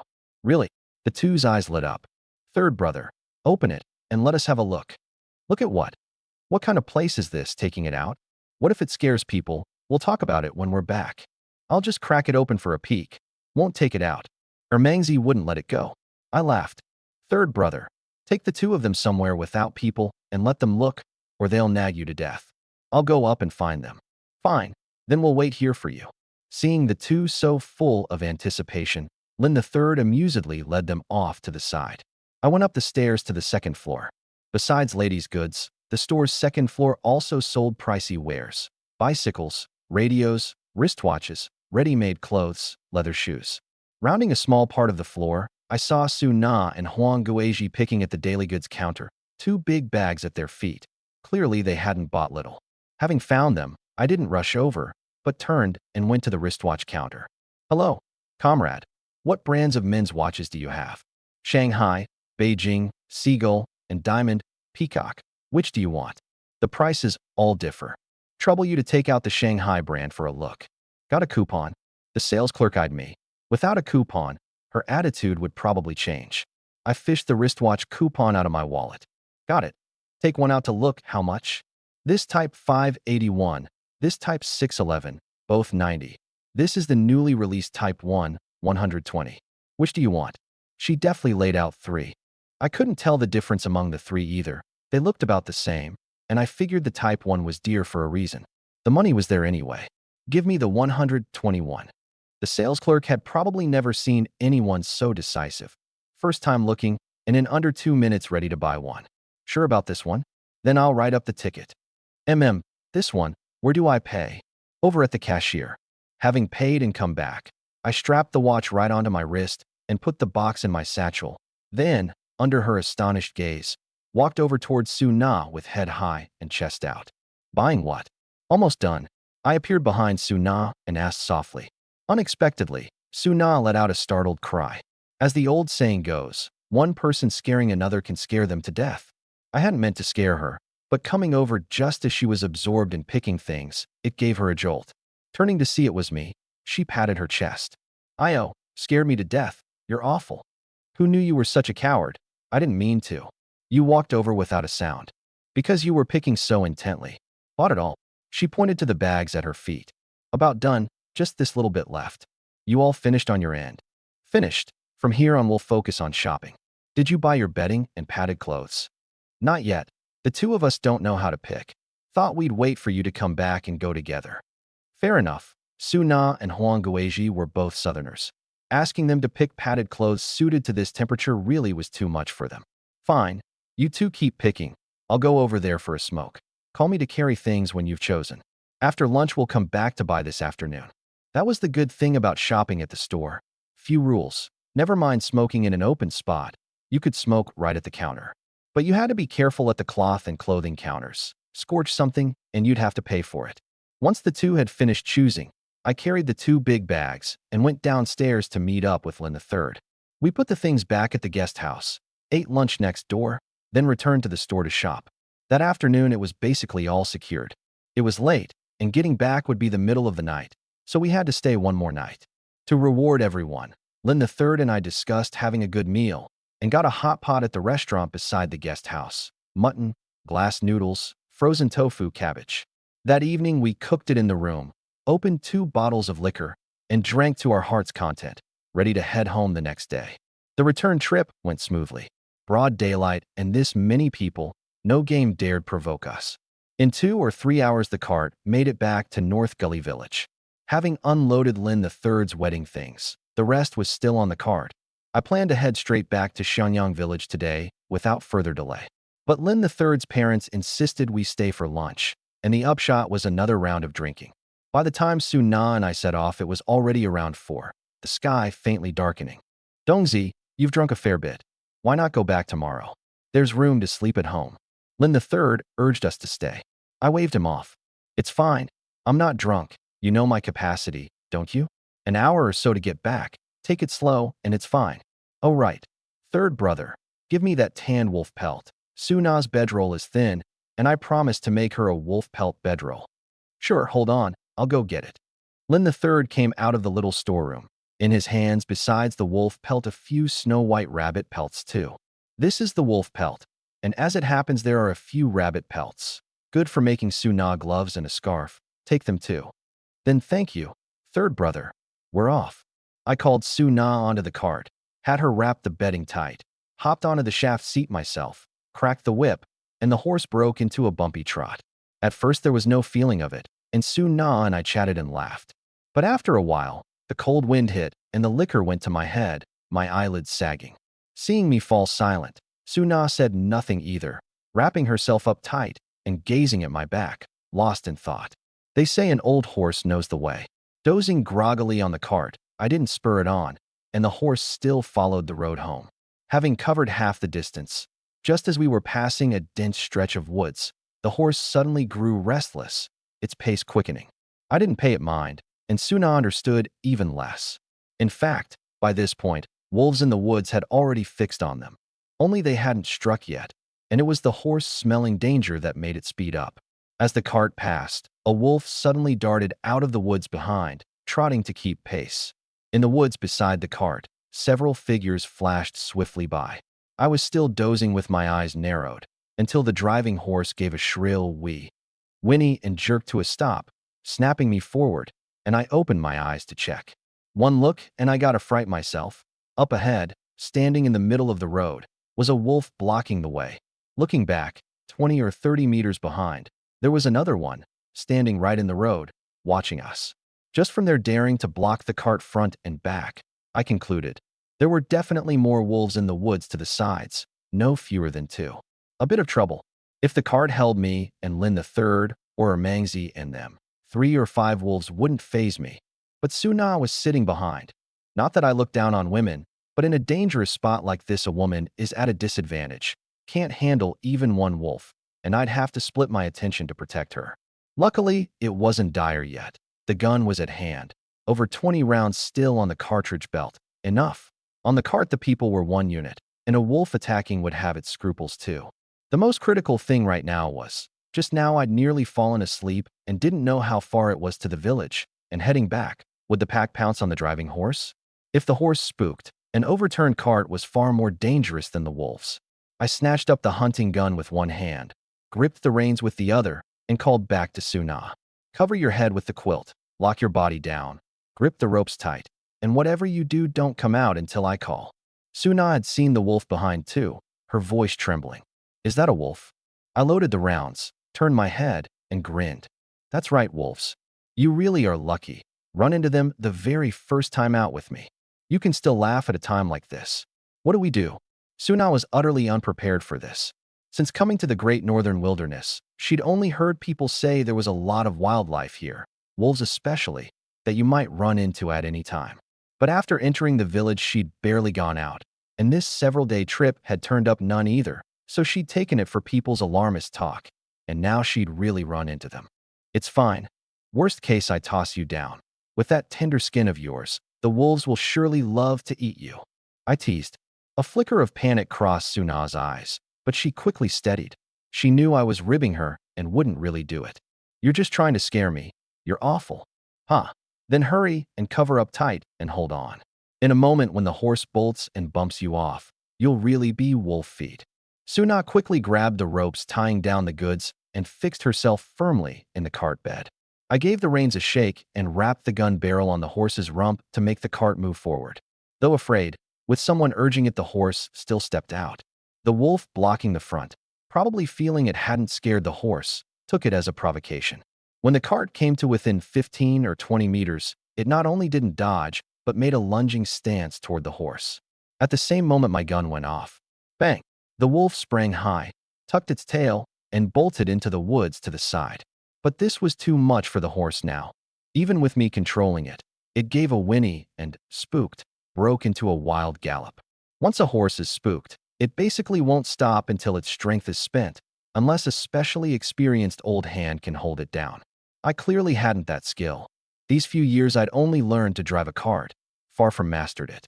In a situation like this, even with 1,000 gene of strength, there was no using it. I could hardly leap over and wrestle the horse's neck to bring it down, and don't forget there were still wolves behind. The front was clear now, but the wolves behind still gave close chase. And not just one, a full three, their speed not the least bit slower than the cart, and even a bit faster. I glanced back now and then. One moment there was still some distance. I turned to control the horse, looked back again, and one had already sprung up onto the cart bed, about to lunge forward. Suna screamed in terror. "Ah, Li Weidong, it's up here. Don't scream, I see it." I swung the gun around and pulled the trigger right at the wolf. But at such close range, with the cart bouncing hard, the gun lost all accuracy. The slightest jolt could send the shot way off. Startled, the wolf lurched to the side and tumbled off the cart. I hurried and fired. On the one hand, barely steering the horse's direction so we didn't run off the road and flip. On the other, watching the two sides behind, taking a shot backward whenever a wolf closed in to check its speed. The gun held only 2 rounds, so once they were spent, I had to snatch a moment to reload. The cart tore along the main road until the horse's strength gave out, and it finally stopped. I looked around and couldn't tell where we were. By the time we'd covered a fair distance, we should be close to the village. Looking back, those earlier shots had done their work. The wolves hadn't caught up. I let out a long breath, pulled out a cigarette and lit it, and asked Suna in the cart, "You all right?" Suna was about to faint from fright. Never in her life had she been through anything this intense. Facing intruders in the home, they were still people, and however afraid you might be, there was some preparing for it. But this was different, a spooked cart and a relentlessly pursuing wolf pack, with the slightest slip meaning a wolf's belly. She hadn't come around yet, still lost in the image of that wolf leaping onto the cart with its bloody jaws gaping. Thinking she'd been hurt, I quickly flicked the cigarette into the snow, climbed onto the cart, and grabbed her shoulders to pull her up. "Suna, Suna, are you all right?" The jostling brought her back, and she looked at me, then suddenly flung her arms around me and burst into loud sobs. For a moment, I didn't know what to do, and could only hold my arms open and let her cling to me. Before long, Suna asked through her tears, "Li Weidong, are we safe?" "We're safe. Don't be afraid. Aren't I here?" If the horse hadn't spooked, those few mangy runts wouldn't have been enough for me to handle alone. "Sure," brag away. "Then how come you looked so tense just now?" "Wasn't that me being tense over you? How great would my guilt be if you got bitten by a wolf? Such a pretty girl. Kissed by a wolf and left disfigured. How would you ever marry then?" I teased, trying to ease her mood. But I'd forgotten. It's precisely at times like these that a woman most easily grows dependent on a man. In Suna's ears these words became, "Li Weidong likes me. That's why he protected me so desperately." Countless thoughts spun through her mind in an instant, and she picked the line she thought most fitting. "If I really get disfigured, I'll stick to you and never let go." "That won't do. You didn't pick me when you were whole and unblemished, and only think of me once you're disfigured. I won't take that raw deal." "Well, I'm fine now, aren't I? So if I stick to you, will you have me?" "Of course, so long as you're willing to be with me. Getting such a pretty wife for free. Who wouldn't want that?" Suna's little face flushed, and she hugged my broad shoulders even tighter. "Then can't you give me a hug?" I looked down at my open arms, hesitated a moment, then closed them and drew her into my embrace, patting her back gently. It was a long while before the two of us drew apart. I sighed. Does this count as me getting off the singles list before I even knew it? Truth be told, Suna hadn't expected their relationship could come this fast either. A couple of days ago, she'd still been calculating, courting Li Weidong. With his abilities, she could safely get by here under his protection. Her plan had been to get to know him slowly and, if it suited, take it further. But settling it this quickly was something she hadn't foreseen. But she understood that a relationship settled in dangerous times is often the most solid. The danger might be hers alone, but at a moment like this, Li Weidong would never refuse, which was why she dared to speak up, and sure enough, she wasn't disappointed. Still, Suna was a bit uneasy, afraid it had only been a joke. She looked up at me. You may not know my family's situation. I'm a capitalist child. If you feel this status will drag you down, then pretend nothing happened just now. I laughed. You think I'd worry about that? What else? I'm a black category now.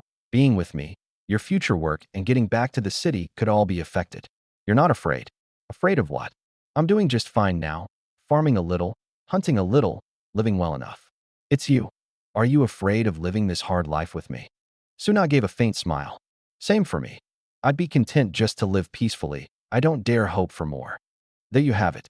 Here, with me around, no one can do anything to you. I believe you. She nodded hard, her arms circling my waist again as she gently closed her eyes. One look and, damn, there's this perk too? Then why stand on ceremony? As for whether she was scheming me, what did it matter? Nothing more than wanting me to protect her. The future could take care of itself later. Slowly I lowered my head and kissed those soft lips, a few light presses, then a deep kiss. In the frozen, snow-covered world, our two hearts burned hot. It was a long while before we parted, and I straightened her hat for her. All right, don't stay here freezing, let's head back.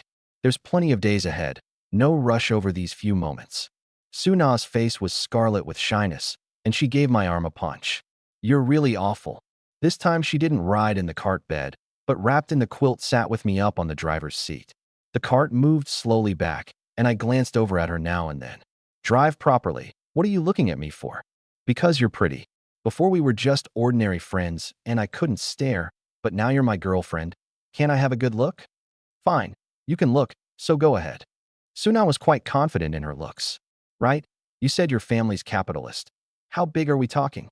I can't say exactly.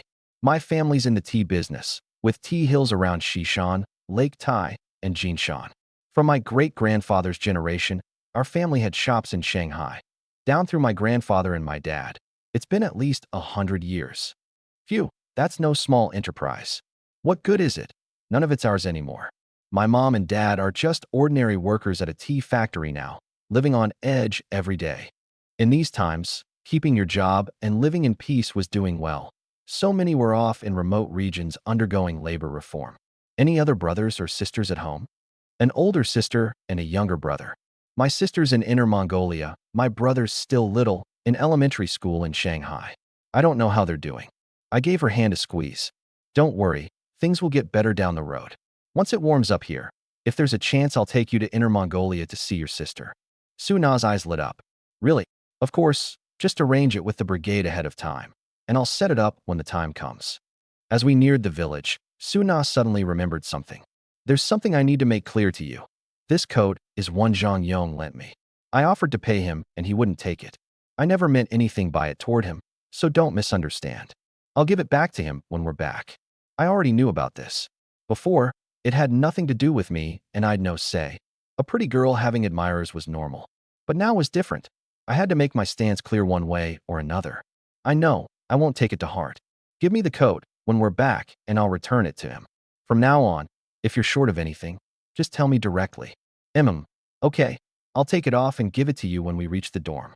I drove the cart straight into the educated youth compound. It was still early. Though it was dark, it was really only around 6. That's how the Northeast is. In winter the sun sets at 4, and by 4:30 it's pitch dark. We'd gone slow on the road and dawdled a while being lovey-dovey, which was why we arrived at this hour. The cart had barely entered the yard when everyone inside heard it and came out to greet us. Weidong, Suna, you're back. Both groups of educated youth, men and women, gathered round. Really, they cared more about whether the things they'd asked for had been gotten. I pointed to the wooden crates in the cart bed. It's all here. These 2 crates are the men's, those 2 the women's. A few of you come unload the crates. Carry the women's inside to divide up. Sun Yongping, the male educated youth team leader, called out as he untied the ropes and moved things. Suna and I were each escorted back to our own dorms by the 2 groups.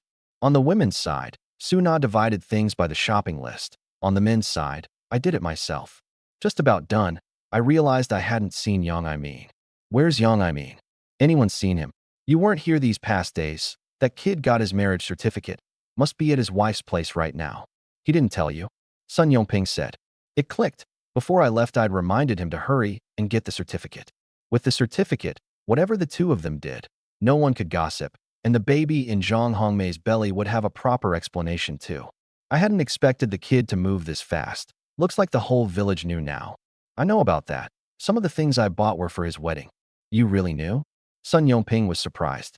What was he thinking? Insisting on marrying a widow, and one with 2 kids at that. That's Imin's own choice. He likes Zhang Hongmei. What's the use of others advising him? As long as he thinks it's good. The educated youth in the room joined in the chatter, some saying it was a pity, some just enjoying the drama, some saying widows understand men. And the topic gradually drifted, turning to what kind of woman is better. Right in the thick of it, there came a knock at the door. Everyone quiet. Sun Yongping hurriedly cut it off. In this era, openly gathering to discuss relations between men and women, if overheard by outsiders, could cause trouble. Everyone shut up and looked toward the door. Sun Yongping opened it. Oh, Su Na, something up? Sorry to trouble you. Could you call Li Weidong out for a moment? I put down what I was doing and walked over. You finished dividing on your side? Here's the coat. Give it back to Zhang Yong. I took it. Sure, you head back. Tonight put the wolf pelt under your bedroll so you don't get cold. Got it, I'm off. While we talked, Sun Yongping stood right by the door and heard every word and read every look clearly. After Sunao left, he looked at me curiously. Something's not right, Dongzi. There's something going on between you two, isn't there? I gave a chuckle without answering, carried the coat over to Zhang Yong, and said, Zhang Yong, this is the coat Suna borrowed from you before. She's got a new one now and doesn't need it, so she's returning it. Thanks for helping her out earlier. Zhang Yong, a Beijinger, 1.75 meters, sturdily built, with sharp features, ranked among the male, educated youth. His family had some money. He was smooth-tongued and well-liked, only fond of idly chatting up the girls. The moment Suna arrived, he'd fixed his eye on her, and having noticed she was short on cold-weather clothing, he'd lent her his spare padded coat, hoping to use it to get closer. He hadn't expected Suna to return the coat through my hands. For a moment, he couldn't read her meaning, but he didn't let it show, and took it. Don't mention it. We're educated youth at the same compound. We should help each other out. Still, we can't take help for free. I turned, opened the cabinet, took out a few packs of cigarettes, and handed him 2. Consider this a thank you. Then I handed the remaining 2 to Sun Yongping. These are for everyone to share. When I'm not at the compound, look out for Suna a bit more. Damn, you two really have got something going on. Sun Yongping exclaimed. The others perked up too. When it comes to gossip, men love it just as much as women. Come on, tell us. You two weren't even close before. How'd you end up together after just one trip out? Nothing to it. She was conquered by my charm. Sure, brag away. There are plenty here better looking and more silver-tongued than you. How'd the #1 beauty go and pick you? Fess up, let us learn a thing or two. I laughed. Maybe it's that we ran into a wolf pack on the way back. I played the hero rescuing the beauty, and the beauty loves a hero. Anyway, the moment I brought it up, she agreed. Jealous, huh? Now that makes sense. Everyone nodded in unison. Someone caught on. Ah, what a shame. A pretty girl finally shows up, and she's snatched away this fast. What? You had ideas too. What of it? A fair maiden a gentleman doth pursue. You don't like pretty ones. Insist on finding an ugly duckling for a wife. I know myself. Someone like me should just find an ordinary girl. Too pretty and you can't hold on to her, right? Quite a few nodded. The topic turned again to which girl next door was more suitable to bring home and marry. No one noticed that Zhang Yong had gone very quiet by now, gripping the coat tight in his hands, his eyes full of dejection and resentment. When his gaze swept over me, I distinctly felt a wave of hostility. I turned to look, and his eyes darted away at once. I gave a faint smile and paid it no mind. Never mind this compound. In the whole surrounding countryside, no one could beat me in a fight. So what if Zhang Yong resented it? Come make trouble for me? He wouldn't dare even if I lent him the guts. And if he played dirty, I had ways to deal with him too. It was getting late, so I gathered up the things for Yang Imin's wedding and bundled them. All right, you all rest. I'm heading back to sleep. After I left, Sun Yongping glanced at Zhang Yong, pulled him to a corner, and said in a low voice, Zhang Yong, we all came from Beijing together, so there's something I've got to talk you through. There's more than just one Su Na among the world's women. No need to fixate on it. Maybe among the girls coming next summer, there'll be an even better one. Whatever you do, don't get into a conflict with Li Weidong over this. Zhang Yong laughed. Do I look like that kind of person? It's just a woman. How big a deal is it? Then I'm at ease. Sun Yongping clapped him on the shoulder. Turn in early. Sun Yongping left. He didn't notice that. As he walked off, the smile on Zhang Yong's face quickly vanished. With a slight adjustment, Zhang Yong recovered his usual manner and turned back toward the group, chatting and laughing as before, no different from usual. Coming out of the men's dorm, I first went to the women's dorm door, knocked, and called Suna out. I've returned the coat to Zhang Yong. I'm heading to the village head's place. You all right? I'm fine. Zhang Yong didn't react any other way, did he? It's fine. What reaction could he have? Don't worry. I'm off. I'll come again tomorrow morning. Okay, be careful on the way. Back at Yang Genxing's home, I saw the lights were on inside. Thinking Yang Aimin was back, I pushed the door and walked right in. The commotion gave the people inside a start. When I lifted the curtain into the inner room, I saw Yang Aimin and Zhang Hongmei sitting on the Kong, hurriedly straightening their clothes. Ahem, did I come back at a bad time? I stopped awkwardly. Say they hadn't done anything. Who'd believe it? It's fine, Brother Dong. We didn't do anything, really. Yang Aimin hastened to explain. When do you get back? Got to the village after dark. Went to the compound first to give them their things. The rest is all for your wedding. I set the bundle on the Kong, turned, and went out to sit on a chair in the main room. After a while, Yang Aimin came out, and seeing me seated, quickly fished out a cigarette, handed it over, and lit it. I shot him a look. Go roll up my bedding. Tonight I'll go back and sleep at the compound. No, brother, no need. Hongmei has to go back to her place in a bit. The kids can't be left alone. Seeing my puzzlement, he explained further. Hongmei says we can't spend the whole night together before the wedding, so the village won't gossip. I'm about to walk her home. I nodded. Fair enough. It's not worth risking these few days. Fewer things to talk about is good. Hongmei, come out when you're done. I'll walk you home. Zhang Hongmei answered and came out with her head down. It had truly been too awkward just now. Had I come back any later, the two of them would have been caught in the act. Mortified, she stood beside Yang Aimin and greeted me softly. Brother Dong, then we'll be off. She was older than me, but having married Yang Aimin, she had to call me by his lead. I was awkward too. Sure, it's late, hurry back. I mean, grab a stick, be careful on the road. Got it, brother. Once the two went out, I let out a long breath. From now on, I'd have to be careful and not go barging in. Yang Aimin came back after seeing her off, and finding me still sitting there, sidled up and whispered, Brother Dong, I was wrong. Wrong how? He rubbed his hands. Shouldn't have had her come over to our place. So you do know? Sure, you've got the certificate, and living together's no problem. But this is Uncle Yang's house. You haven't even had the banquet, and you're having her sleep over with you at night. How's that going to look? I didn't feel right saying it in front of Hongmei just now. You don't understand village matters, but does she not? Brother, I know I was wrong. I'll definitely be careful from now on. Yang Aimin hung his head. All right, enough of that. If you can't hold out, then hurry and get it done these next couple of days, so you don't go into heat. Yang Aimin chuckled. Wasn't I just waiting for you to get back? Get back to a site like this. Any later, and would you two have been stripped bare? I glared at him, then teased. Not scared just now. Were you? Do gears still work all right? Brother Dong, no one talks like you. Huh, so I can't even say a word now. I roared with laughter. Yang Aimin flushed red and said nothing. I waved him off. All right, first check whether all the things are here. If not, I'll make another trip to the county town tomorrow to buy them for you. The two of us went through the bundle. In these times, weddings needed just those few things, no more, no less. Having taken stock, I said, tell Uncle Yang first thing tomorrow, and get the wedding done these next couple of days. No need to make a big fuss. Invite our educated youth, the village cadres, Yang the lame's kin, and Zhang Hongmei's family, and that'll do. Yang Aimin nodded. There was one thing neither of us brought up. How to account for it to Yang Aimin's family.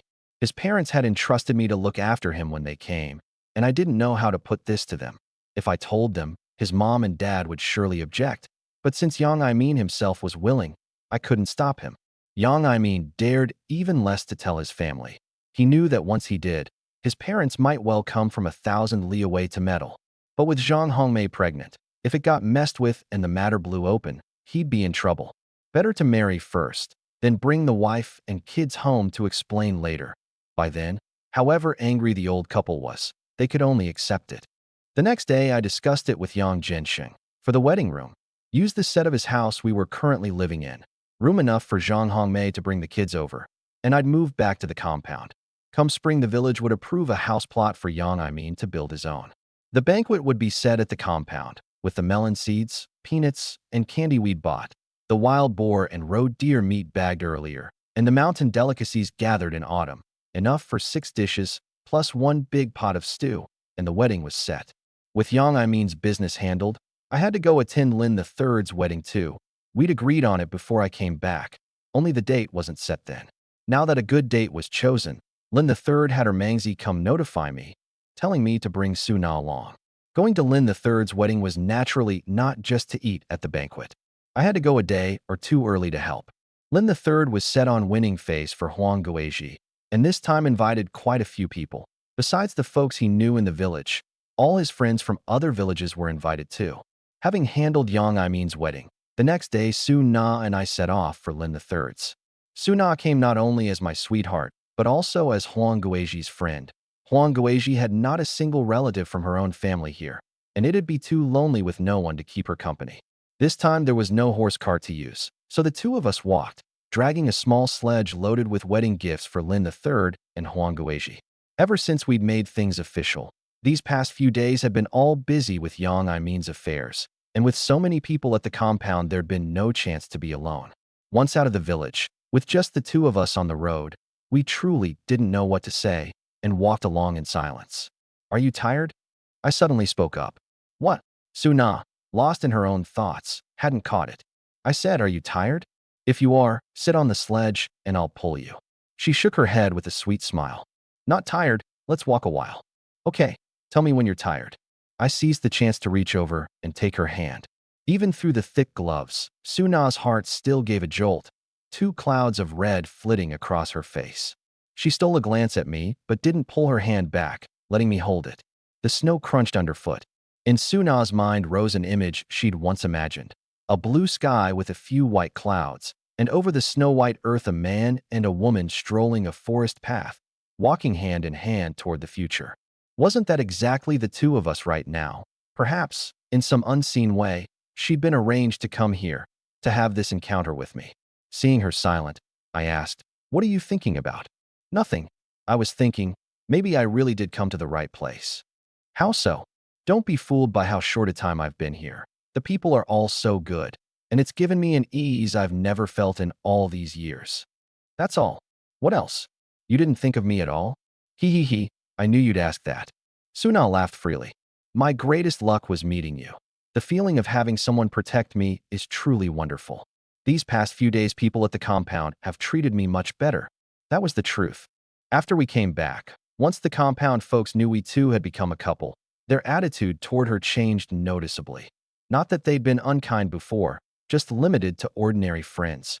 Now the veteran educated youth warmed up and were willing to teach her, and the few Shanghai educated youth who'd come with her even had a bit of a fawning air, and no one brought up family class background anymore.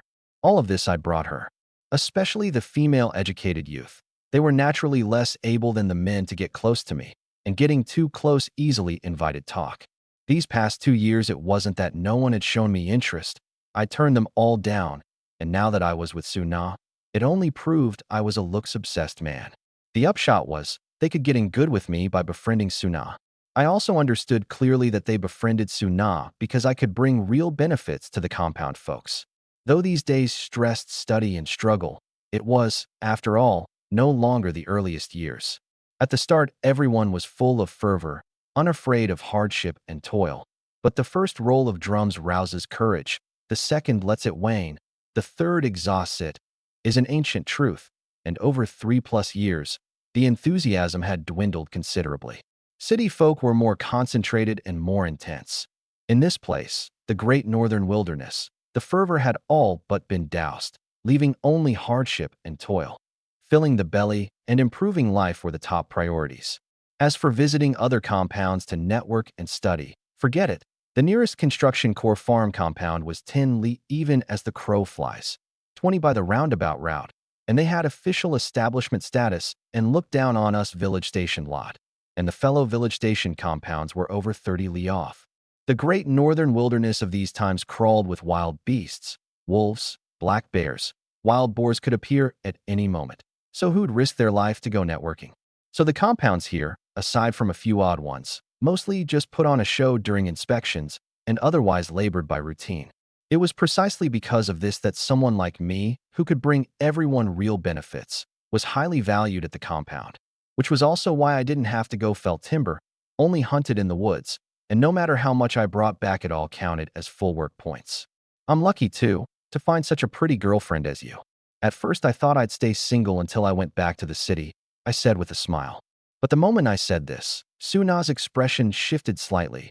Why did it seem to her that I'd only taken a fancy to her face? There are pretty girls in our Xianyang village, too. How come you didn't pick them back then? She couldn't help asking. Simple. I've got high standards. Not only must the looks suit my taste, but there's got to be common ground, or living together down the road. Communication would be such a pain. Then how do you know for sure the two of us have common ground? I looked at her and nodded. A feeling. I believe the two of us will, don't you think? I believe it too. Suna paused, then nodded along. Now she'd confirmed it. Li Weidong had clearly been moved by her looks. As for whether they'd have common ground down the road, that would depend on how the two of them got along. Come to think of it, it made sense. Where in real life are there so many vows of eternal love? When it comes down to it, it's just each taking what they need. I'd perhaps taken a fancy to her beauty, but hadn't Suna likewise taken a fancy to my ability to protect her? All told, we'd known each other barely a month, and getting together came down to nothing but need. If real feelings grew between us later, that would be fate's decree. If they didn't, then neither owed the other anything, and each would be well on their own. And in my heart, I was thinking further ahead. In 10 years, I'd surely return to the city, and I'd long since worked out the route back. Best would be to take the college entrance exam. College students in these times carried real weight. Graduates basically entered government departments, and so long as I didn't dig my own grave, presiding over a region wouldn't be a dream. That was something I'd never have dared imagine in my last life. 1,000 armies crossing a single log bridge, heads bashing for a single official post. I tried several times and never made it ashore. This life was just the good chance to make up for that regret. And Suna's family circumstances happened to be exactly what could keep me, once in office, from being tempted by money, and spare me from capsizing in some gutter. If I couldn't get in, then I'd go into business.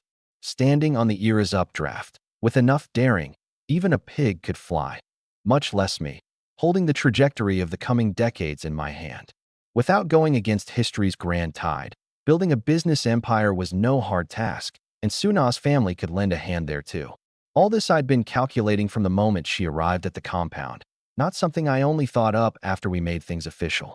So that night, when the mood came, I readily got together with her. As for other women, in this era fooling around easily led to trouble, so best not to mess about recklessly. If I really had a mind for it, I could wait until after the 90s. I'd only be 40-something then, with energy to spare. With such a pretty girlfriend at my side now, what more could I want? The two of us walked slowly along the country road, each with our own thoughts. After a while, I heard Suna breathing heavily, clearly tired, so I stopped. Let's rest a bit. I'll build you a fire to warm up, and then I'll pull you. She didn't try to tough it out. Okay, how come it didn't feel this far on the way back before? You were riding the horse cart then. It's 20 li to North Gully Village, quite a walk. I spread the bedding on the sledge for her to sit on, then went to the wood's edge to gather dry grass and dead branches, built a fire right by the road, and scooped a mugful of snow with an enamel mug to set on the fire to melt. The snow in these times was clean, as long as no animals had trodden it. Scrape off the surface layer, and inside it was pure white with no impurities. Melt it and boil it, and you could drink it. After warming by the fire for a bit and drinking a couple of mouthfuls of hot water, we thawed out and set off again. This time I didn't have her walk, settling her on the sledge and pulling it myself, and the pace was much faster. An hour or so later we reached Lin III's home, for his and Huang Guizhi's wedding. The neighbors all around had come to help. The men chopping wood, tending fires, stewing meat, and tidying the yard. The women inside rushing to make bedding and Huang Guizhi's big red padded jacket. While now Dongzi's here. Who's this? I was recognized the moment I came in. I greeted them with a smile. Brother Su, you're here early. This is my sweetheart, Suna. So this is the sister-in-law? She really is a looker. Mangzi and them told me before, and I didn't believe it. But today I've seen the real thing. I helped Suna off the sledge and introduced them. This is Su Yuqing, also a mountain hunter, a few years older than us. Just call him Brother Su. Hello, Brother Su. Suna said sweetly. Lin the third walked over too. Dongzi, Suna, how was the road? Pretty good. You're just about ready then? The meat's stewing, and the banquet's officially the day after tomorrow. Suna, hurry inside. It's cold out here. They're all resting indoors. Suna looked at me, and I nodded. Go on in. You know Auntie and Huang Guizhi, and the folks inside will introduce you around. I'll help out here. Okay. Third brother, Brother Su, I'll go on in then. Only once she'd gone inside did I ask. Third brother, where's everyone else? Old Su lives close, so he came first. Lu the eldest, Zhao Xuanzi, and Nie Pingyan probably won't get here until the afternoon or tomorrow morning. Mangzi and them went into the village to borrow tables, chairs, bowls, and chopsticks. With this many people, what's at home is nowhere near enough. In these times, when the countryside held events, weddings or funerals, no one hired a cook. Whoever in the village could cook took the ladle. Tables, chairs, bowls, and chopsticks were all borrowed from the neighbors. Borrow so much, return so much. After a few banquets, every household's bowls and chopsticks were a mixed bag. So what should I do? I looked around, not knowing where to start. There's no work left. Warm yourself by the stove and rest. And when everyone's here, we'll drink. Lin the third laughed.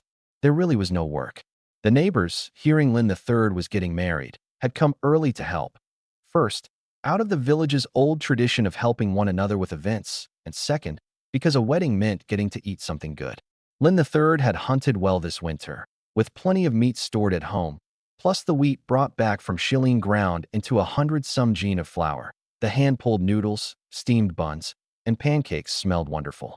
Not being close with these folks, I greeted them a few times and then sat by the stove opening, smoking and chatting with old Su. Brother Su, how'd the hunting go this year? Su Yuqing's face fell. Don't get me started. Since winter came, I've only bagged a few pheasants and rabbits. Not a single big one. Couldn't even land a Naitu. Rotten luck. I found it funny.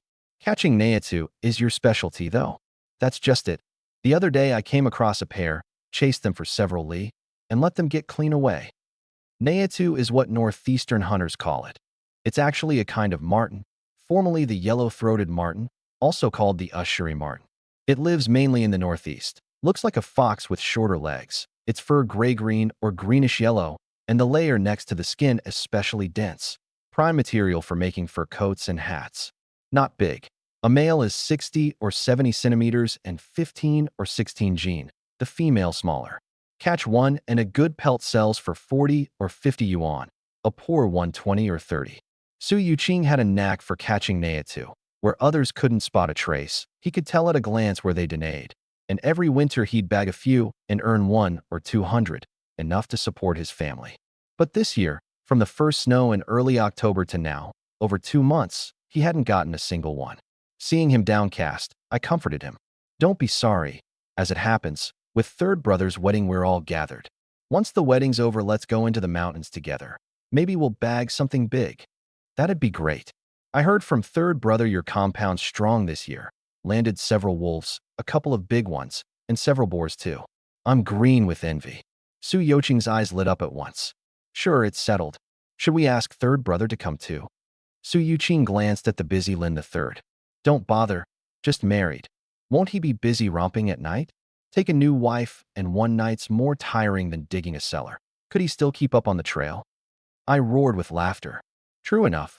Let third brother enjoy a few days of newlywed life. The rest of us will go. Lin the third sidled over. What are you two chatting about so happily? Old Su says the first few nights after marriage are more tiring than digging a cellar. Third brother, with that scrawny frame of yours, take it easy. Get lost. Get lost. Be serious. What's not serious about it? Want to hear some pointers? Old Su's been through it. Let him give you a good briefing so you don't fumble on your wedding night. The more you talk, the worse it gets. Lin the third fled, red in the face, leaving the two of us in a string of laughter. In the afternoon, near dark, Lu the eldest, Zhao Xuanzi, and Nie Pingyan finally arrived. Lu the eldest and Zhao Xuanzi were from the same village. Nie Pingyan was farther off. Waiting for everyone to come together was why they were late. The brothers all assembled, A liquor table was set up in the room, and we started drinking, and the men helping out, and the women inside each had their own food and drink too. Like-minded folks gathered together, talked endlessly, and drank without limit, from 4 something at dark until 11 or 12 at night before breaking up.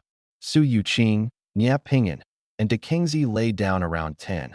The rest were all reeling by the time it ended. Luckily, there was no need to move to sleep. Clear the tables, spread the bedding, and lie right down. The earthen Kong fired good and warm. I picked the very edge spot. Last time I'd gotten a nosebleed, and it scared me. And to have it happen again in front of this many people would be truly mortifying. Thankfully, I woke up fine. One more day, and it'd be the big day, so no one dared drink heavily today. Everyone got up and pitched in wherever help was needed. The day was mainly for prepping the next day's dishes and settling the wedding schedule. There was a master of ceremonies for the wedding. Whatever he said, we did. The big day soon arrived. Lin III, spruced up, a big red flower on his chest, went with us brothers accompanying him to the other end of the village to fetch Huang Guizhi. You can't take a bride from your own home, so they found a household in the village with 4 generations under one roof, sent over some gifts, and had Huang Guizhi go forth to marry from there. To soak up some good fortune, a bride setting out from a home brings joy, and it's good for that family's elders and children too. Different places have different customs. Here this was theirs. The bride fetched back. They bowed to heaven and earth, and then the main event, the banquet begins.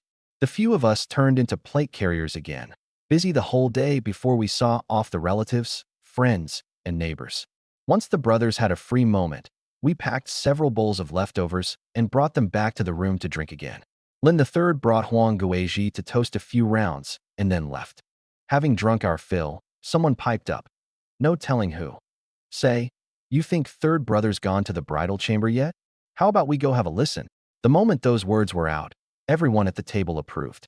In the room, aside from Lu the eldest being older than Lin III, the rest were younger. The married ones were only Lu the eldest and old Su, and the rest were all bachelors. I'm not going. It's not right for an elder brother to eavesdrop on a younger one's chamber. You all go, and watch out that your third brother doesn't come out with a club and thrash you. Lu the eldest laughed and waved it off. How could he? Teasing the bridal chamber's normal. Who'd blow up over that? We were staying in the east wing of Lin III's house, which used to store grain and odds and ends. Because friends were staying over, it had been cleared out temporarily a few days back, and with the Kong fired it was just as warm. Su Na, along with Lu the eldest's and old Su's wives, had been arranged to stay at Lin III's older brother's home.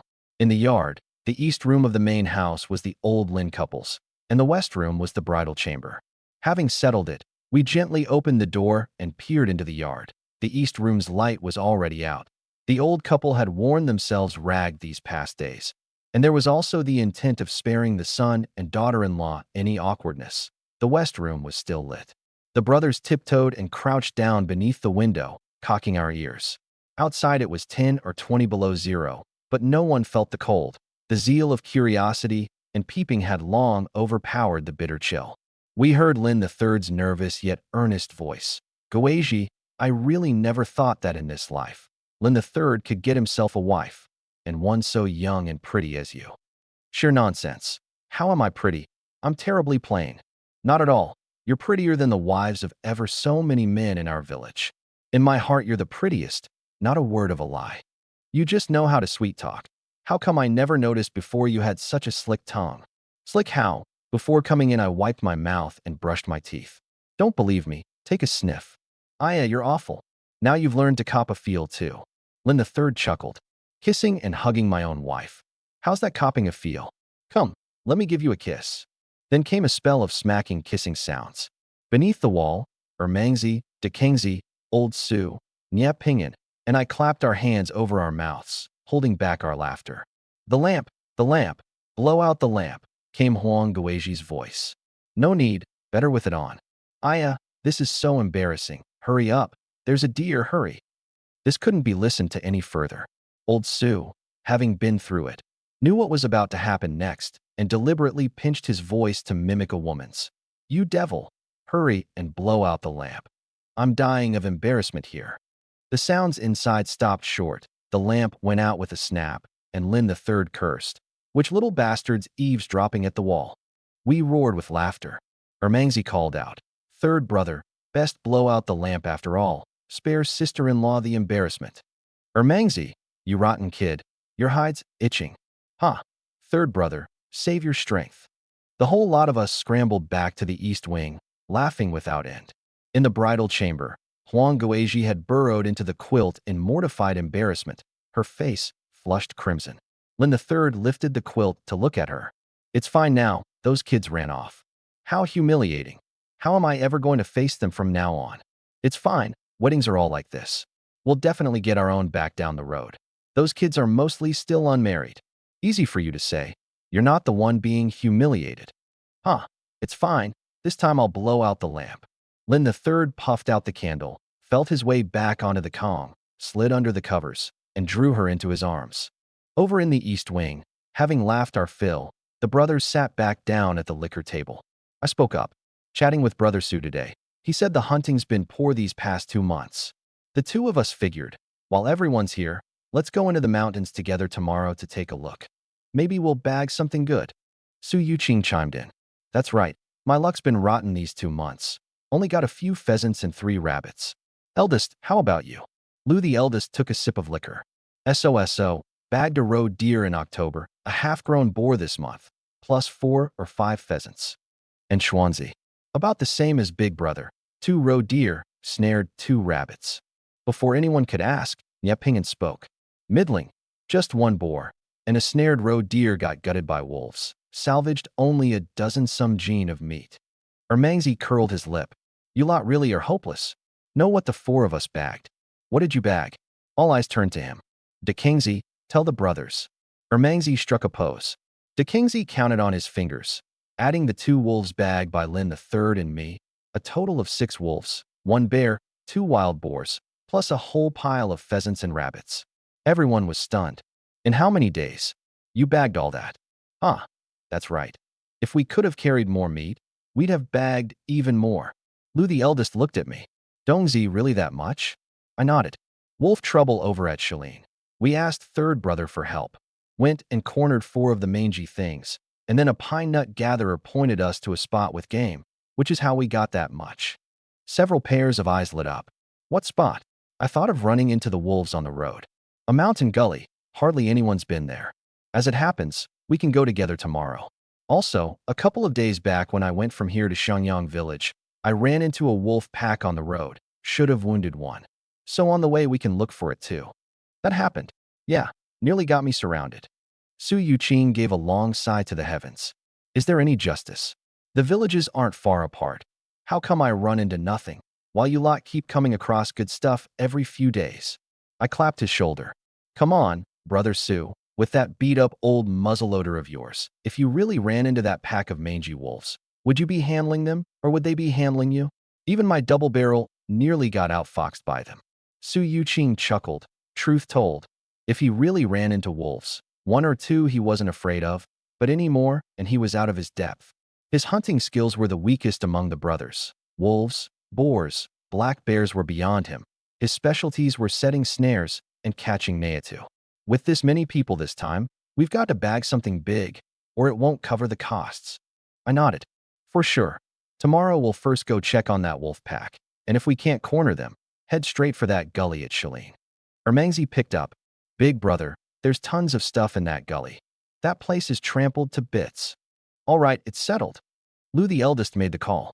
Nothing more to do, so everyone hurried to rest. The coming days in the mountains meant poor sleep at night, so we had to conserve our strength for the hardship ahead. The next morning, Huang Guizhi got up early to prepare breakfast. A new bride's first day, she had to leave a reputation for being diligent and capable. When we came to the main house and saw Lin III seated in the master's armchair and Huang Guizhi bustling about, we started joking. "Third brother, third sister-in-law, is this getting up early or not sleeping all night? No shyness now, eh?" Huang Guizhi's face went scarlet, and she kept her head down, busy with her work. Lin III pointed at us. "You kids have some nerve, eavesdropping at my wall. Wait until you get married." "Huh. Third brother, seems you won't get the chance. Who among us is older than you?" "Only Big Brother. We unmarried ones. You, as an elder brother-in-law, can't tease our bridal chambers. Get out. Get out." Among the same generation, there's no elder or junior. You just wait for me. Having come off worse, Lin III was determined to get his own back somehow. As for an elder brother-in-law not being allowed to tease a younger brother's bridal chamber, that was a rule among blood brothers. They were sworn brothers, with no such custom, and even if there were, ignoring it when the time came was no problem. De Kingsley, the last to leave, grew anxious. He was getting married come spring and would be the first one teased, and hastily said, "Third brother, I didn't eavesdrop at your wall. I was in the room drinking with Big Brother. Don't give me that. How could you not be in on it?" Lin III waved him off and ignored him. Breakfast was ready, and the old Lin couple, Su Na, and the several wives all came over. During the meal, Lu the eldest brought up going into the mountains. Hearing it, Lin III said, "Then I'll go too." "Don't. You're just married. Stay and keep your wife company. Whatever we bag, you'll get a share." Lu the eldest refused. Seeing he was about to say more, I added, "Third brother, don't go. Newlywed and going out to see blood isn't good. Stay home with sister-in-law. But lend old Su your gun to use. That beat-up gun of his, loading one round at a time, is such a pain." Lin III nodded. "Sure, and there's my old muzzleloader. Mangzi, De Kingsley, which of you'll use it?" Mangzi and De Kingsley weren't much good with guns and preferred axes, spears, and snares, but everyone else had a gun, and being without one would leave them out of step. Mangzi took the old muzzleloader, and De Kingsley took the one old Su had used before. Everyone else had guns. Lin III and I had Eagle brand double-barrel hunting guns, and Lu the eldest, Zhao Xuanzi, and Nie Pinyin used old break-action single barrels. Fire one round, break the barrel to load another, reloading the cartridges themselves. Among hunters this counted as decent equipment, far better than muzzle-loading black powder muskets. Of course, it couldn't compare to what the construction corps, the farm hunting teams, and the village militia held. Those were all standard-issue weapons applied for from above. Old Hanyang rifles, Mosinagants, Type 38 rifles, even the newly issued Type 56 semi-autos. Though guns weren't banned in these times, standard-issue firearms were tightly controlled.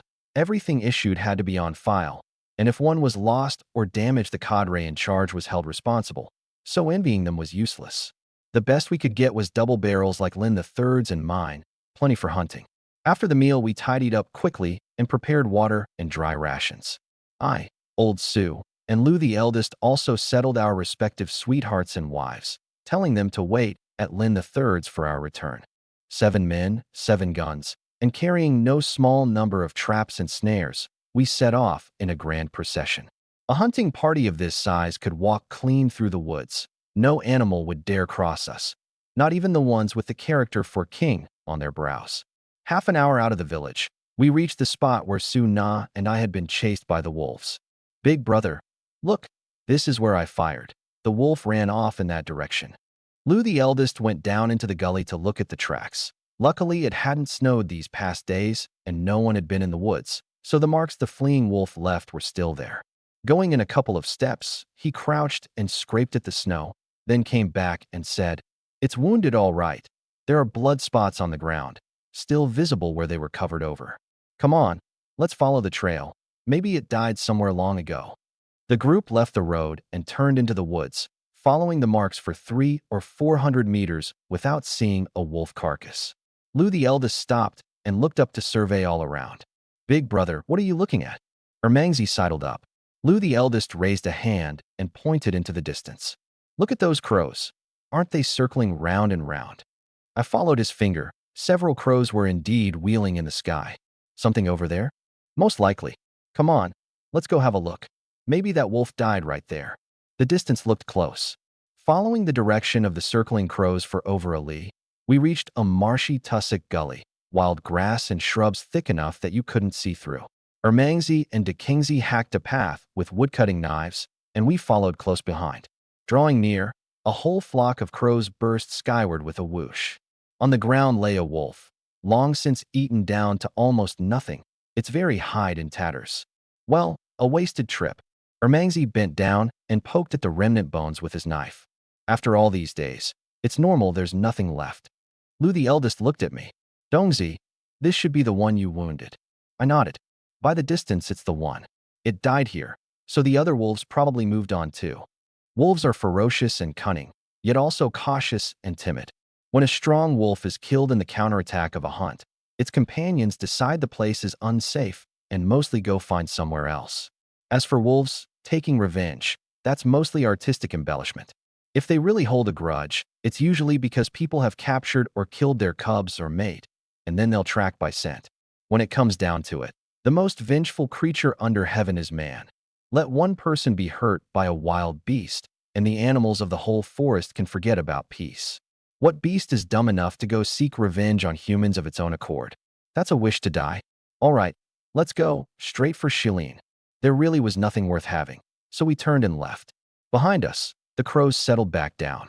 From here to that gully was over 30 li, with mountain paths to wind around and game along the way to watch for, plus stops to rest, smoke, and warm up. The time got eaten away. By the time we reached the gully, the sky was already darkening. Big brother, this is the lean-to we built before, and down there is that gully. I stood atop the ridge, pointing to the lean-to on the mountainside and the dense woods and wild grass below. Lou the eldest gazed at this valley, nodding repeatedly. It really is a good spot. How'd I never find it roaming around before? There's got to be plenty of good stuff hidden in there. Ermangzi sidled up. That's right. That big one was hunted in these woods, and there were plenty of boar tracks we didn't get to. Fine, we'll camp here. Tomorrow we'll first set snares around the area, then go into the woods. Whether we get a fat New Year this year rides on this one haul. Lou the eldest's gaze was firm, and he immediately assigned tasks. Dongzi, you're strong. Take Mangzi and Dekengzi to fell trees and build a bigger lean-to. Old Su, Schwanzi, Pingin, gather firewood and dry grass. I'll go down and scout around. That said, he took his gun and headed down into the valley. 7 men spending the night meant the lean-to had to be big. In winter, the ground froze rock hard and couldn't be dug, so we could only drag whole small trees back, strip the branches, tie 2 at the front ends together, prop one rear end up the slope, and stab the other into the low ground, and rig up standing A-frames. Line up 4 or 5 sets, then string them together at the tops with a crossbeam, and the frame was done. Lay on the trimmed branches a layer of dry grass and leaves, then shovel snow on top and pack it firm, and tie up 2 simple doors on the 2 sides as a screen. Though not exactly warm, wind couldn't blow through. With thick, dry grass spread inside, wolf pelt bedrolls laid down, and a small fire lit in the middle, it beat the open air by a long shot. Most important, at night the beasts wouldn't dare approach, and we could sleep in peace. By the time we finished, the sky was pitch dark. We built a big bonfire outside the lean-to, heated the dry rations and water, and got through supper. Having a lean-to still meant someone had to keep watch. The 7 of us split into 3 shifts, each 3 or 4 hours until daybreak. That night was peaceful, all manner of sounds in the woods, but no game came near. Sometimes even heaven lends a hand. The snares had just been set, and that very night in the small hours snow began to drift down. Getting up in the morning, a thick layer lay on the ground, and after daybreak the snow didn't let up but grew heavier. Everyone looked to Lou the eldest. He squinted at the sky. This snow won't stop anytime soon. If need be, let's wait a bit more. Once it stops, hunting in the woods will be even better. Having come this far and set the traps, no one wanted the snow to ruin the trip. So what if we suffered a couple more days of cold in the wild? We had plenty of dry rations, burn more firewood, and tough it out. Everyone agreed unanimously, and Ermangzi and Dekengzi were happiest. Yesterday they'd been hoping for snow to cover the snares, and today it really came. So they were certain this trip would be a great haul. They spread dry grass over the lean-to top and all around, packed the firewood, and left only a ventilation hole at the top and a narrow door. Warm and convenient for keeping the fire going, and no need to keep night watch. Block the door, and nothing could get in. Heavy snow drifted down for 2 straight days, the outside a vast expanse of white, all tracks buried. The brothers were cooped up in the lean-to for 2 days, huddling inside except to step out to relieve ourselves. Luckily, it was only snow with no northwest wind. Had it whipped up into a full-on blizzard, this lean-to probably wouldn't have held. The snow stopped. Sunlight shone over the earth again, the sky a piercing blue, the snow's glare blinding. We took down the door panels, pushed away the snow piled at the entrance, and crawled out for air. Cooped up 3 days in the lean-to, the smell was potent. Stepping into snow half a meter deep, I turned and laughed. Mangzi, Your pheasant snares are done for. The snow's so thick pheasants and rabbits can run right on top of it. They won't get snared. It's fine, just a few pheasant snares. This trip's for the big ones. Boars and roe deer can't see the snares, so I'll just set more. Mangzi took it in stride. Mangzi's got a point there, Lu the eldest said, coming out to gaze around. There's a lot hidden in these woods. When we drive hunt, we'll divvy up the roles. He looked at me first. Dongzi, still take Mangzi and Dekangzi, and swing wide from the left. Then he looked at old Su. You and Ping and swing wide from the right. Xuanzi and I will cut through from here. Remember, only fire when you see a big one. Don't go blasting pheasants and rabbits. This trip, we've got to bag plenty. I shouldered my gun and took her Mangzi and Dekangzi down along the left. The snow-covered path was hard going. The fresh snow was soft, sinking to the knee with every step. We tired after a while, but for the hunt we gritted our teeth and pushed on, the three of us taking turns breaking trail up front. About far enough, glancing back at Lu the eldest and the others, we plunged into the woods. The moment we entered, we flushed several pheasants that flapped up onto the branches. I forced down the urge to fire, mindful of Lu the eldest's words, only shoot when you see a big one. The three of us inched inward abreast, 2 or 3 meters apart. If anyone was a lucky charm, it was Mangzi. 100 or 200 meters in, at a spot that looked like a tussock mound, he stopped. A tussock mound is wild grass in the muddy ground by water, sprouting in spring, withering in autumn. The withered grass that hasn't fully rotted freezes in winter, and the next year new grass wraps up the old and even feeds it in summer, and year after year it builds into a grass clump tens of centimeters or even over a meter tall. Dense enough, they merge into a whole patch. In winter, frozen by the snow, the top can bear a person's weight while beneath it is hollow. Badgers, martens, rabbits, and weasels all love to forage and den in there. This valley had a lot of standing water, so plenty of tussocks too. Mangzi thought this clump of tussocks looked off, so he lifted a foot and stamped on it, quite solid, and stepped up to stand on top. The moment he got up, that tussock moved and even grunted, HNG, HNG, HNG. Damn, it's a boar. He was about to shout when that pack of boars leapt up all at once and scattered in flight, flipping Mangzi clean off. Bang! The gun in his hand went off, not aimed at a boar, but from his finger accidentally pulling the trigger as he was thrown, firing a shot into the sky.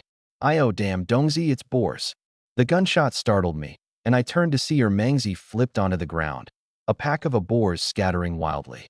A boar pack is not like a lone boar. A lone boar is extremely alert. A pack travels and forages together, and any one of them making a bit of noise isn't strange, so they're actually less sensitive to the outside world. This pack had crowded together to keep warm while it snowed, been buried entirely under the snow, and were sleeping soundly, utterly unaware of anyone. What Mangzi saw was that snow-covered mound. One step woke the boars, and the moment he jumped up, the whole pack panicked and naturally flung him off. Seeing the boars springing up, I raised my gun and fired bang, bang, not forgetting to shoot back verbally. Mangzi, you old devil, you're the boar. The words weren't even out when Dekangzi's gun went off over on his side. He'd likewise aimed at the most convenient one and fired, and without caring whether he'd hit, tossed the gun aside and drew the axe from the back of his belt. In tacit agreement with the just scrambled up Mangzi, they pounced on a half-grown boar. No help for it. The two of them used old muzzleloaders, 1 shot per load, and by the time you'd loaded the powder, the boar would be long gone. That little boar was 50 or 60 gene, floundering and unable to run fast in the half-meter deep snow, and the two caught up with it. A flurry of axe swings hacked it clean to death. Over on my side, having finished loading, I fired another shot at the rump of a fleeing boar, then stopped. The boars ran too fast, the woods were dense with trees, and I couldn't see far enough. Shooting more would waste rounds. With just those 3 shots, I'd kept one and wounded one. Dekangzi's shot showed no blood trail, and as for that lead ball of Mangzi's, it was a wonder it hadn't dropped from the sky and hit himself. The two carried that half-grown one over. Dongzi, how about it? The two of us hacked one down. I nodded with a smile. Not bad. From now on you two should stick to cold weapons. Firearms in your hands are as good as nothing. I feel the same. That thing's no fun. Hacking with an axe is satisfying. Mangzi scratched his head with a foolish grin. Fine, carry back the one I hit. I wounded another one, so I'll go follow it. You two wait for Big Brother in them." The words weren't out when bang. Bang came 2 shots from Lou the eldest's direction. I snapped my gun shut. "Wait here, I'll go take a look," and dashed off, shouting as I ran. "Big Brother, what have you got?" Not 50 meters out, farther off came 3 shots. Bang, bang, bang. Everyone had spotted game. It seemed the first round of shots had flushed out plenty. A couple more steps, and I heard Lou the eldest call from afar. "Dongzi, they've headed your way." I slammed to a stop, dropped to one knee against a big tree, leveled my gun, and took aim. Soon the woods rustled, and 2 roe deer came bounding and leaping through in high springs. Why stand on ceremony? Bang, bang. One roe deer stabbed right down into the snow, and the other wheeled and bolted. Following that, my gun went off, and over on Lou the eldest and Old Sue's sides they each fired again. The intensity of it was truly like a battle. After that round, no more game appeared. Ermangzi and Dekengzi were hopping mad with frustration, only listening to others fire, while their own old muzzleloaders wouldn't load right the more anxious they got, and with knife and axe they couldn't chase them down, watching helplessly as several games slipped away. "Damn it, Dekengzi, when we get back the 2 of us have got to practice with guns. If we hadn't gotten that boar piglet today, we'd have been humiliated for real." Dekengzi nodded hard. "If we can't get Dongzi's double shooters, a break action would do. It's maddening. Cut the chatter, drag the boar. You dress it. I'll go check the snares, snare a couple, and the 2 of us won't look quite so pathetic." The 2 dragged back the boar I'd killed. Dekengzi started dressing it, and Ermangzi took his gun and headed toward the snares. I carried back that roe deer. "Where's Mangzi?" "Gone to check the snares." "All right, you dress it. I'll go over to Big Brother's side. If I see Mangzi, I'll tell him to come back and help you." The 3 groups were 200 or 300 meters apart, within earshot but out of sight, and going over you had to holler a couple of times first, lest you shoot each other by mistake. Running into Lou the eldest, I asked, "Big Brother, on my side it's 2 boars and a roe deer, plus a wounded boar. How about you 2? Take a look. 2 roe deer and a boar." "Impressive." I put up my thumb. The 2 of them used break actions, 1 shot per load, and had fired 4 shots total to keep 3. Too impressive. On my side, 6 shots to hit 3 and wound 1, one of which was hacked down with an axe. Yours isn't bad either. If you hadn't fired first and flushed the roe deer, the 2 of us really wouldn't have found them buried under this thick snow. You went over and saw boars right off. Impressive. I couldn't help laughing. Ermangzi stepped right on top of a boar. How could you not find them? Lou the eldest and Zhao Xuanzi roared with laughter. That Mangzi's got some luck. Fancy stepping right on one. Before long, Old Su came over too, his voice arriving before he did. "Big Brother, I'm here." "Brother Su, how many do you see?" Su Yoqing's face was alight with delight he couldn't hide, and he deliberately kept us in suspense. "Guess. How many did the 2 of us bag with 6 shots?" From that face that couldn't hide a thing, we knew he and Nye Ping'an had surely bagged plenty. "Old Su, quit stalling. 6 shots. You couldn't have bagged 7. Lou the eldest laughed. 5. A full 5 roe deer. Su Yuqing held out a palm, thrilled to bits. "Damn, you 2 hit a stroke of dumb luck. Who knew?" The moment your guns went off, my side flushed a dozen some roe deer. 3 shots down 3, and I'd just changed shells when 2 more came running, all bagged by Ping'an and me. Glorious, truly glorious. Everyone burst out laughing. These days hadn't been for nothing. With Old Sue's 5 added, we'd already taken 3 boars and 8 roe deer, and there was no telling yet whether the traps and snares outside had caught anything. These woods really were a treasure trove, hiding so much, enough that we could skip the woods until New Year's and still have plenty. That we could get such a haul was all thanks to this snowfall. Animals aren't dumb either, and when it snows they find a spot sheltered from wind with food to hole up, and this stretch of woods suited perfectly. And with the snow deep, they ran slowly. Had it not snowed, even if we'd seen them, we couldn't have bagged this many. Everyone dragged back the roe deer from Old Sue's side. I straightened up and caught my breath. "I'll go take a look over there." Dekengzi's still dressing boars, and no telling how Mangzi's doing at the snares. "Dongzi, no rush. Old Su and I will go with you. Good chance to run through all the snares." Lou the eldest called me back, then said to Xuanzi and Ping'an, "You 2 dress these first, and I'll send Mangzi and Dekengzi to help in a bit." Cutting through the woods back to Dekengzi's spot, Lou the eldest saw the boar I'd bagged and exclaimed, "Well now, This bore's 200 gene at least. Dongzi, don't say you bagged little. One bore's worth 3 or 4 roe deer. Can't count it by the gene. I chuckled. The bore's heavy all right, but not worth as much as a roe deer. Worth it or not, who cares? As long as there's meat to eat. Just these 2 boars, and the brothers get at least 30 gene each. Lou the eldest swallowed. The 8 roe deer no one was willing to eat.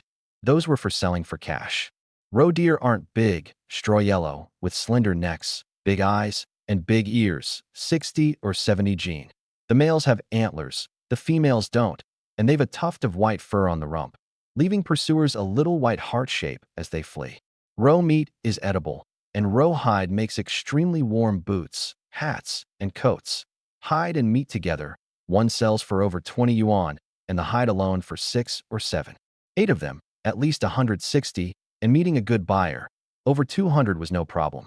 The wild boars, though, were purely for the brothers to eat ourselves. The meat's tough with a heavy gamey stink, and likewise people who spend money would rather buy fatty domestic pork. These days weren't the hard times of 1960. Production teams all raised pigs, and households with a bit of money got a piglet early in the year, slaughtered it at years, and to keep a portion and sold the rest to the supply co-op. Don't underestimate raising a pig. In the countryside, the money from selling one pig was enough to marry off a son. A whole wild boar.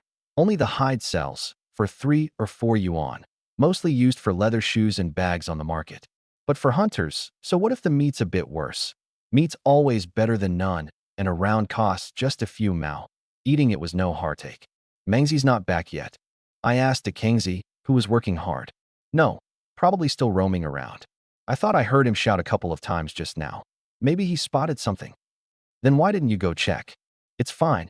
If something's really up, Mangzi would hustle back. I can tell. De Kingzi was unconcerned. Fair enough. The two were together every day. One twitches his tail, and the other knows what he's about to break wind about. All right, you keep at it.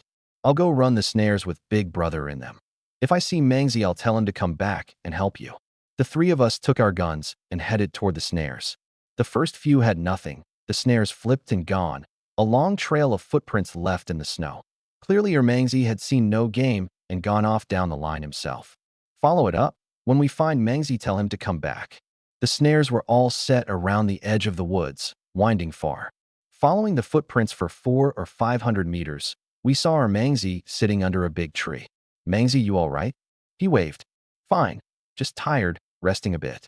Come look what I bagged. Only drawing near did we see.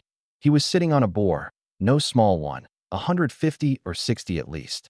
That boar had a serrated iron trap clamped on its leg, the other end fastened to a tree with wire, several gashes on its body, its snout all bloody. Mangzi, how'd you kill it? If anything, Mangzi was a fellow with good luck. Having run several snares with nothing, he figured they'd bagged so much and were about to head back, so the snares couldn't be left behind, and pulled them up one by one to carry along. A few hundred meters on, having run 5 or 6, ahead came a boar's HNG squeal. He perked right up, went crashing over, and saw this trapped boar. He meant to fire a shot first and pulled the trigger. Click, misfire. Not one to believe in bad luck, he pulled back the striker and fired again, still no bang. Growing anxious, he flung the gun aside. What the hell kind of piece of junk is this? It never occurred to him that his own gun-holding posture was wrong and snowmelt had gotten into the barrel. It just wouldn't fire, so he blamed the gun. The gun useless, then he'd use the axe. His axe was like a wood-chopping one, a curved blade on one end and a square hammerhead on the other, just with a longer haft, about 1 meter 20 or 30. Axe in hand, he sprang over to the boar in a few strides. Seeing a person, the boar panicked, squealing to flee, its leg clamped fast, running 2 steps only to be yanked back, unable to break free. Without a word, Mangzi brought the axe down. Not distinguishing blade from hammer, it landed square on the boar's foreleg shoulder, sending it staggering. The boar, its hind leg trapped and unable to run, and now taking this blow, how could it not go into a rage? It wheeled and charged straight at Mangzi. Far from afraid, he grew excited, swinging his axe and going at it with the boar. Mercifully, the boar was trapped, its range of attack limited. Otherwise, a beast of 200-some gene, one charge could have sent him flying. After a bout of fighting, both man and boar were worn out. The boar had several more gashes, and Ermangzi had taken several tumbles, huffing and puffing. Catching his breath, he suddenly pounced, axe head slamming hard at the boar's skull. The boar swayed 3 times, its head no doubt ringing. Kick a man when he's down. He swung the axe and pounded away, and the boar toppled with a thud. Even then he didn't let up, continuing to hammer the head until it was crushed flat with blood running from snout and mouth before he stopped. Sure, it was good and dead. He too collapsed, exhausted, tossing the axe aside and sitting on the board gasping for breath. Just as he was resting, we arrived. Ermangzi pointed at the axe. Hacked it down with the axe. You're something. Had a gun and didn't use it, insisting on the axe. I gave him a thumbs up. He made a sour face. I didn't want to either. Third brother's beat-up gun wouldn't fire. How could that be? It worked fine when third brother used it, and it won't fire in your hands. Not believing it, I picked up the old muzzleloader for a look and laughed and cursed. Damn you. Loaded the powder and didn't change the cap? A used cap. And it'd be a wonder if it fired. Ermangzi was baffled. I didn't change the cap? See for yourself. He took the gun, pulled a cap from the deerskin pouch and fitted it, then pulled the trigger toward the sky. Bang, the muzzle spewing black smoke. Now he believed it and grinned foolishly at us. Really didn't change it? No wonder it wouldn't fire. You really are something. I pointed at him. All right, don't run the rest of the snares. Haul this boar back and dress it with Dekengzi. Make a sledge and drag it to meet up at Schwanzi's. Fine, got it. This boar needed a sledge to haul too, 200 some gene, and apart from me, no one else could really carry it. Having helped him make the sledge and watched him head back, Lou the eldest, old Sue, and I went on running the remaining snares. Where something was caught we shot it, and where nothing was, we pulled them up to bring back. We kept at it until sundown and still hadn't finished. After all, 3 groups had set snares over a full day. With the snow covering everything, many snares couldn't be found. A real hassle. The iron traps, though, we recovered them all. This round we took 2 more roe deer, and those rope snares could be left or not. We could just rebraid new ones from hemp rope later. Dragging the roe deer back to the spot, Ermangzi and Dekengzi had already brought over the boars and roe deer. The 4 of us gathered round the fire, working hard at dressing them. Bagging a lot is a happy trouble too. In the bitter cold, skinning and gutting while still warm is easier on the effort. Wait until they're frozen rock hard, and processing them is a killing chore. Seeing the sky darken and having just gotten back, we didn't laze about, getting right to it. Game hunted in the mountains. We always tossed some innards and hooves in the woods, sharing with the wolves, foxes, and other carnivores. In the dead of winter, no one has it easy. With food to eat, they won't come bother hunters who venture into the mountains, nor go down to harm the village's people and livestock. This is an unspoken shared path to survival between the mountain folk and the wild beasts. Looking at that pile of innards and offal not far off, I said to Lou the eldest, "Big brother, wolves are sure to come eat these next couple of nights. How about we lie in wait and bag a few more?" Lou the eldest thought it over. The mangy wolves in the mountains can't be hunted out. Finish them here, and more come from elsewhere. We've got plenty of game already. No need to suffer the cold for those few. As long as they don't bother us, we'll let them off this time. Fine, then it's their good luck. I nodded. But this decision wasn't the wolves' good luck. It was the good luck of us 7. Because what would come these next couple of days was not as simple as just mangy wolves.